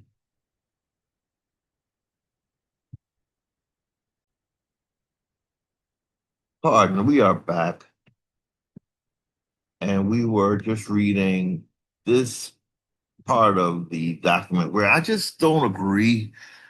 See, this is English way of doing things or whatever, and I just don't agree with it. I know to a certain point outside of, you know, I guess at the point where you can see a ship is where they have entered your space, and maybe that's the distance of water that should be considered your landmass water, even if it's the ocean. In other words, the point where you first notice a ship coming, that they've entered your water space. Airspace, I guess, is the same thing. So there probably be a number of miles that should be considered your airspace and your sea space. Other than that, I don't see how the sea is the air is separate. And I don't know about the sharing. Like this air, obviously, it has to be the air over our land has to be our air. Of course, it spreads out all over the place, but we are separate land masses, so we might as well not include the air in that. because you can't separate the air. You can't really separate the sea either. But the land masses, yeah, they're separate, right? For the most part. The only interface is located in international jurisdiction where lawful persons populate the land and legal persons inhabit the sea, and they may be converted either unlawfully or lawfully, one into the other. What we are doing by reclaiming our birthright political status as American state nationals and American state citizens, and by expatriating from all presumed territorial and municipal citizenships, is to lawfully convert legal persons back into lawful persons. Okay, so that makes sense. You don't want to be a legal person because you get pulled in all kinds of contracts, something that that you not don't know about. Okay, we are explicitly declaring our political status and officially returning our good names, our trade names, to the soil land jurisdiction of our actual states of the Union.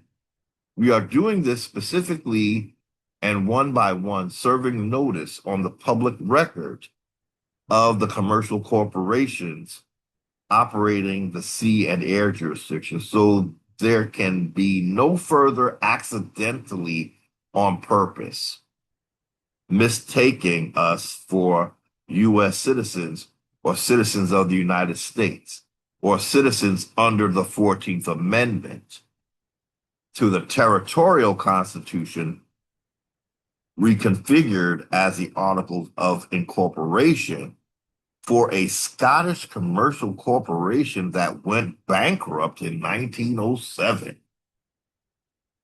Oh boy. So, what is a state of the Union? It's the soil jurisdiction union of Republican states being referenced, which holds the underlying land jurisdiction. States as possessions, land jurisdiction states as possession.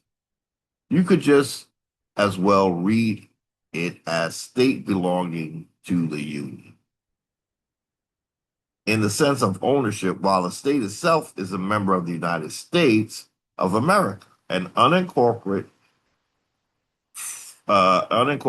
federation of states. Again, ladies and gentlemen, I don't really fully understand their system. We don't have to go by the system as American Indians. Uh, I actually I don't think I want to read all this either. Uh, yeah, it's pretty lengthy. I didn't realize how much this was. Okay.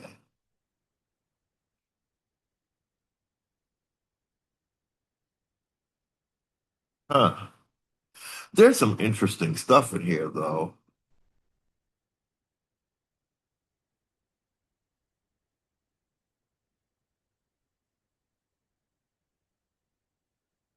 And but I just don't I don't feel like reading all this. Yeah. What I might do is just put, maybe we'll put it in the comment section for those who want to read it on their own. But I really don't feel like reading it right now. I probably cut and paste it. But it does look interesting here.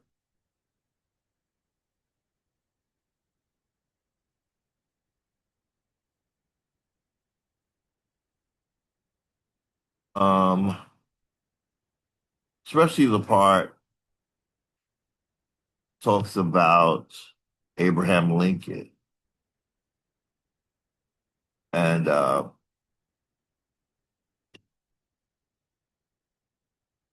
Abraham Lincoln and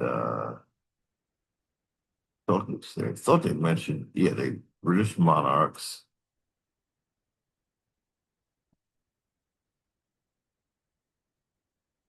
German. Okay, okay.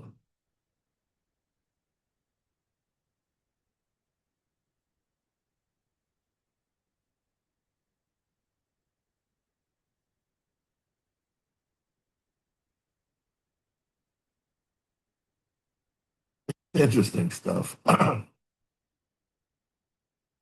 But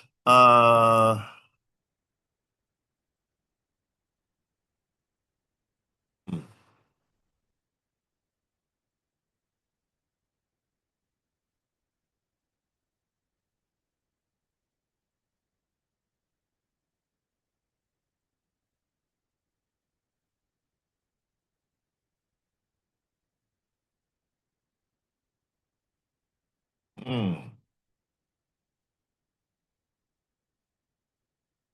let's just read this part, ladies and gentlemen.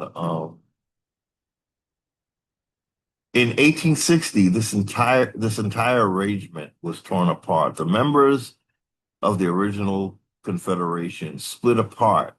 The northern states, in support of the original Confederation, adopted the stance of being champions of the federal cause and became known as Union troops. The southern states, which were more honest, simply reorganized a new confederation doing business as the Confederate States of America. Emerging on the other side of the mercenary conflict, misnamed the American Civil War, which was all fought by the commercial corporations that were states, members of the original Confederation, the federal branch of the federal government was destroyed and subject to Reconstruction. Before that, Reconstruction could be properly addressed or the population given adequate notice, the British territorial government operating the armed forces of the northern states of the original Confederation substituted territorial states of states for the federal states of states, a cuckoo bird maneuver that took place in 1868. That's the same time the United States citizen, 1868. The original territorial constitution, called the Constitution of the United States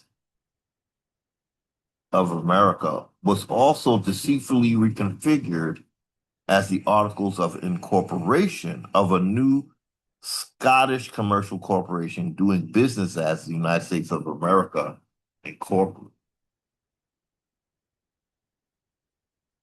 Oh, this is just confusing, ladies and gentlemen. This is why, Indians, we were not part of the states. Okay. They just plopped on us and waited for us to forget how to even think about ourselves as a separate entity. So this is just a lot of, none of this was for American Indians. Okay. None of it. These were foreigners doing foreign things. Okay.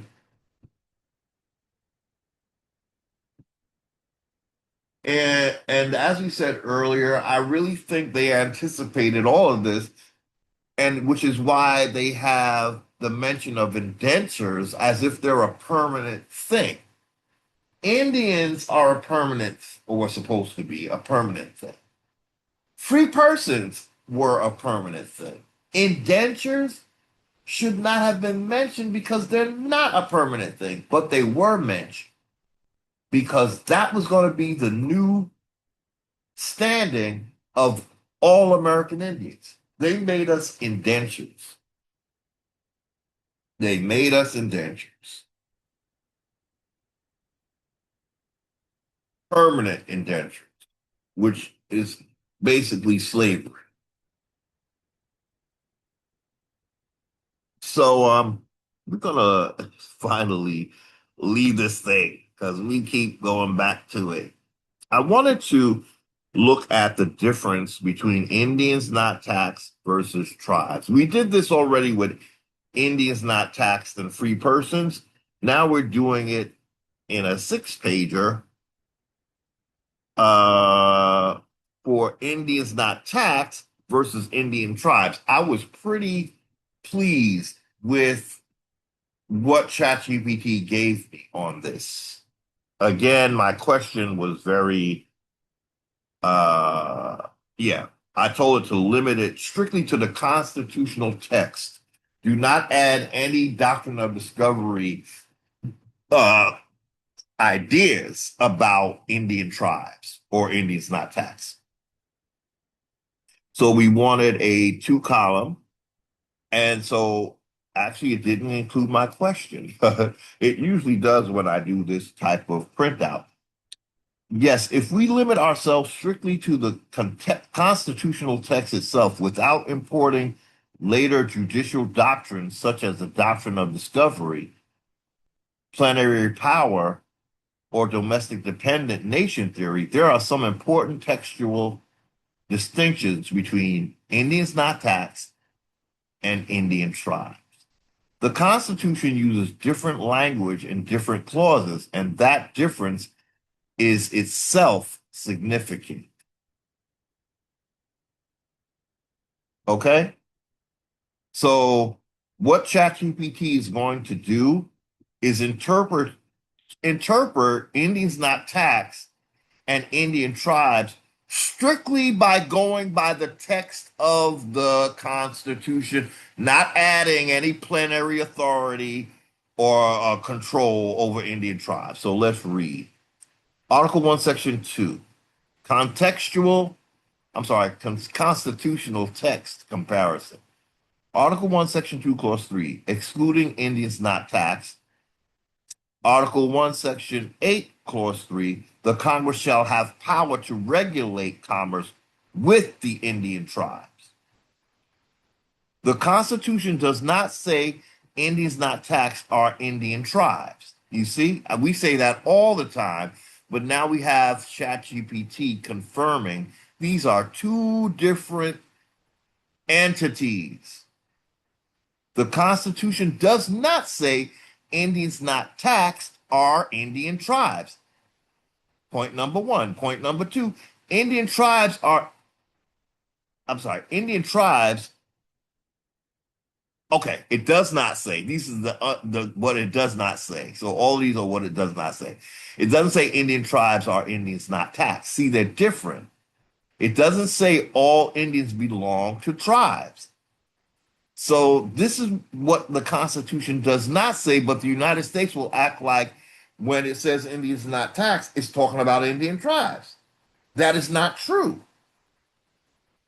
When we strip down the Constitution for what it is actually saying without adding anything, okay? So again, the Constitution does not say that Indians not taxed are Indian tribes. It does not say that Indian tribes are Indians not taxed. It does not say all Indians belong to tribes. Those connections are not stated in the constitutional text itself. A literal reading of the words. Article 1, Section 2, Clause 3. The operative phrase is Indians not taxed. Grammatically, this describes persons identified as Indians who possess the characteristic of not being taxed. Okay? The clause does not describe governments, nations, tribes, reservations, chiefs, political organizations. So the clause, when it says Indians not taxed, what the United States tends to do is say that that's tribes, but it does not say that it's tribes. It is something the United States is just making up.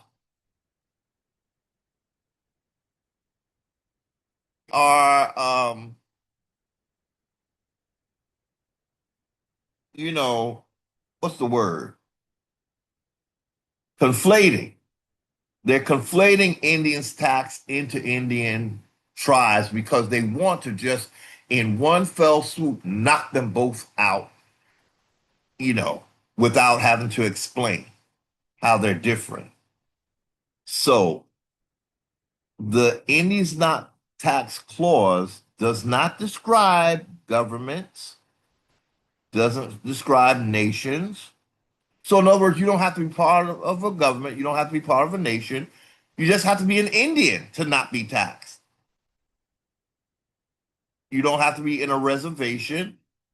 You don't have to have a chief, political organization. It simply refers to a category of people. One could diagram it as Indians not taxed, nothing more is added. Now, Article 1, Section 8, Clause 3, the operative phrase is Indian tribes. Grammatically, this is entirely different from Indians not taxed. We say this all the time, but this time ChatGPT is saying Congress is given authority to regulate commerce with Indian tribes. That's why I say when, as Indians not taxed, we don't have to call ourselves Indian tribes when we come together. We're gonna, in fact, we might choose to really break away from this construct and not call ourselves Indian tribes at all. We will unite, but it won't be as Indian tribes. We want to break out of this system. We as people who are not under the jurisdiction of the United States, we don't have to call ourselves Indian tribes. We will make something else up because we don't want them to confuse us with the Indian tribes that they are trying to take authority over. So the object is not individual Indians. You see, Congress is given authority over Indian tribes. But in order for us to maintain our autonomy, we're not going to call ourselves Indian tribes.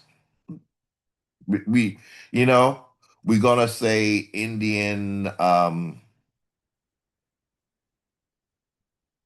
man, we might go with Indians not tax tribes. Indians not tax tribes. That might be. It has to be. It can't be Indian tribes. That's the whole point. It could be anything but Indian tribes. We could say Indian not tax tribes. That would actually work for the time being. Because though the Constitution only talks about Indian tribes being under the thumb of the United States. We want a break. We don't want them thinking that they are regulating commerce with us. So we will have to not be Indian tribes. That's how we get out of it, ladies and gentlemen. Lord knows that's the kind of thing they've done with us to get out of any obligations to us, correct? So now we're going to stop any obligations to them. They are sovereign, and that's what they were able to do. We are sovereign, and we are able to do the exact same thing. They wanted us to, by calling us Indians not taxed, they were hoping that we wouldn't be a collective, as in Indian tribes. They want us to be separate so we can be intimidated. But we're going to gather together. We're just not going to call ourselves Indian tribes. Therefore, we will not fall under this federal regulation. No nation should be regulated by another nation. Nope. It'll be real treaties, and that's it. No regulation. No regulation by one over the other. So I was so grateful that ChatGPT understands that there's a difference when you just go by the constitutional text alone without adding any other that a doctrine of discovery rhetoric. So let's read this again. The operative phrase in the Commerce Clause is Indian tribes. The operative phrase in the Indians not taxed clause is Indians not taxed. Indian tribes are not the same as Indians not taxed. Grammatically, this is entirely different. Legally, it's entirely different, ladies and gentlemen. That's why the letter of law is so important. You really cannot change things up. If you make a contract as an Indian not taxed, you can't call yourself an Indian tribe because in the contract you are Indians not taxed. This government damn well knew that. They damn well knew that.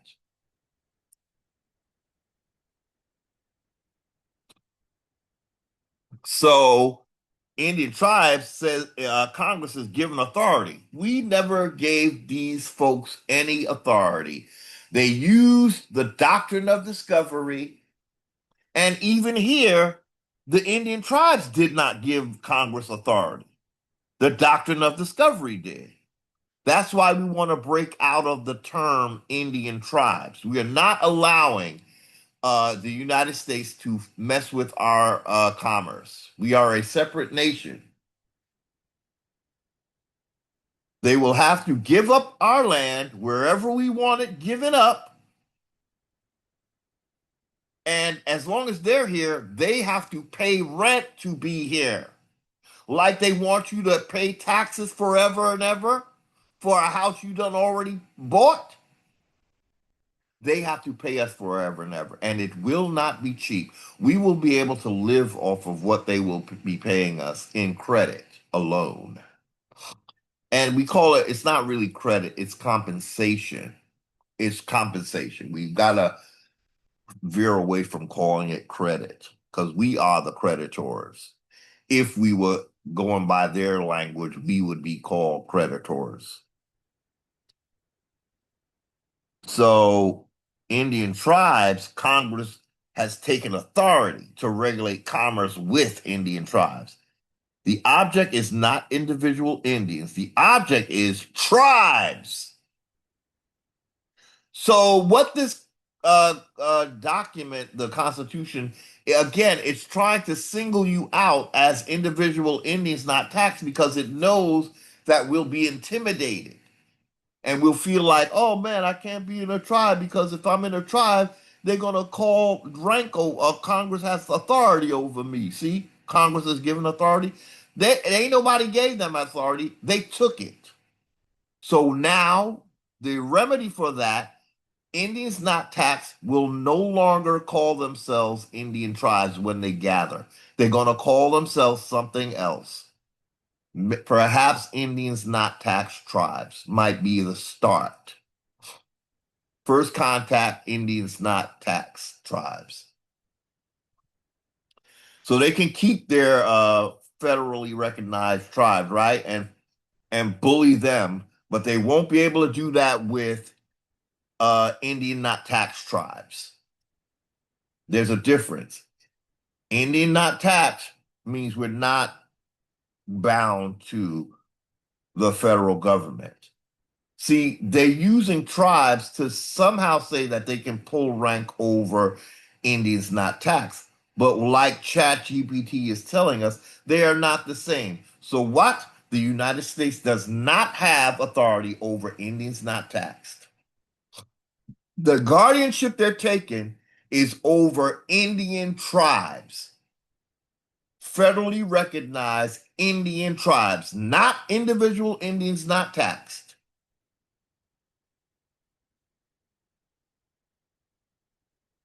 A tribe is a collective political body, okay? Indians not taxed are individual.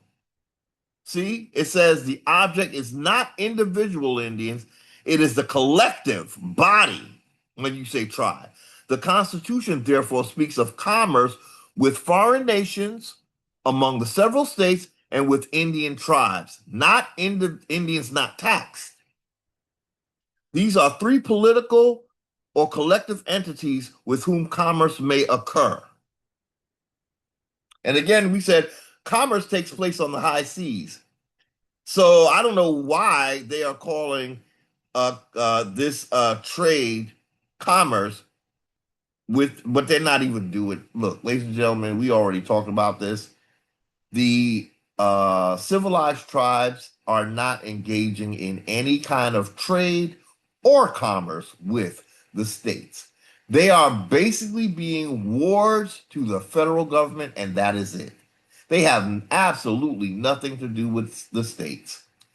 Uh, we American Indians not taxed. Again, this is not because we want their constitution here. It's just to establish that we're not part of it. Um, and we won't allow them to use the doctrine of discovery on us to create things that are not there. So I believe we need to have our industries given back to us. The corn industry, Indians created corn. Okay. That whole industry should be given right to us. The cotton industry in America, that should be handed right over to the Indians not taxed because we will need these resources for our to keep our sustain ourselves. But all of this land is ours. But I'm just saying those major industries like cotton, which lately, I don't know if you've noticed, ladies and gentlemen, but they're not, I don't know. I'm just seeing a lot of blends. It's almost as if they've depleted us of cotton because now there's a lot of cotton blends. It used to be that most t-shirts were 100% cotton. Now, when you look, there's cotton, 60% cotton with something else that makes you sweat like a pig. So I think they're just depleting our resources and coming up with these blends, synthetic. But anyway, there's a lot of industries in the Americas that Indians should have ownership of. All of them, really. Anything that's grown on this land or produced on this land belongs to American Indians. So these are three political or collective entities whom commerce may occur. It's foreign nations, the states, and Indian tribes. We are not going to be called Indian tribe. We're going to, as sovereigns, we have the right to self-identify, and we can't be under the thumb of the federal government. That's how we get around this. Once that happens, ladies and gentlemen, we're really a separate nation now.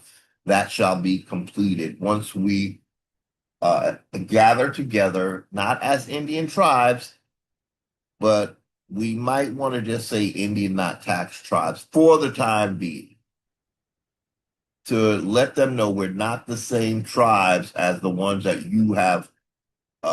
They're not even doing trade with you. You will be doing trade with us. Those Indians those civilized tribes, they ain't doing trade with them. They're just dominating. But Indian not tax tribes, you will be doing trade with us. That's why we have to have our industry back. You're going to be paying rent. If you've depleted our resources, you're just going to be paying us rent because we're going to take ownership of the land where civilized tribes cannot because they're already locked in that commerce clause.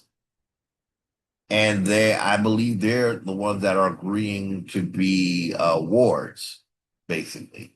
I mean, they're going to have to get out of that. They might have to insist upon being Indian not tax tribes. We might just have to do away with Indian tribes, period.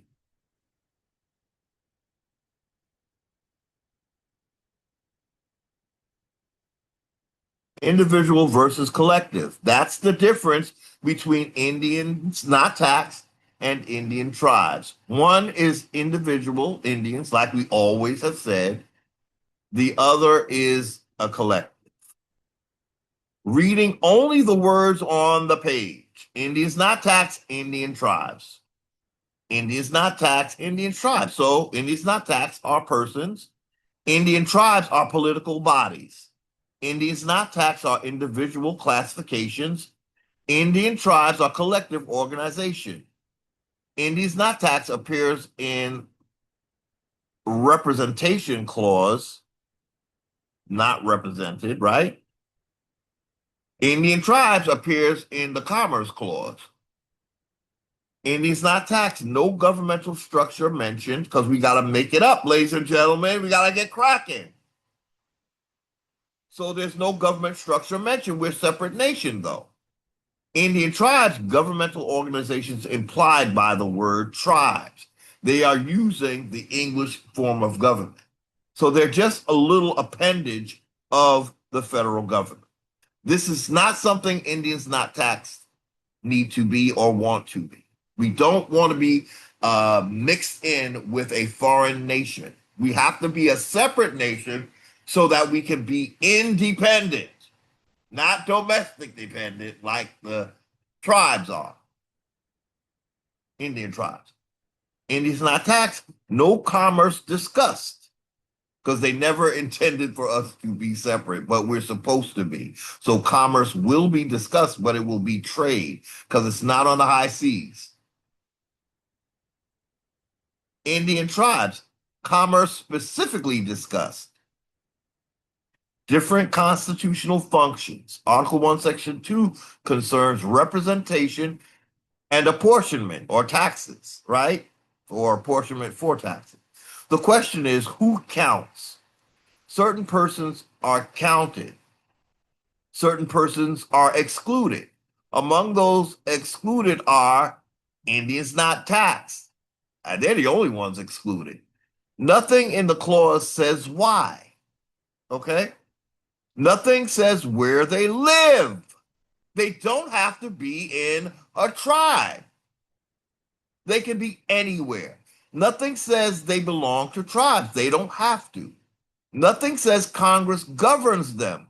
Congress is not supposed to govern them. Article 1, Section 8 concerns commerce. The question is, with whom may Congress regulate commerce? The answer includes Indian tribes. So that's why we're not going to be Indian tribes. We're going to be Indians not taxed tribes. Just for a form of knowing the lane. We want a complete out of their wording, period. But when interfacing with this beast until it's gone, they're going to have to know that according to this document, they were supposed to honor us as a separate nation. This is really giving them too much, ladies and gentlemen. Really, the doctrine of discovery is why this document even exists. We never invited this. And I have to keep saying that, because even talking like this is validating the Constitution, but the Constitution is truly an invalid document because we never had a choice in the matter. You see what I'm saying?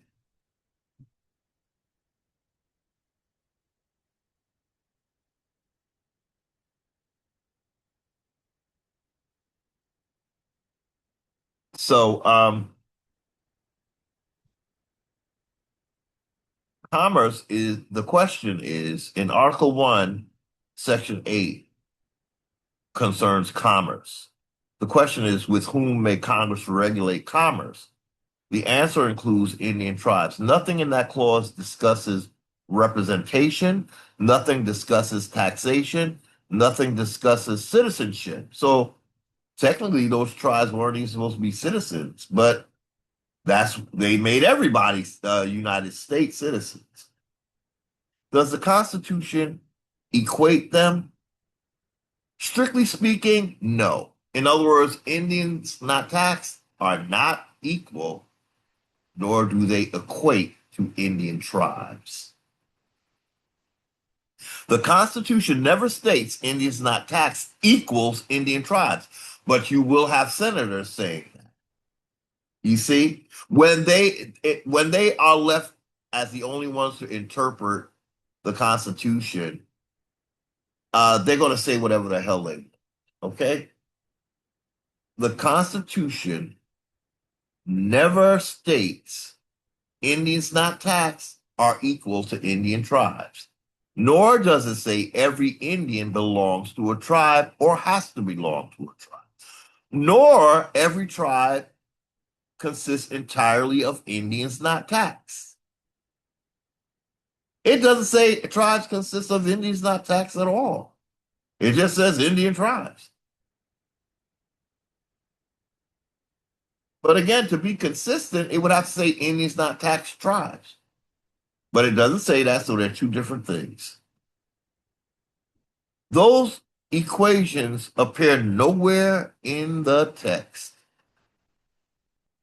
Indians not taxed are not the same as Indian tribes. Can an Indian exist without mention of a tribe? Textually, yes. This is what I was saying, ladies and gentlemen.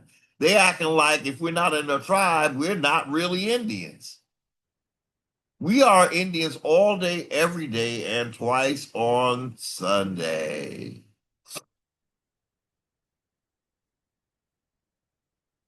Article 1, Section 2 proves this. So can Indians exist without mention of a tribe? Yes, textually, according to the text of the Constitution.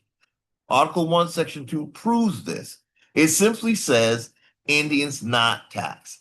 There is no reference to tribe, chief, nation, reservation, community.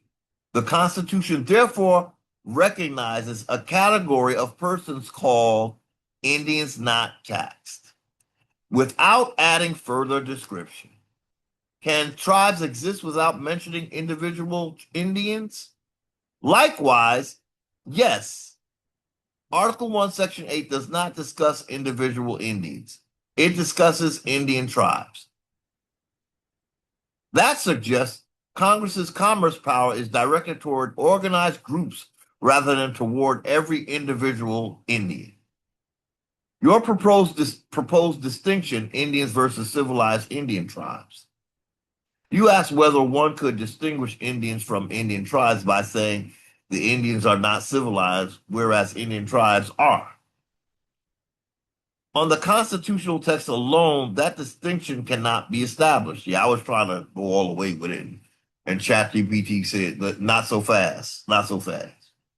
The Constitution never uses the terms such as civilized. And we did say that although the United States only deals with civilized tribes, the Constitution does not say that tribes have to be civilized. It's just the United States using the doctrine of discovery to say that the only tribes we see are civilized. So the Constitution never uses such terms as civilized, uncivilized, savage, semi-civilized. Those words are absent from the Constitution. The phrase Indian tribes does imply organized political groups, because the ordinary meaning of tribe is a community of people organized under some form of leadership or common identity. But the Constitution does not characterize such tribes as civilized or uncivilized. Those descriptors come from later statutes, treaties, executive policies, and writings, not from the constitutional text itself. It comes from the doctrine of discovery. What the Constitution literally says, if we reduce the Constitution to its plain wording only, we arrive at something like this. Constitutional phrase, Indians not taxed, literal meaning, individual Indians who are not taxed. Indian tribes, literal meaning, organized Indian political communities with whom Congress may regulate commerce. The Constitution itself does not expressly state any relationship between those two categories. There is no relationship between Indian tribes and Indians not taxed.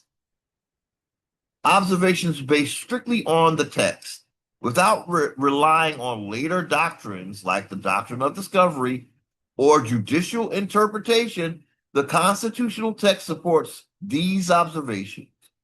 Number one, Indians not taxed appears only in the context of representation and apportionment and refers to individual Indians, excluded from that calculation. 2, Indian tribes appears only in the context of Congress's power to regulate commerce and refers to organized political communities rather than individual persons. The Constitution does not define either term. I'm sorry, the Constitution does not define either term.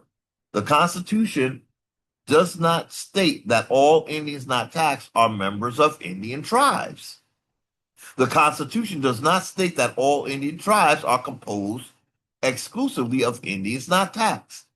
The Constitution uses two different phrases in two different clauses, serving two different constitutional purposes, suggesting the framers intentionally distinguished between individual classification, Indians not taxed, and a collective political entity, Indian tribes, without expressly equating them. For the text alone, this is about as far as the evidence permits.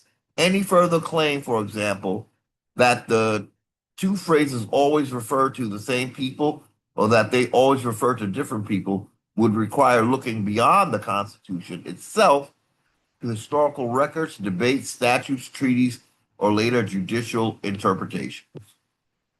And we have to be very careful with this, ladies and gentlemen, because what will happen is that you'll have the government interpreting everything, and you have no damn say. This is not how this government was supposed to work, but we know that this is how they always meant for it to work. We were tricked, ladies and gentlemen. This government was just a very slick trick job, but they knew that they were going to have indentures, and that's why they put indentures as if they were a static standing when indentures are not static. Indentures are for a limited time only, and when they leave their indenturehood, they should go back to their original standing of American Indian not taxed. So, ladies and gentlemen, I think look quickly at the Constitution just so you can see where these two different mentions are, because we didn't look last time. So here's the original Constitution, 1787. And we're not going to read all of that. We're just going to skip to where Indians not taxed are mentioned, right? There it is. There's free persons, those bound to a service for a term of years, and excluded from them are Indians not taxed. Okay? So that's the first mention of Indians, and the first mention, we are not taxed. Technically, that should have stuck and resounded in the second mention, but it didn't. So the second mention is here, a very quick mention in Article 1, Section 8, Clause 3. It says, Congress shall have the power to regulate commerce with foreign nations and among the several states and with Indian tribes.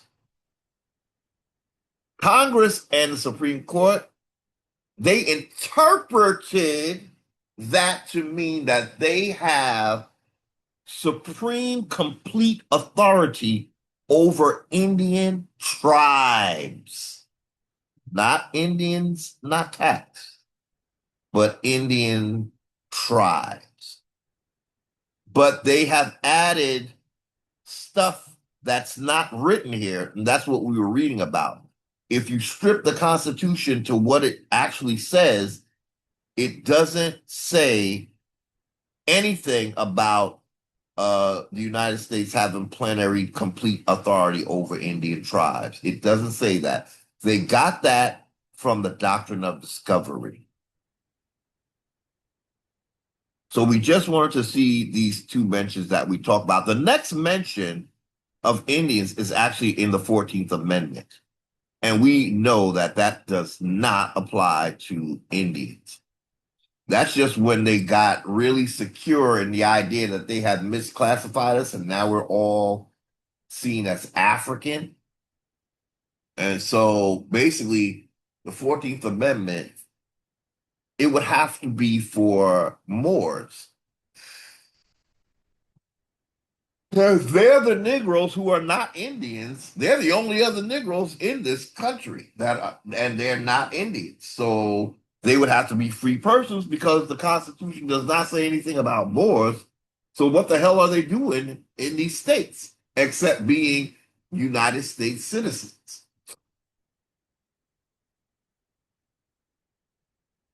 So I think, ladies and gentlemen, what is this?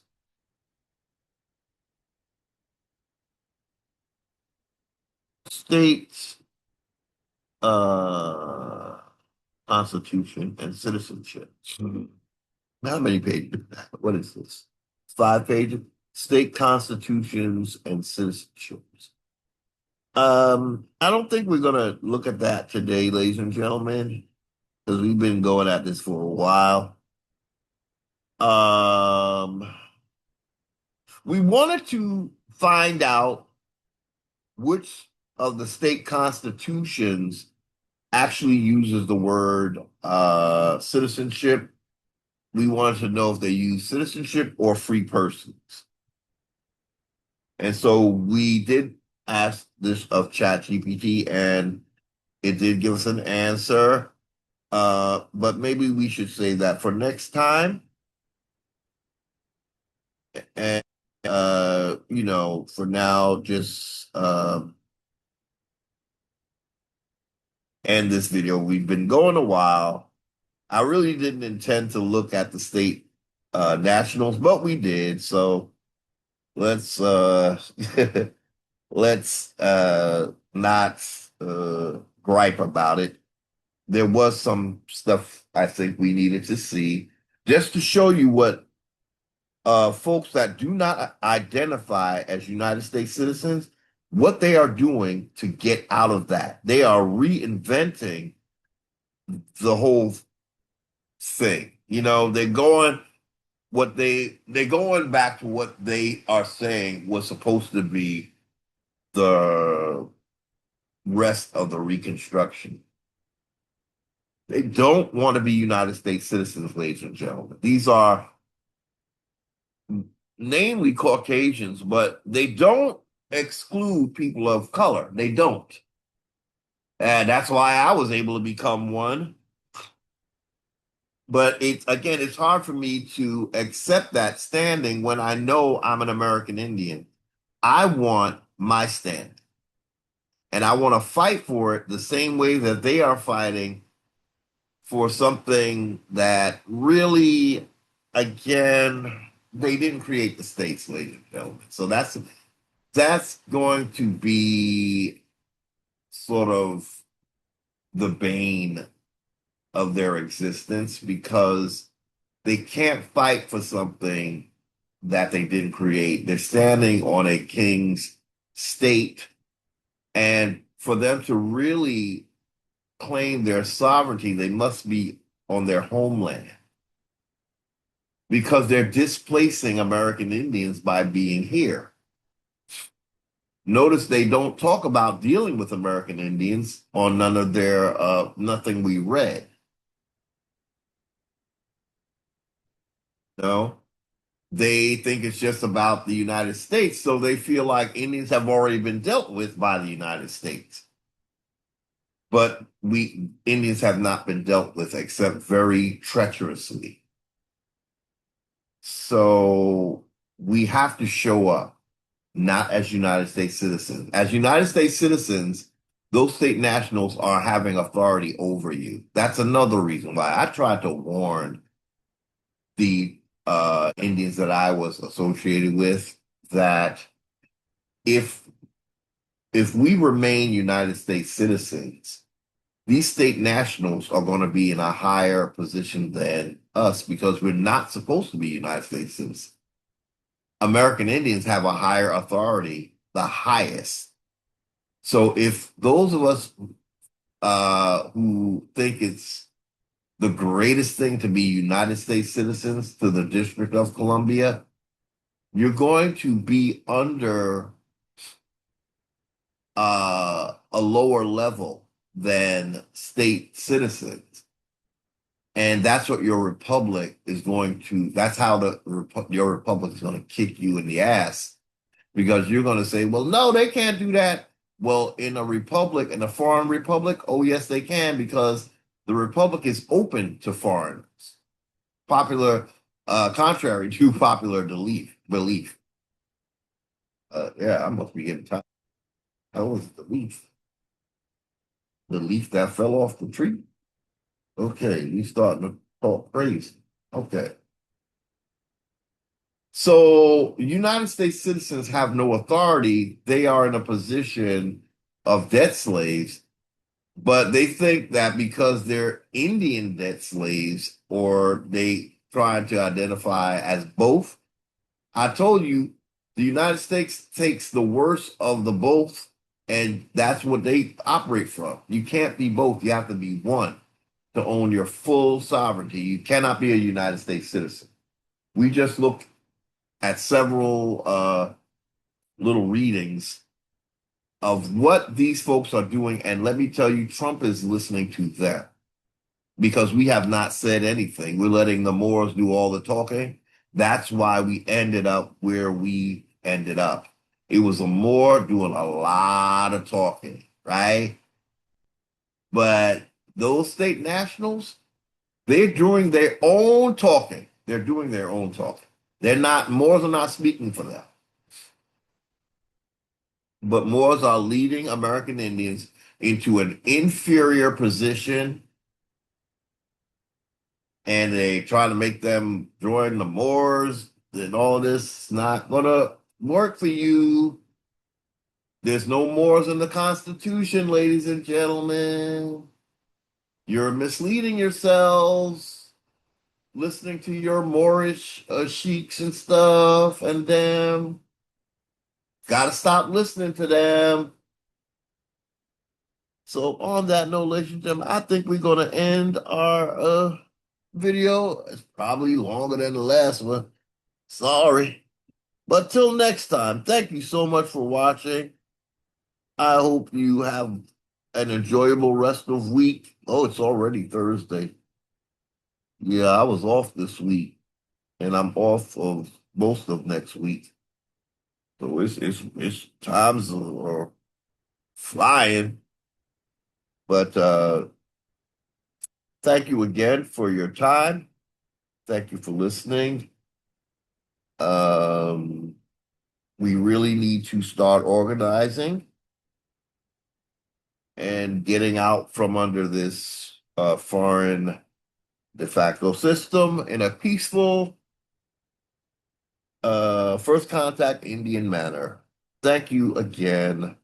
Till next time, be and stay.